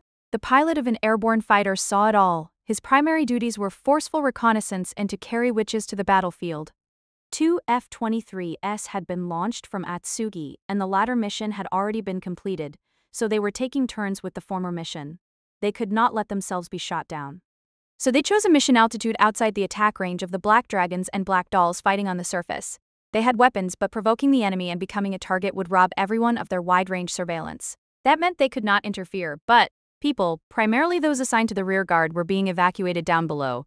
The inland area had been deemed relatively safe, but the Black Witch had made a change of plans and that was no longer true. So everyone was being guided further inland or inside barriers and underground shelters. But the black dolls and dragons were generally about 200 m tall. Some were as tall as 500 m, but those were not suited for urban areas and were descending toward the coast and rivers instead. Meanwhile, the man-made structures were tall. Excellent work, modern architecture. Even the 200 m giants had difficulty seeing the surface when there were a few buildings in between. And those buildings acted as shields and as cover when moving. They could guess that the Black Witch was currently establishing a foothold. The destruction of Yokohama would plow and prepare the earth for the creation of the barrier needed for the wide-range activation of her spell. And what would that spell do? Destroy this world. So if they could evacuate faster than the Black Witch could spread her preparation of the earth, they could survive. Or so the theory went. The problem was the Black Witch's reinforcements. It was the shape and traits of those minions. They were round. They were also soft. And that softness was the kind that bounced, not that drooped. So when one of them fell to the ground in just the wrong way, it bounced toward the evacuees. It destroyed countless buildings, but one building that could not be broken caused the Black Dragon to bounce upwards. When the Black Dragon fell into the valley formed by a road, some evacuees were crossing that road 700 m ahead. They had been spotted. The Black Dragon ran toward them while spewing breath from its mouth. There was nothing the pilots could do. There were no witches around to run over and help. All of those were fighting in the sky or at the center of Yokohama, which had become the borderline. That's right, thought the pilot as he operated the control column. Most of the fighters' movements were automated, but this time it rapidly descended toward the urban area. This was now his own responsibility in more ways than one, and he sent confirmation to control as if asking for ex post facto approval. And he did not bother waiting for a response, Just as he said that, he saw a light on his HMD. The point of light indicated the ether reading of a witch. But what? Fleur stepped forward. The city was being destroyed and the people would be kicked around at this rate. But she knew who was commanding this. It's Shoko, isn't it? She wanted to believe otherwise. She wanted to think it was someone else and that Shoko wasn't controlling them. But she had another thought and she spoke it aloud.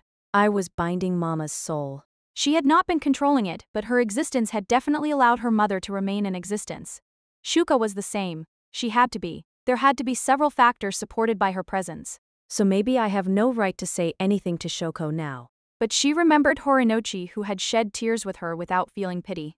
She remembered Kagami, who had taught her that her mother still existed. And she remembered that Kagami had tried to stop Shoko. So, she no longer had any power, and she was honestly afraid of using her power as a witch. I might lose something again, but, thought her heart as it prioritized everything else over that. Even if she had no power and was afraid, I won't let myself lose anything anymore. She made up her mind. She did not know if she could use her power, but she stood to face the approaching black dragon. I won't lose. Just as she cried out and prepared to fight, something ran between her and the charging dragon. It was a flower dragon. Specifically, Mama's servant. While Mary's annihilation spell barrier and Hunter's attacks took care of the multitude of enemies falling from the sky, Hunter realized the overall flow of battle was moving toward the urban area. The river from the sky was beginning to avoid her and Mary. They were still above the ocean near the coast of Kamakura, but from there they could receive the backup of the Horinochi family on Enoshima. Hunter checked the surface deployment, enemy distribution, and predicted arrival points. Rank dry! Fire here! Damn it. She's faster than my spell's prediction. Was that Mary's ether detection sense? Since she had been top class in her own world, she was able to predict the flow of the enemy forces based solely on the ether distribution, so Hunter fired a shot to both follow Mary's instruction and to confirm the result from her own spell. She felt like the enemy was more densely packed in. They had descended like a waterfall before, but by bending that path, they wavered and their distribution grew a lot rougher. That left some less dense areas, but a gunner had to take the densest area into account, which was a real pain. Also, the city has got to be in real trouble. She wanted to know what had happened to the evacuating people, but she had heard transmissions were cut off. So as she fired, damn it, she felt the need to rush this. She wanted to move forward. She had to crush the enemy and get Horinuchi to the Black Witch. After all, she had heard the Black Witch was preparing a barrier. The surveillance footage from the sky confirmed that. What is she doing? Mary had fallen silent when it came to that question. And that told Hunter the answer. The Black Witch was trying to erase this world. Her position was dangerous. For their strategy, Shihoin Academy had become a ley line management area at the center of everything. But the Black Witch had taken up a position right in front of it. If she placed a large barrier around Tokyo Bay, she could use Shihoin Academy as a focal point and access the entire world's ley lines. After that, the Black Witch could install some kind of destruction, no matter how mundane, and her imagination would destroy the world. So they had to stop her. That was why Hunter wanted to hurry, but rank dry! The waves of enemies are merging over Yokohama. Are we not going to make it? Just as she thought that, she saw something. A silhouette flew into the sky from Sakuragi-cho in western Yokohama. No, it was not just the one. And not just a few either. There were countless round black forms. The Black Witch's minions were launched skyward. Huh? A counterattack? Had we set up anything like that? Wondered Hunter as something else appeared. It was a flower. It was a giant Magino device with 6 flower petals connected together in a circle. Is that Fleur? Fleur felt no fear. She had the flower dragon's assistance and she had successfully summoned Zephyr. But the flower dragon was simply creating a framework to assist her ether management. The power overflowing from her simply would not stop. Wow. She had always thought her mother was amazing. She had thought her mother was summoning Zephyr and using the environment spell when Fleur wanted her to. But that was incorrect. Her mother had only been controlling and adjusting Fleur's power. It was Fleur who had the power. And that was what scared her. This was different from the fear she had felt of that black dragon. She was afraid she would not be able to do it right, and she was afraid she had enough power for her to lose everything. Without this power, she probably would not have lost her mother. But the flower dragon stood at her feet. That was the one that had left her mother's grave, and it had come to her now. Yes, her mother would not come back, but she had a servant which had accepted her as her mother's heir. So, let's go, Mama. Her mother existed within her power. Her mother existed within what she needed to do. This was not control or bondage. The two of them coincided. Watch this. The fighter that flew past her sent information on her surroundings to her spell circle. That support information from the US military told her that someone else was beyond the descending enemies to her right and a little behind her. There was only one thing she needed to do. She's the same as me. That person had cried when Fleur had lost her mother. And there was another person who she had recently gotten to know. Her duty was to bring those two together. If she was going to blow away everything, both walls and enemies, then, Zephyr, whip up the wind of flowers. Fleur? Shoko felt like she heard a voice. It sounded like someone calling out to her from the distance, but all she could see was a flower as large as her satanic frame. The flower was blossoming with petals that then danced through the air. The multitude of flowers and petals became a great gale. Everything touched by or surrounded by them subsequently exploded. Shoko was impressed that the flower petals did not destroy the city as the air currents carried them around. When they were about to hit a building, the wind would whip up, and they would avoid the building, slip below elevated structures, and fly back up again. The only things destroyed were Shoko's reinforcements. The black minions altered their descent trajectory, and some of them fought back with their breath or demon eye cannon, but they could not hope to match the great number of petals.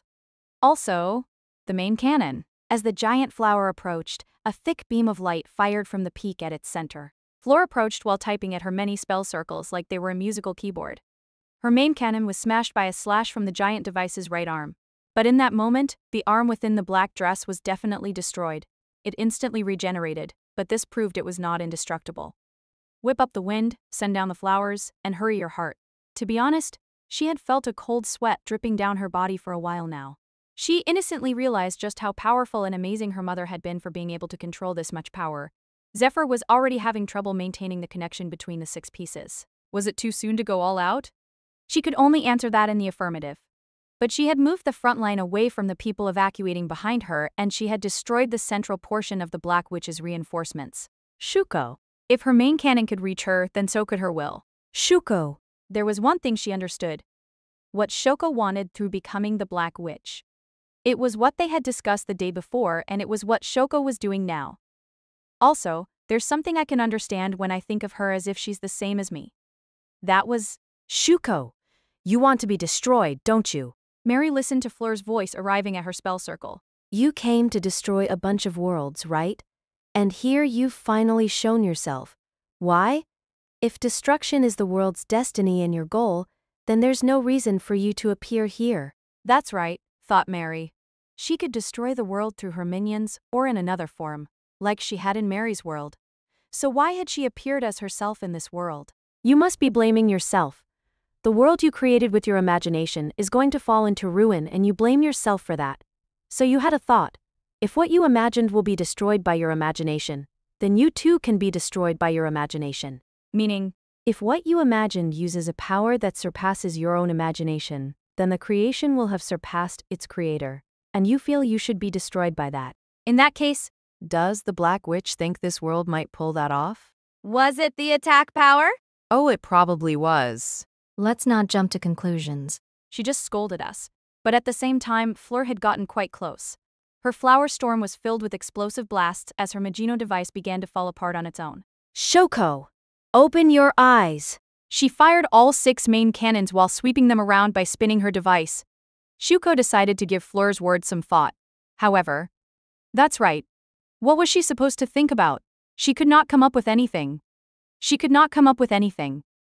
tended to reject things, so she was probably trying to reject what the girl was saying, but that's right was all that came out. But Shoko, if that is your intent, I will accept your defeat.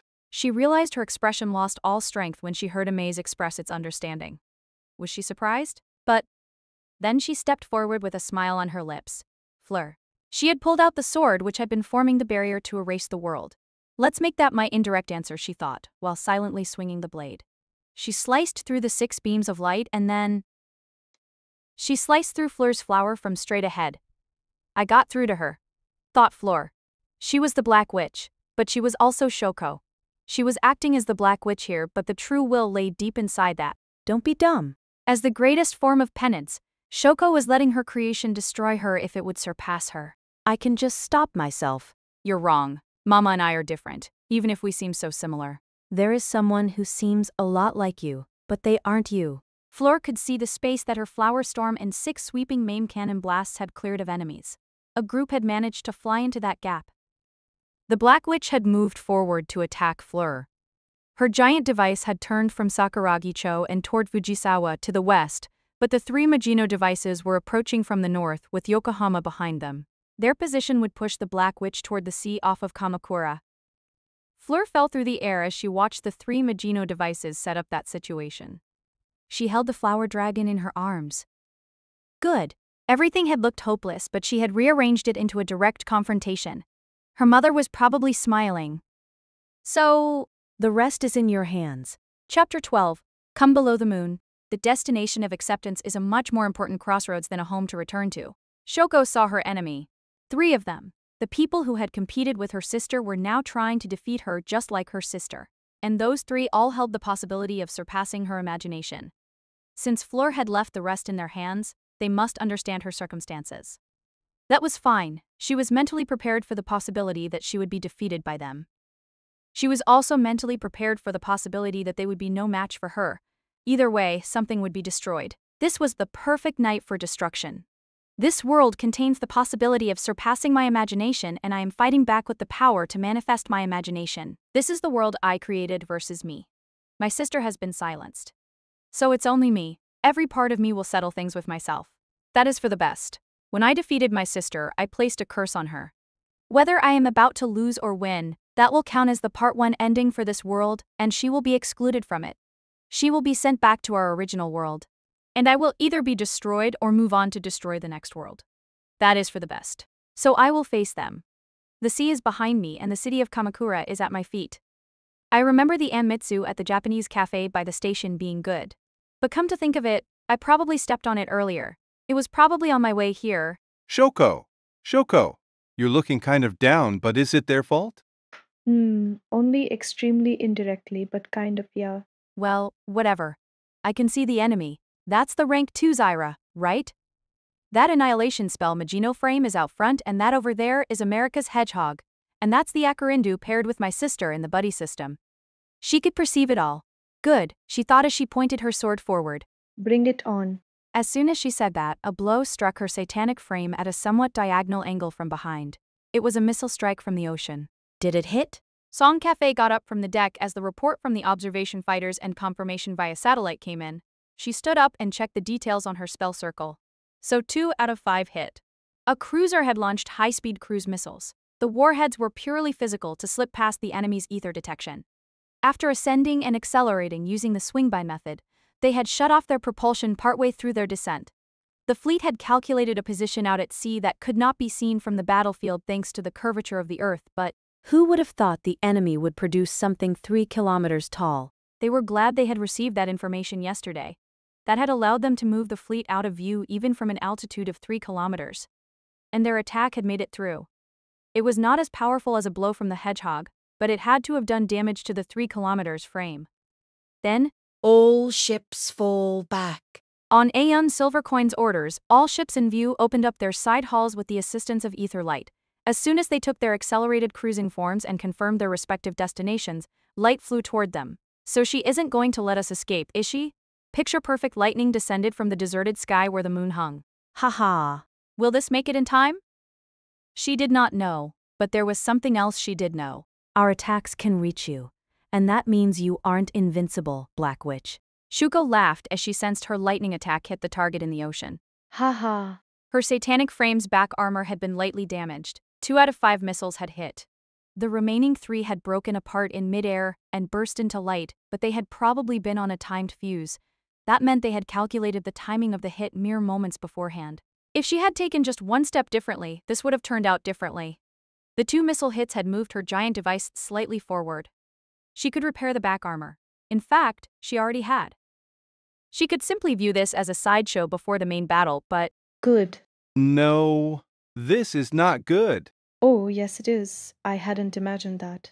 Well, I feel more like you weren't cautious enough and got careless. You can only be careless about what you didn't imagine, because that means you didn't think about it. meaning. Let it surprise you, and you lose. That certainly is simplistic. With that, she faced her enemy. The 3 devices were in front of her. Now, let's get this started. A moment later, 5 shots flew in from behind her again. They sure are immature. Seriously, thought Hunter just before the hit. She had lost her connection to the 7th Fleet. She had thought there was nothing they could have done about the Black Witch's attack, but she also felt like they would do something about it. And even if there was nothing they could do, she still felt like they would do something about it. They had not spent the last 10 years just sitting around. They could take care of themselves. But at that timing, they should have been withdrawing. Those missiles had their trajectory inputted in advance, but they had still managed to fire them along a surefire trajectory while withdrawing. Whether it was a surprise attack or not, they considered any kind of hit to be a win. But Hunter saw a movement in front of her. The Black Witch's giant device had turned to the right. It was not worth asking when she had done that. The sword tip which had been pointed toward Hunter's group was now raised overhead in one arm. It was a natural movement, but that was what made it so hard to read. Was it her imagination that let her do that? But that raised sword had another purpose. As the black blade rotated behind her back, it erupted with a flame-like black light. That will not work a second time. Sure enough, the power exploded. Just like before, 2 of the 5 should have hit, but those 2 were burned and detonated by the black flames. The remaining 3 overshot the giant device and detonated in empty air, but they missed. They had not hit, so Hunter moved forward. She started the hedgehog forward. Let's go, Kadami sister! Am I overthinking this if I view it as a personal attack? Shuko clenched her teeth more as herself than as the Black Witch. Her opponents were the witches of this world, so they would see her as the Black Witch. Why is she referring to me as my sister's sister? Isn't that an accurate description? This book needs to be quiet. But it seemed her first opponent would be the American representative. They might have been letting the lower-ranked ones go first. The missiles had been from America as well. but when she raised her sword to the right and stepped forward to intercept, she had thought the American representative's Magino device had moved forward, but it had not. When they had first appeared, she had seen 3 Magino devices. From front to back, they had been arranged Ira, Hedgehog, and Akarindu. But now there were only 2. What did that mean? They can't be. It arrived before she could look back. It was behind her. Ira suddenly appeared behind the giant device and it collided with it at full power. Mary had understood what America was setting up. They had repeated the same material with the missile attack. Just beforehand, a text-only spell circle had arrived from the rank 3 behind her. A second attack is coming. She had thought that was ridiculous. It was true the high-speed cruise missile attack had hit the first time, but she had the power of creation and she had originally wanted to be an author. Repeated material would not work on her. But the rank 3 would have known that. They all had the same information and they had come to a consensus on their interpretation of that information. So why had the rank 3 sent her that spell circle? Her doubts had been resolved with the arrival of another spell circle. Shooting you from the pole worked, didn't it? Mary had gasped at that. The second attack had yet to happen, but it would be happening soon, and in that tense situation she understood just how much the rank 3 trusted her. There was something she alone could do.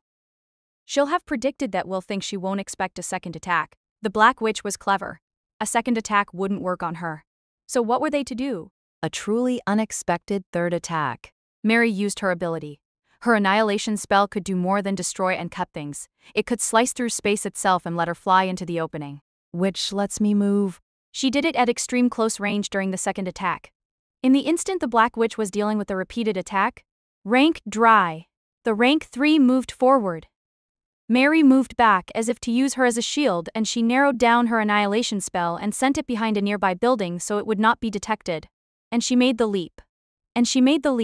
Shoko realized they had entered new territory with this double repeated material. It was the same as a running gag. You could use it once and then twice, but after the second time showed that it would not work any longer, you used something else for the third time. Like a falling washtub. This time it was Ira. While it was not a washtub, the Magino device was just as irritating. Looking back, the American representative calling her Kagami's sister had been setting this up. Calling her that had forced her to focus on that girl. And that created a slight opening. Isn't that your fault for falling for it so badly? Shut up. But the enemy's action was clear. Stepping forward to strike the American representative's Magino device had been a mistake. As Ira stabbed into her from behind, its thrust pushed her giant device forward. Ira was not shaped for high speed. That might change if it had a bundled acceleration system, but each of the 9 sides used its own individual thrusters. But this type is more stable and has greater torque. That proved accurate. Shoko tried to swing her body to the left and right, but the 9 sides adjusted their thruster output as if steering her. In the worst cases, her movements had the opposite effect and were used to push her further forward. In that case, she thought while swinging the giant device's arm inwards, she slammed its sword behind her. The 9 sides digging into her had no way to evade but, "Don't move." Just as the enemy barked that warning, both her giant device's arms were severed. Shuko was aware how confused she was. She knew her opponent could use an annihilation spell. The European U.A.H. representative she had fought earlier had used spatial cutting and Shoko's giant device had specialized defenses against it. It used an ether-bending defense. Instead of being solid or absorbing the shock, it sped up the flow of ether on the surface so any ether attack would be deflected away.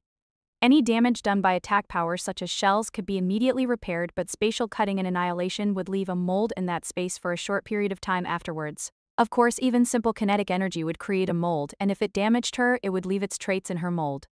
But spatial cutting and annihilation altered ether in a much more powerful way. The traits they left on one's mold were much more powerful. They worsened the area's omen, which made it harder to create or recreate things there. Thus, she deflected the ether away so it would not affect her mold. Was she too close? She was fortunate the enemy's attack took the form of a scythe. The attack had needed to circle in from the outside, so it had only severed her arms. A sword would have split her torso. I can manage without the arms. Think of it like that. And imagine a countermeasure, she told herself. At the same time she managed to look out ahead. A lot was going on behind her, but that was not all. I told you to attack me all at once, didn't I? She remembered. And they would be doing exactly that. That meant it was not the Magino device behind her she needed to focus on. It was the American representative. The giant Magino device looked like a shield and a high-speed shot was fired toward its wide-open lower chest. Will it hit? Kultaruz asked his question as the attack pierced the air on its way toward the Black Witch's giant device. How did it turn out? This shot had been fired after Mary restrained her and kept her from resisting. It was on course for an absolute bullseye, so its path connected the two devices. American representative, ready a second shot. Her imagination only took an instant. Shuko had not expected this, but she had a flash of insight. It concerned the whereabouts of the arms that Ira had severed. But Too bad. she held the normal device which acted as a controller. And it was connected to This can move as a Magino device all on its own. the flying black sword stabbed in front of her as a shield. At nearly 3 kilometers long, it was larger than the standalone Magino device, but its functions were identical, so she only had to move it like she did in the Magino version. Its aim is accurate. With a pleasantly solid sound, light flashed beyond the standing sword. A moment later, the scenery between the sword and her opponent grew distorted and the night grew all the darker. Too bad. The bursting shockwave tore apart and blew away the city below as if crushing, ripping, and piercing it. I missed! Hunter watched from atop the hedgehog as the blast tore up the surface and tossed the buildings and natural crust into the air. Light shined below her in a graph paper layout. The defense spell cast on the land for Hexennacht had activated to endure and weaken the shockwave. Of course, it was not powerful enough to stop a wide-range impact on the level of a natural phenomenon, but it activated to weaken the shockwave, and adjusted the output of each small unit of area to ensure the damage did not spread elsewhere. The first thing visible beyond the power and light was a sword. And that was not all.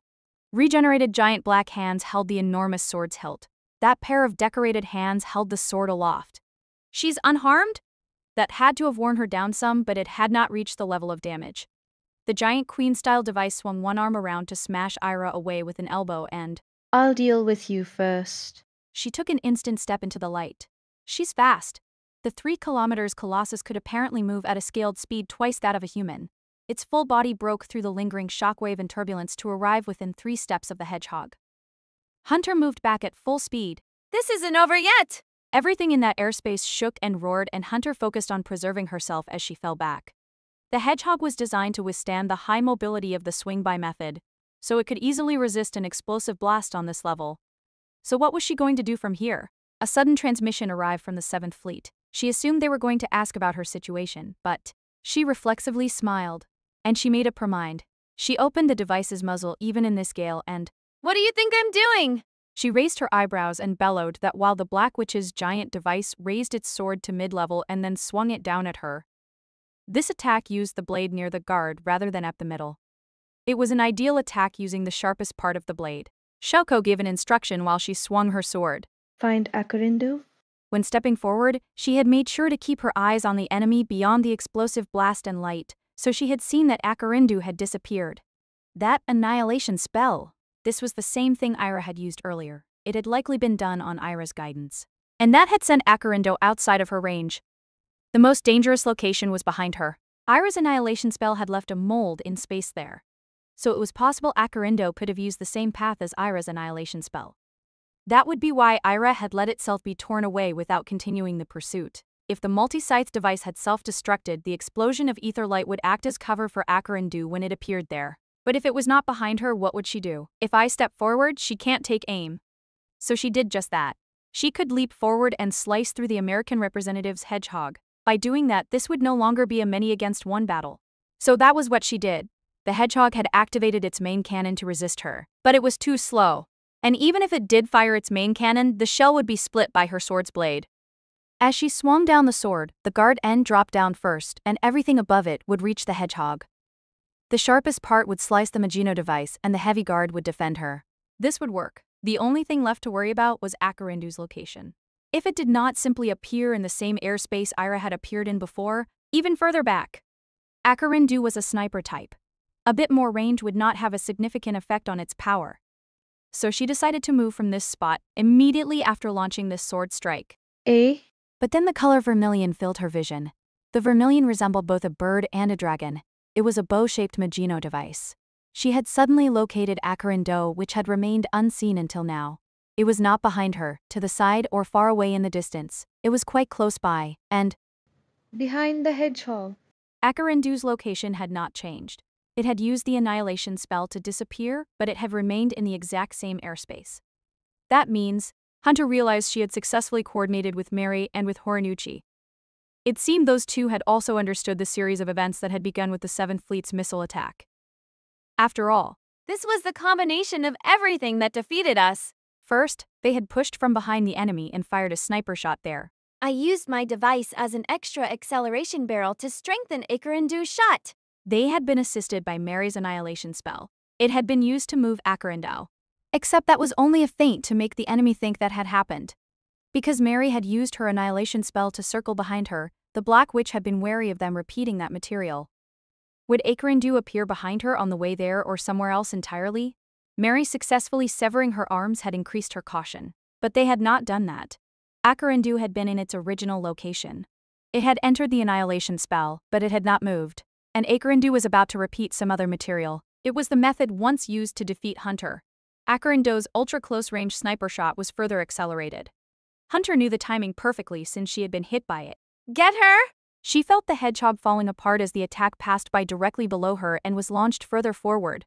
Mary watched the scene from atop Ira after it was smashed and torn away. Ira was mostly destroyed. The explosion of air from impacting this airspace would be enough for it to fall apart. And just as the hedgehog fired while being destroyed from within, an ether explosion erupted between them. The spreading blast formed several rings of ether light, which all sliced the air. The light was so bright that Mary shielded her eyes with a hand and that extreme light filled the space. The explosion spread as if to consume anything and everything. Did I shoot her? Horinuchi did not bother with her follow-through movement even though a light-blocking spell automatically appeared in front of her face. The shot had been passed through Hunter's acceleration and then reached their opponent. It had been a solid hit. After all, the projectile had scored a direct hit without even breaking through the sword first. That had been obvious from the sensation in the pause before the hit. So, What happened to the Black Witch? with that she looked forward and past the hedgehog, which shattered and split in two along the central line. And both inside and outside that abundant storm of ether light, She's gone? the Black Witch's giant device was not there. It had disappeared. Chapter 13. I shall shoot the shadow. Face forward. Face your target. There are no dreams where there are no enemies. Hunter felt herself relax. An enemy large enough to block her view had existed within that unending dance of scattering light shards. But now there was nothing there and only the ether light whirled around in a city-sized vortex. Not yet. A voice rang over her spell circle. It was not from the 7th Fleet. It was from Mary.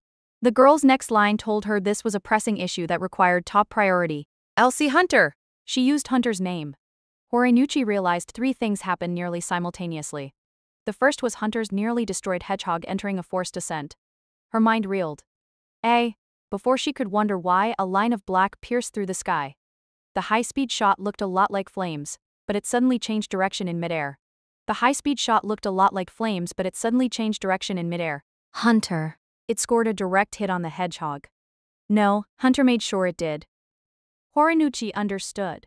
The black cannon blast had flown in from far ahead and it had been targeting her. Most likely, Mary had intercepted it during her descent. She had not been able to actually hit it, so she had reaped and bent the area of space it would pass through. It had remained on a path toward Horinuchi, so Hunter had taken the hit instead. Horinuchi! It's okay. She wanted to answer what is, but she was not sure she could after seeing something far beyond Hunter. A figure stood above Sagami Bay off the coast of Kamakura. The moonlit figure's armor was broken and clothing was torn, but black light raced from the ocean and repaired the standing colossus. The damaged areas, the lost portions, and the broken materials were all repaired. It swung the sword it held to test its strength. The Black Witch? She was not unscathed. But that wasn't enough to defeat her? Shoko briefly did not understand herself. I'm not sure. She had come to destroy the world because she felt she needed to be rebuked. But if the product of her imagination would rebuke her, she wanted them to surpass her, the one who had imagined them. But she nevertheless continued to resist them. She thought that was because she lacked the guts to accept that rebuke. I'm not sure. If she had just accepted it, it would have all been over. But she had resisted. The method was simple. She had pulled back the sword she had been swinging toward the hedgehog. She had fortunately been prepared to move at a moment's notice due to her wariness concerning Akarindu's appearance. She had pulled her body and the sword backwards and then slammed her power against the incoming shell. The Magino device main cannon was fired from the length of the sword and she had used that for a close-range collision as she fell back. The power had collided and the blade had shattered. but the shell had exploded and knocked her backwards as she tried to move back. The next thing she had known, she was standing in Sagami Bay.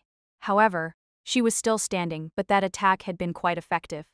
Reacting to it and repairing afterwards had required a lot of her resources. She was worn out. But there was one thing she knew even in this situation. With that, a maze displayed a spell circle before her eyes. Her ether temperature was displayed on a cage-like decoration. That was her phlogiston heart. The black pulse was full of cracks and close to shattering. Shoka understood. The satanic frame was fine as the Black Witch, but they're starting to surpass me. She had the clearly unfair power of imagination and creation, but she was still being cornered. The phlogiston heart was more than just the heating of a witch's ether. It was the strength of her heart. She had power and she could repair any wounds, but her heart was accepting that her opponent was reaching her level. Meaning, Horinuchi saw the enemy beyond the ether shards that blew through the air like spring flowers. She was undamaged and her power far surpassed Horinuchi's. But, is she tired? No, that was not it. She seemed to just be standing there, but that was due to Horinuchi's intense focus. The shattering pieces of the hedgehog appeared to be falling in slow motion. So everything appeared frozen before her eyes, just like the target immediately before she fired. Her mind was clear, and she realized that the Black Witch indeed did not move right away and was probably creating a slight pause before her next action. That gap was not due to exhaustion, nor was it due to carelessness, resignation, anger, or hesitation. Is it relief? She had likely realized something and reached a certain conclusion after drawing out all her strength, dodging, attacking, breaking, and recovering it all. On top of that, Horinuchi thought about the girl named Kagami Shoko that Fleur had told her about, a girl who wanted to stop herself. Were they her children?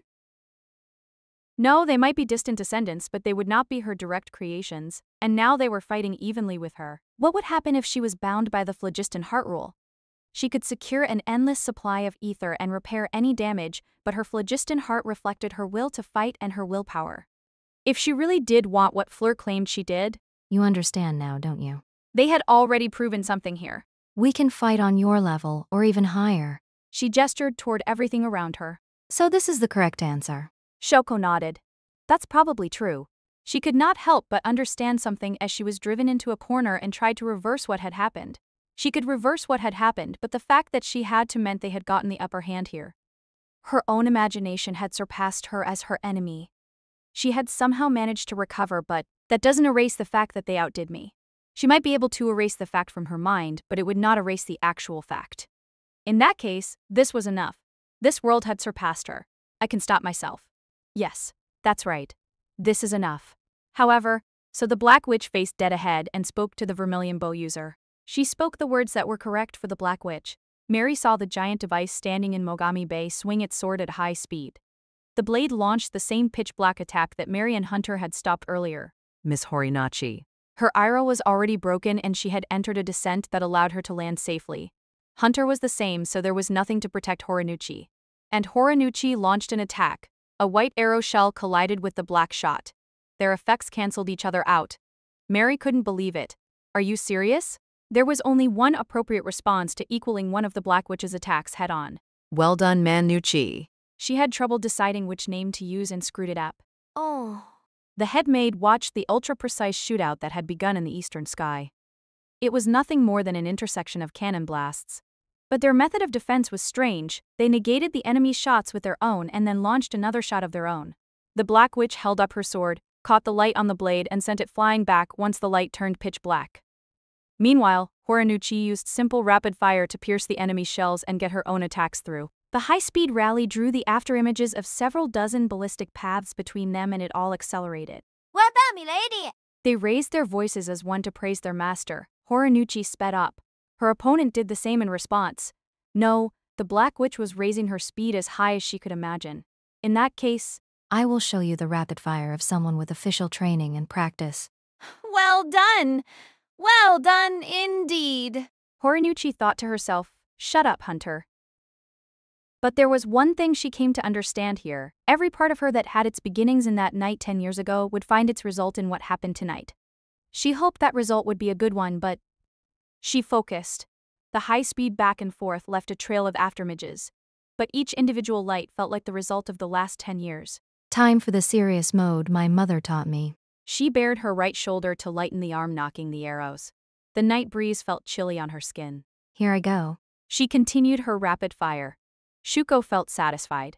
During the exchange of light and power, a maze opened several spell circles. They displayed the state of the battles and resistance occurring across Japan and all over the world.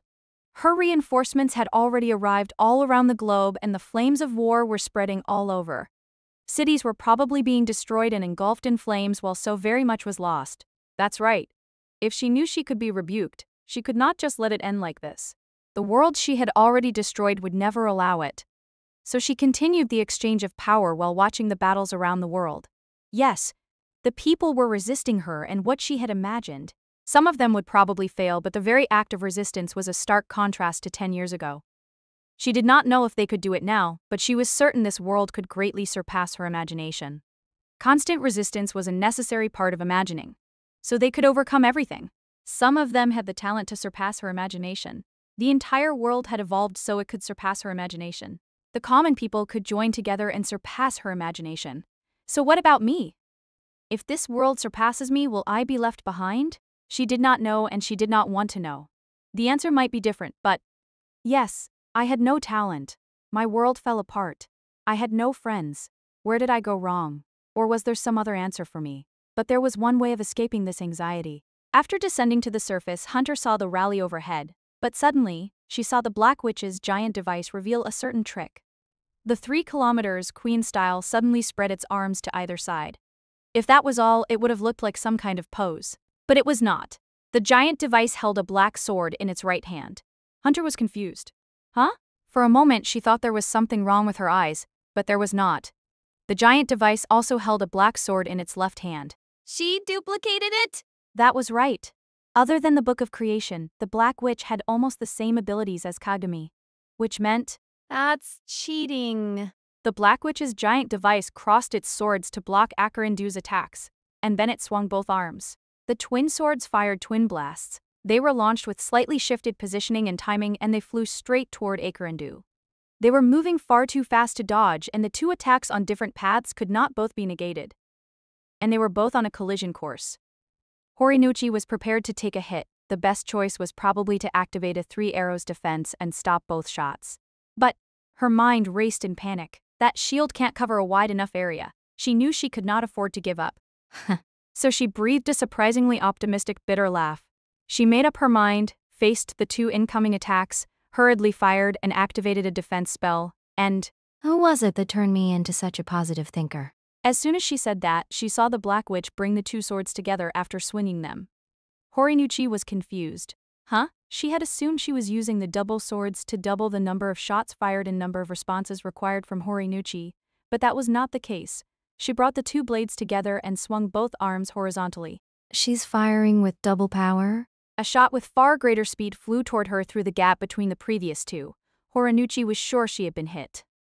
She had hurriedly put together the 3 arrows and fired a shot, but… She heard the cacophony of impact and shattering armor. The atmosphere vibrated and ether light exploded.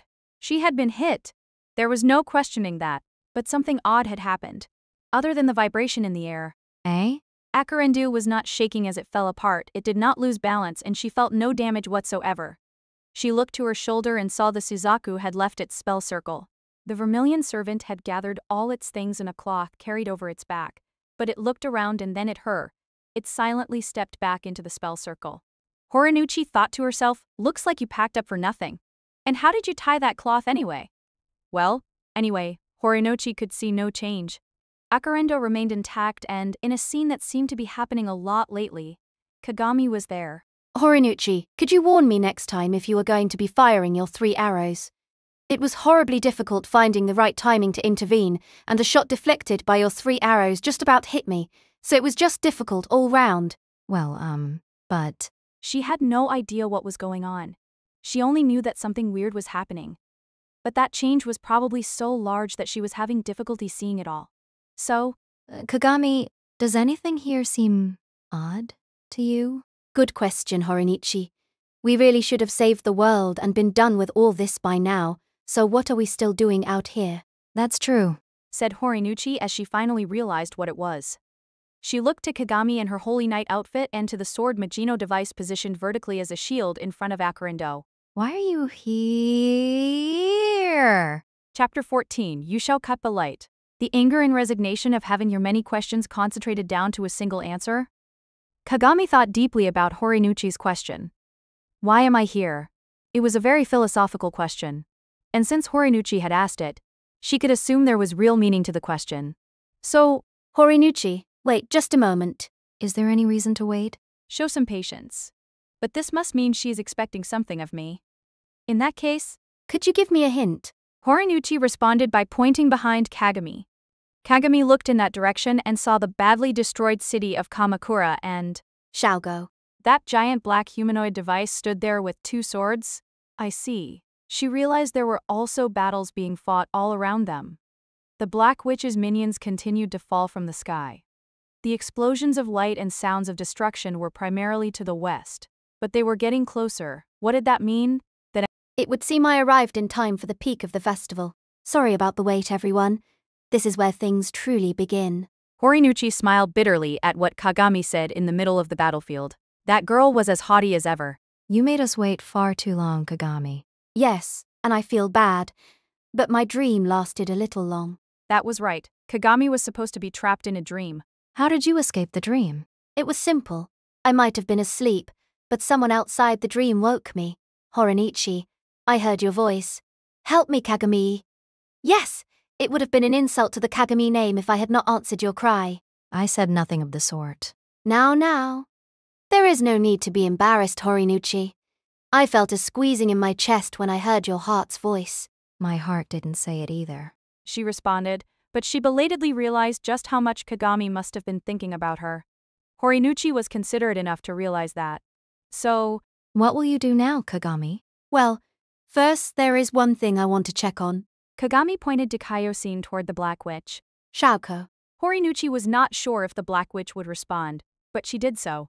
I was just wondering what you had named that ripoff of a frame you copied from Horinuchi's mother. You might have said it before, but I haven't had a chance to hear it. On Horinuchi's spell circle, Hunter was holding up a spell circle with "Don't provoke her" written on it. Oh, Hunter doesn't know how to write that kanji. I know how. But the spell circle also showed Mary moving her right hand in a circle to say wrap it up, and Horinuchi had to agree with her. But after a breath, the response arrived. She had said it. Shaoko had definitely answered her sister, and her sister tilted her head. Huh? One more time. And what does that mean? Shoko.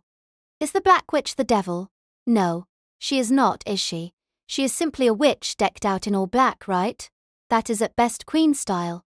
So why you— she thought before realizing something. Her sister discussed something with the Shrine Maiden Witch. After a while, her sister gave the Shrine Maiden an okay gesture. This one is known as the Geoframe. Shuko. Her sister used her large sword as a staff and tilted her head. That is why you have hit your limit here. Now then. She had a lot of opinions here, but— Shoko. It is time to say goodbye to the Book of Creation there. It must have seemed sudden. Kagami would not demand she part with the book, nor would she force her to. She did not intend to wield her power as a sister.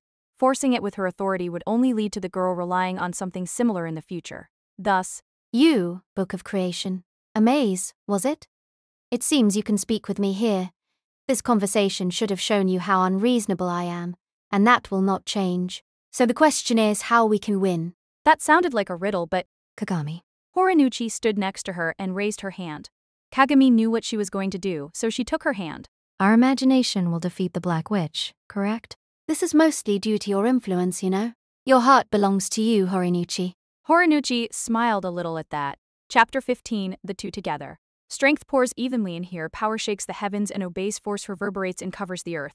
Across Japan, especially around Kanto, the people battling the Black Witch's reinforcements were worried about when the descent of enemies would end. They heard something like distant thunder in the sky and saw lightning in the Tokyo region. The witches exchanged words as they struck the black dragons, and resisted despite being pushed back and destroyed. They did. Any witch here would understand. The noise, light, and shaking reaching them had one thing in common. It all came from a battle. Just like them, something colossal had turned the eastern land into the scene of a showdown. The threat from the heavens continued to descend, the witches were hit and had their power taken, and there was no end in sight no matter how much of themselves they poured into the task. But someone else was. Someone other than them. Some unknown person. and that unknown someone was fighting for the same goal as them. Where was the front line? That would be the showdown to the east, but the witches responded to the actions of the unknown eastern witch that reached them like natural phenomena. Both the women and men did. And not just those in Japan. It spread to everyone who understood the situation due to the communications, ley lines, and exchange of divine protections. The battle continued. Fight. Resist. There is no point in accepting defeat to the enemy before your eyes. In the distance, someone was attempting to settle things with the Black Witch. With that in mind, they all matched their steps to the rumbling tremors, which provided a divine protection. The witches laughed. They laughed and resisted the enemy. The battlefield had moved to Tokyo Bay. Instead of the Uraga Channel, they were deep in the bay where Shihoin Academy was, so the field was approximately 20 kilometers across and the water was nearly 20 m deep. That was plenty of space for 2-3 kilometers devices to move around. The black and white opponents clashed. The white sword collided with the twin black swords. Once the blade was blocked, they changed position and sent out another attack. White sparks flew and black embers burst endlessly into the sky. The giants and Hexennacht as a whole had disturbed the air currents, causing a meteorological oddity around Tokyo Bay. It began as thunderclouds rising over an area twice the size of the bay. Lightning ran through the clouds, the din of clashing swords shook those dark clouds, and localized rain and lightning once more spread out through the sky. The racing lightning sought somewhere to go, washed across the surfaces of the giant devices, came to an end and disappeared. 3 people danced amid it all. 2 were the witches holding hands on the chest of the giant white device. The third was the witch wielding 2 swords atop the chest of the giant black device. They danced with a view that extended beyond each other and beyond even the entire battlefield. Their gazes seemed to view the entire world and beyond. They stepped, swung their bodies this way and that, and occasionally spun or paused. They showed no fear even as lightning flashed around them and rain poured down on them. Kagami, if we destroy her phlogiston heart, can we separate Shoko from the Book of Creation? Yes, the book said so itself, although it would be temporary. Then we need to destroy the Book of Creation in that time. Well done, Horinuchi. Why is it everyone seems to know what I want more than I do? But in that case, that witch formed a sword between her and the witch holding her hand. There was a Suzaku and a dragon on their shoulders. They both placed a hand on the sword's hilt and held it to support the blade. Here goes. I will go even further than you. Then, let's go together. The 2 witches stepped forward on the stage. After regrouping with Mary, Hunter was in the sky. She and Mary were both riding different fighters. It took them 3 steps to reach Tokyo Bay, but we aren't so lucky. They had a reason to go there and to pursue the others. But when they looked down from the sky, Central Kamakura had lost most of its buildings, so they had an excellent view of the battle in Tokyo Bay. The 3 people and 2 devices continued their sword fight deep in the thunderclouds that obscured the view like a forest's trees. The sound of ether light sparks indicated that the giant black and white devices were accelerating their clash. The density of attacks was far greater than when they had fought Hunter and Mary. Elsie Hunter, down below. I see it. Something became apparent once they gained altitude. There were fires on the surface and shards of ether light scattered like flower petals. Several black figures moved through those areas and spread destruction, but there were also plenty of people resisting them, using their own power, saving people, and changing position. And it was more than just unfamiliar witches. Even the normal citizens were among them. They were not just fighting. If surviving was to resist destruction, then evacuation was another form of resistance. And then Hunter realized something. Was my dad a part of this 10 years ago? This was the same. It was the same as her father's battlefield, the same as her father's sky. She felt the same thing her father had. Tokyo Bay spread out straight ahead. As they flew straight through the thunderclouds, Kagami, Horinuchi, the giant white device accelerated.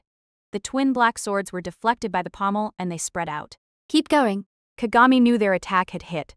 Her sister's blade had also hit them, but it only managed to scrape them. Their attack had clearly broken something. The black satanic frame's right shoulder had obviously lost the spherical motor below the armor. The mold from Mary severing the arm is still there. I see, said Kagami to praise her student. After all, it was thanks to Mary's consideration that she had been able to come here at all. Lisbeth had said that Mary referred to her as second headmaster when she was fighting the Black Witch. That had reminded Lisbeth of Shihoin Academy and of Kagami sleeping in the medical building. She had claimed Shihoin Academy might have been destroyed had she continued fighting. Many factors had been necessary for Kagami to be here now. You have my thanks. With that, she continued attacking. She knew what to target. Once they had caught her sister's sword, they had to push forward, deflect the other sword with the pommel or guard, and there. Their attack reached the opposite shoulder from before. It broke. The attack did not have much speed behind it, but it was a very heavy sword. Ether light fragments scattered, but the giant black device. It isn't working. Instant regeneration returned the motor below the armor to normal, but Kagami. Kagami saw what Horinochi meant. On the giant black device's chest stage, her sister was raising twin swords and breathing heavily, but a book floated in front of her. That was The Book of Creation. A maze. Shoko tried to ask what the book was doing. She wanted to say moving out in front was dangerous, but she was too out of breath. You've pushed yourself too far, Shoko. I cannot imagine things like you can, but the things you imagine and create are accumulated inside me, so I can use that to support you. You idiot. That's just like when we first met. You said, I cannot imagine things like you can, but the things I have seen, imagined, and created are accumulated inside me, so I can use that to support your writing. Did I say that? Sorry, I might have invented that memory. Then I said it. Amaze smiled and faced forward. Or it seemed like it. Let's do this. It said. The satanic frame moved forward. Shoko had not willed it to do so, but I desire. If I have accumulated within Amaze, then this is everything I have been until now. And this is Amaze's judgment of me after watching me. That means I'm even more unrefined than I think I am. I desire a maze. Just like when we first met, I simply desire. So, Let's hit them with all of ourselves, a maze. Yes, Kagami. Don't think imagination is enough to defeat our accumulated creation. the satanic frame had briefly come to a stop, but Horinochi realized it had accelerated once more. It's fast? She added the question mark because she sensed no will behind their opponent's movements. The motions were smooth, like something someone had practiced over and over. Kill. They were now fighting a defensive battle. Kagami also seemed to understand what was happening with the attacks from the giant black device and its twin swords. This is a combination of cutters. None of it is new, but it is the same as us. The same? Even if it is nothing special, by combining enough of them together, it becomes something new. Meaning? The Book of Creation does not have its own imagination, but it is trying to surpass the imagination inside it. The two geo frames crossed swords while moving around Tokyo Bay. Their blades collided, but then the twin black swords both fired. Each of the individual movements was something that had happened before, but the timing and situation were different. What had previously only been trying to score a hit was being used as the optimal form of that motion. The series of attacks was dense and unpredictable. They fired at each other, they deflected each other's blades, and the black power roared. Kagami! Did you know this? Shoko has envied you for a long, long time, and she always wanted to defeat you one day. So I will make sure that happens. Something changed with those words. The entire giant black device grew. It grew to approximately 1.3 times its previous size. The great size did not create any kind of gap, and the power and pressure grew with it. Do you understand? The giant black device raised its voice while swinging a truly impressive blade with even more force and speed than the white sword. That is her desire. It said. It split the thunderclouds, used its footwork to keep up with the giant white device that slid to the side so that it would not be pushed back, and pummeled that white device with two black blades. Do you understand? It asked again.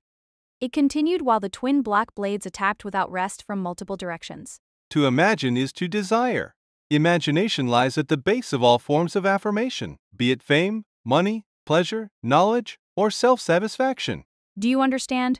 When comparing you to Shoko, Shoko has the far greater complex. A sword strike knocked the white device back to the edge of the bay. Waves broke on the nighttime coast, and the white giant just barely managed to remain standing while the Black Queen continued a calm march forward. We turn imagination into power, so you cannot defeat us. But a voice responded to that announcement. So what? Two witches firmly held hands on the chest of the giant white device. The one wearing a Holy Knight-style frame spoke. Let me make one thing clear. And what is that? Well, if you can only view imagination as power, then you are already obsolete. The giant black device responded in two ways. First, it fell silent. And then it began a mad dash straight forward. Evade! Horinochi wielded Dikaiosine with Kagami, and when they leaped, the geoframe moved as well. Then the 1.3x-sized twin swords struck the space they had just vacated. That was a splendid evasion, Horinochi. I think the buildings in the Makuhari region were squashed flat. Yes, my sister once went to Makuhari instead of Ariake, because she mistakenly thought the event was being held there. This was probably an indirect expression of anger over that. There's another attack coming.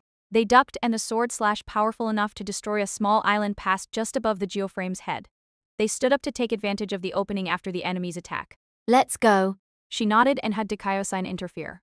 They moved forward. After evading the one attack, they made an attack of their own before the next one. The precise movements that even used the scattering thunderclouds as cover were a true tightrope walk. But as they continued moving and using their entire body to evade an attack, Kagami spoke to her as if whispering. Horinuchi, this is where it ends.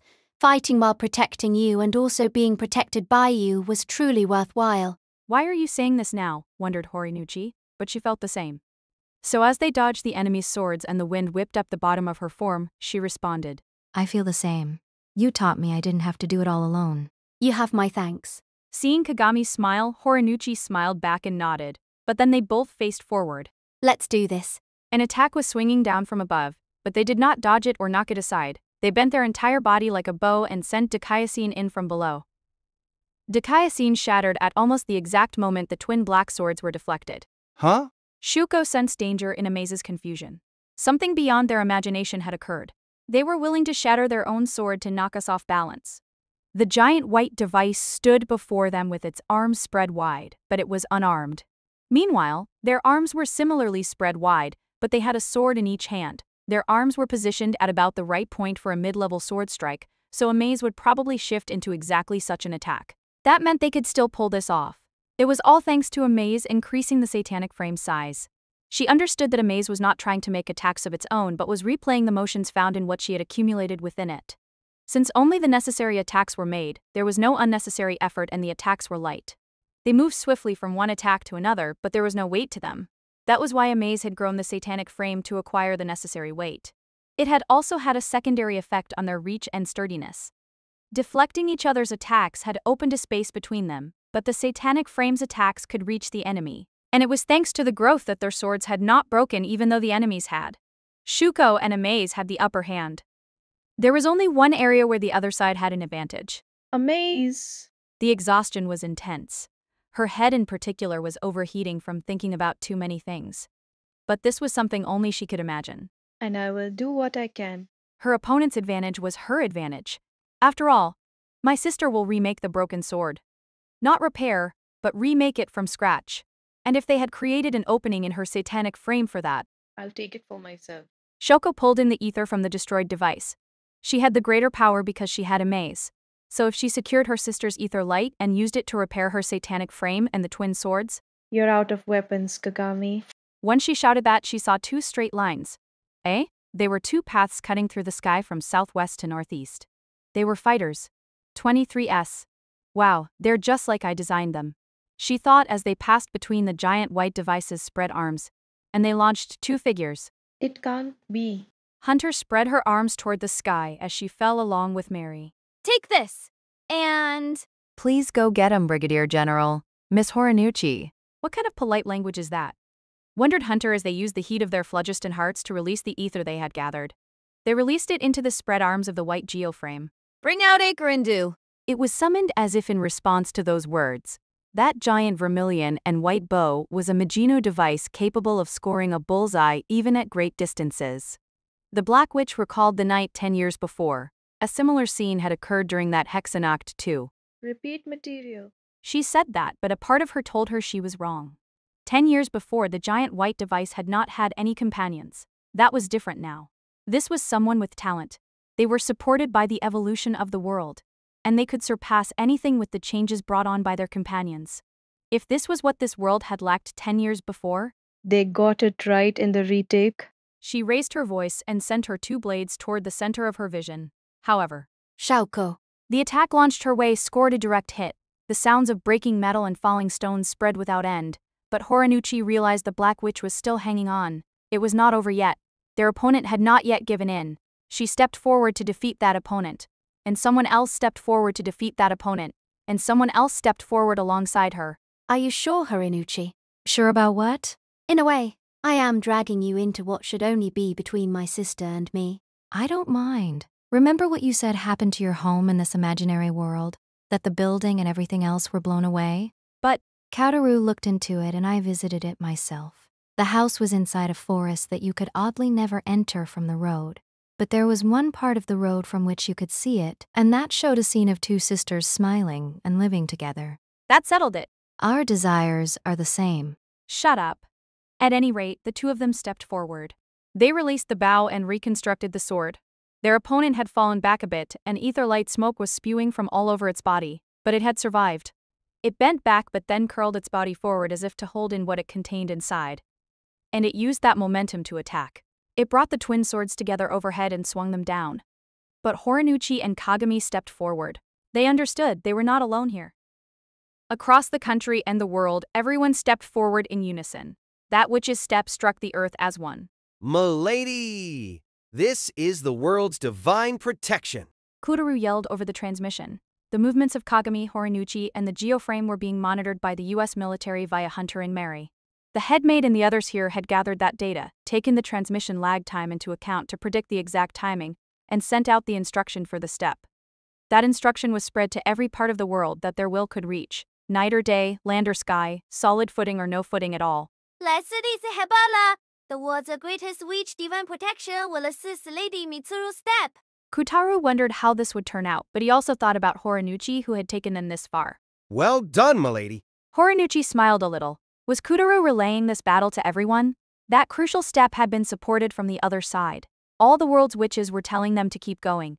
They must have been thinking of her and Kagami while taking similar steps of resistance. She was glad she simply stepped forward while their opponent had been simply stepped forward while their opponent. Her attempt to endure the damage led to her greatest speed yet. Horinuchi and Kagami were going to be hit first, but then Kagami spoke. Shaoko. I had a dream. I had a chance to review what we did so very long ago. And there is one thing I forgot to say. Kagami smiled while countering the attack. Do you remember the many stories you showed me back then? It is about them. They were good. I could not bring myself to admit it at the time, and that was wrong of me. The stories you wrote were good, I guarantee it. So how about you take better care of the things you create from now on? After all, they are a part of you. She said she had one thing to say, but didn't she just say a lot more than one thing?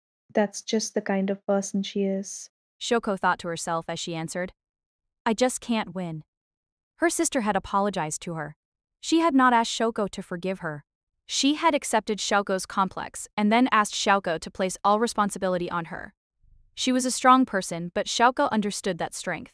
It was not just her strength. It came from being with other people.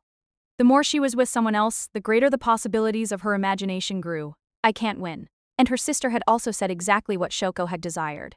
Amaze, I'm sorry. It's okay. I understand. You want to take care of what you created instead of destroying it, don't you? Yes. She was still responsible for destroying all the previous worlds, and she had her own personal issues, but her sister would accept her and had realized what she wanted to do. So, I can't help but desire it. It really isn't fair of me, is it? Now, Shoko. It isn't unfair to desire something. What's unfair is desiring something but hiding that fact. And you desired something and you created it, instead of hiding it. Where you went from there is where you differ from me. That is all. I exist to create new things. If you want to create a world inside you and take good care of it, that will sometimes mean not prioritizing new things. So, I might be obsolete. Don't you let my sister influence you too? It's fine.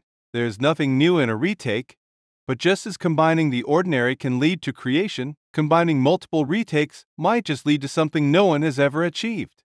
That is not my method, but if you can make that method work, you will take over as creator after me. Amaze moved forward. So, watch me.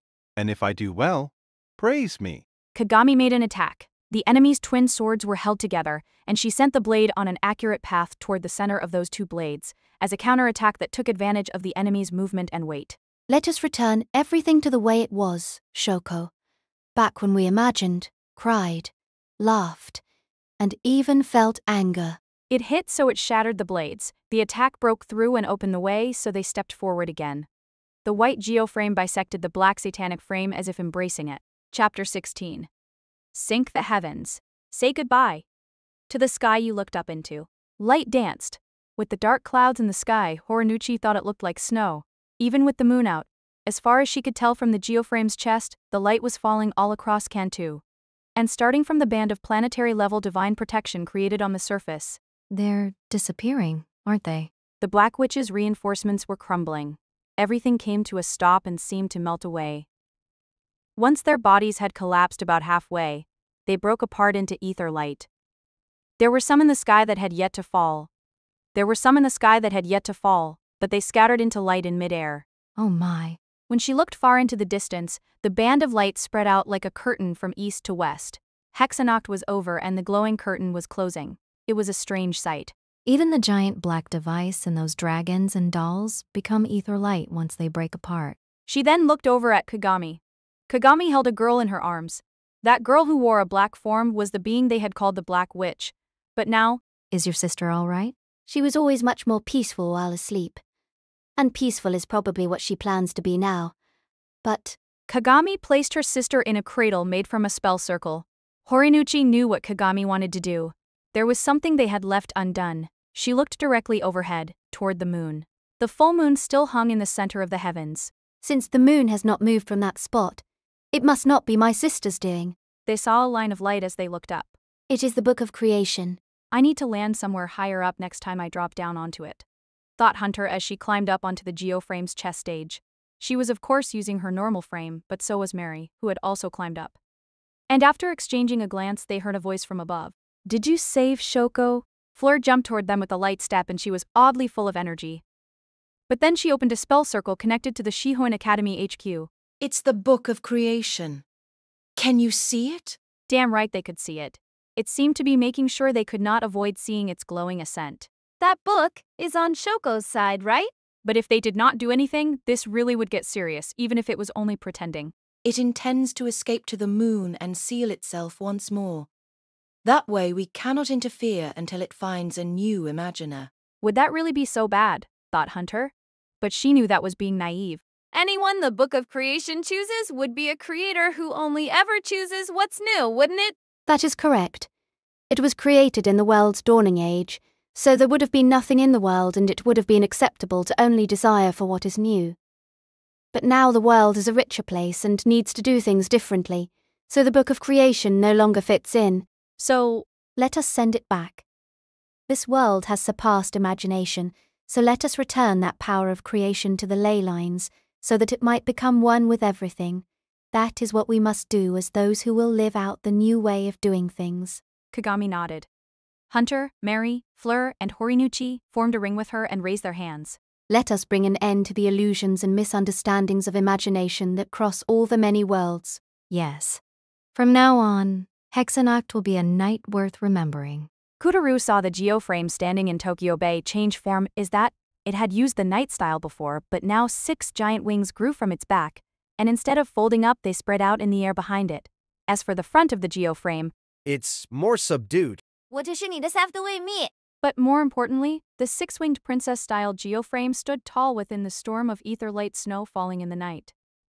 The weapon it raised was the weapon that had once pierced the Black Witch's hand as it approached from the moon. An arbalest made by combining dikaiosine with akarindu. The weapon was 6 times larger than back then, and the princess raised it toward the sky with both arms. It looked like an angel lifting a cross. Kutaru looked to the others. The head maid used a karate chop to silence a maid that was about to jump the gun, and then she gave everyone a commanding look. With the others behind him, Kutaru lightly spun his arms around and then raised them. Well done, milady. Well done. Well done, Horinuchi. Oh, come to think of it, I never called you Manko this time. I need to do better than that, sorry. How about using it as the signal for firing? Can you please keep your eyes on the sky? Amaze saw something at a point on the earth far below. A phenomenon greater than a mere spell was underway and targeting Amaze, and there they were. It was Shoko's sister and her companions. I can. She did not hesitate to answer. That's incredible, it honestly thought. She is even more decisive than Shoko said. So Amaze waited for her words while continuing to fly, and her responding will reached it in the form of words. We now see imagination as something real, even without turning it into creation. You claim imagination is mere fiction, and you value imagination while also throwing it out instead of taking care of it.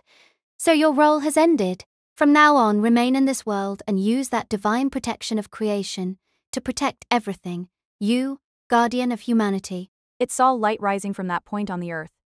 The attack was directed straight toward it. This was an attack greater than imagination, and it was more powerful than everything Shako and Amaze's previous owners had accumulated. I see. Amaze only now accepted that this girl was Shoko's sister. There was no greater praise. The attack pierced the heavens and the blast pushed Tokyo Bay down to the very bottom.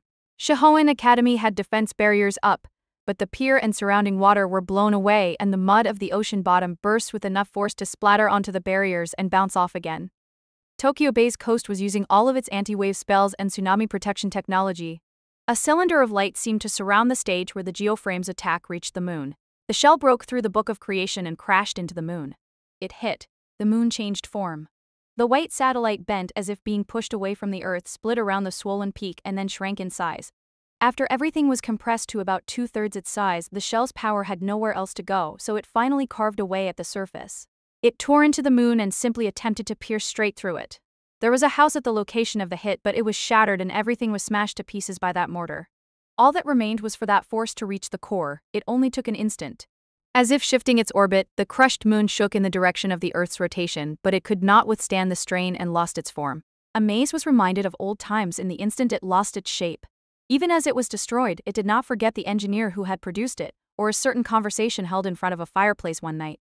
That was after it had already lost its form as stone slabs but before it had gained its final form. At that time it had just been made into a book. Its master had been an unselfish person, but he had been interested in books and had worked with Amaze to create technologies for producing and publishing books. After completing a few such technologies, Amaze had realized that he no longer had any desires. But it had thought this master was the most knowledgeable and thoughtful of any it had had before, so it had done one thing before returning to sleep. That conversation wasn't actually in Japanese, was it? I think I'm altering the memory after spending so much time with Shoko. But whatever language it was in, Amaze's master had definitely given this reply. What did that mean? It had then gone to sleep. The next thing it had known, it was busy granting a certain girl's desires. Just now, the world had surpassed it. And not just the new things, but the old things, the common things, and everything else. Yes, if everything had the potential to create new things, then its role was over. Book of Creation, return to the ley lines, and we will meet again somewhere. Next time, I hope we can do something together with you in your new form and new role. Its role was complete, but it would not disappear or be lost. It would return to the world it had created and be born again. And if it could hope for another life, what were you supposed to say when the conclusion left you hoping the next story would be just as enjoyable? Chapter 17. Oh, unforgettable moonlit night. I can't repair my heart in time. And I can't gather up everything that spilled out, pieces of the moon scattered in the night sky like the Milky Way. Dawn gradually arrived. Hexennacht was over. And as the morning light shined on the geoframe's chest, Kagami stood with the light behind her and Shoko's cradle by her side. She looked back toward the others. Everyone. Only after calling out to them did she realize the morning sun was visible through her body. The sunlight was faintly passing through her. It would certainly be a problem if my insides or some more arousing areas showed through. I think we'll be fine, as long as the contents of your mind don't show through. She had to smile bitterly at Horinuchi's comment. But one thing was certain. So this is goodbye. She would leave this world. Her sister had lost her power, and the Book of Creation was gone. She and her sister had been bound here by those things, so they would leave this imaginary world and return to the real world. I want to scold Shoko for going with an "it was all a dream" ending, but maybe that is not the best idea. She saw that Shoko too was growing transparent. Horinuchi must have realized the time to say goodbye was approaching fast because she cancelled her frame. The geoframe slowly fell apart, but it was so large that there was plenty of time before it entirely vanished. Kagami also cancelled her frame and returned to her normal appearance. Then Horinuchi appeared right in front of her. This is goodbye, isn't it? Lose something and you will come across it again later. Look at it like that for now, Mitsuru. Yes. She nodded and smiled a little. It isn't often you use my actual name. You wanted me to call you Manko that badly. She glared at Kagami. But Kagami did not let it bother her. But Horinuchi, I thought you had something to say to me before I left. What is it? Horinuchi suddenly blushed and froze in place, so Kagami walked all the way around her. In the hospital, yes. I do believe I heard something like that. Yes. For battle purposes, you should probably start using lipstick that does not come off quite so easily. After everything, I have to deal with this? Hunter and the others were whispering something behind the other two. See? She's like a wolf. She's a lot more proactive than I thought. Huh? Won't we be in a lot of trouble if Shogo finds out? Shut up, all of you. And I certainly didn't expect things to turn out like this. But she wanted to fight it here. I will not say it. Saying it now would only make me regret it more. In that case, there is something I would like to say. Horinuchi, could you lean in here for a moment? For what? She followed Kagami's beckoning and leaned forward, and Kagami kissed her. She heard an ah and an oh, but that was meaningless. Tears spilled from her eyes, but Kagami would not allow it. She pushed against her lips even harder, and Horinuchi responded in kind. And, they pulled back for air at the exact same moment, and more tears fell. She wiped them away with her hand. You idiot? Now there's no way I can forget. Because I can't believe we were thinking the same thing. That is why I chose you, Horinuchi. Kagami looked her in the eye with tears in the corners of her eyes as well. I chose you to laugh, cry, and grow angry with. And it does not matter even if you do forget me. I will always be with you whenever you laugh, cry, or grow angry. Kagami picked up her sister. It was time to say goodbye. Horinuchi could still feel the heat on her lips as Kagami smiled and opened her mouth. In that instant, Horinuchi nodded and spoke her own words. So did everyone behind her. You have my thanks. She heard Kagami's voice join theirs, but was that just as an illusion as she disappeared? Final chapter, A Place of Memories. That is me who can establish anything just by believing in it. Kagami woke up. Her body felt horribly heavy and slanted. Of course it was. The usual riverbank. When she got up, she noticed her hair color. It was black, not white. Almost like I never went through all that hardship. She breathed in and found she truly was below the Yokohama sky. The city air had the usual scent and the riverbank's grass covered damp soil. This same place had existed in the world she had just left, but this was the one she knew. No, she had also known the place she had just left. She suddenly remembered someone with whom she had just said goodbye, so she wiped her eyes with her school uniform sleeve. And she realized something. Shihoin Academy's uniform was the same as my high school's. Shuko had designed that world, so it made sense that Kagami was enrolled at that school. Oh, whoops, she thought when she found herself thinking of herself in terms of that world. It had only lasted about half a year, but it had deeply influenced her. This was reality. She found it was evening. In her school uniform, she had awoken from a dream on the riverbank slope, and she sat up. Shalko. She looked to the side and saw her sister sleeping in her middle school uniform. She had not collapsed. She had fully surrendered to the sleepiness brought on by the warm sunbeam. It was cute how her knees were raised and held together as a remnant of trying to stay awake by holding her knees. Good. She could confirm the truth of what had happened once Shoko woke up, and from there the question will be whether or not I want to believe it. Oh. Then she spotted a book between her and Shoko. She first thought of the Book of Creation, but it was a notebook instead. She flipped through it in a bit of a hurry. An idea notebook. It contained the ideas for Shoko's new story. Kagami saw designs for a few swords and weapons as well as terms like normal frame and Magino frame. As she flipped through it, a few tears dripped down and she laughed. How serious were you taking this, Shoko? But seeing that gave her memories more clarity. She remembered the many battles in the everyday life. She smiled bitterly at her behavior, and she believed it all as true. It was like she had had a long dream. Yes, all of that had been real. Honestly. And when I have my entrance exam coming up this year. Just as she sighed to calm herself, she heard a sudden voice from the top of the riverbank. Oh? Then you'll have to get studying, won't you? Huh? It was a familiar voice, but it should not have been here. Kagami hesitantly looked back toward the top of the riverbank, and she called the girl's name. Manko? That nickname. Are you sure you aren't having issues with your memory? It was not just her. Everyone from her memories was there. Hunter, Mary, Kaotaru, the head maid, the other maids, Lisbeth, and more. Mary looked her in the eye and gestured like she was opening a door. That meant, did she unlock it? That was the technique that had once separately sent Kagami and Mary from one world to another. Mary had made it her own. And they were all laughing. Haha. Horinuchi took a step toward Kagami and extended a hand. Look, Kagami, this might make taking your entrance exam difficult. What might? Kagami took her hand and looked in the same direction as Horinuchi, the sky. Behind them, giant forms flew through the evening sky, which should have only contained the city's buildings. Oh, giant dragons. Hunter was exactly right. Huh? A group of dragons measuring more than 100 m long flew toward the ocean. And while her sister started to stir and Fleur ran down the riverbank steps to greet her, Kagami turned her back on the evening background to face Horinuchi.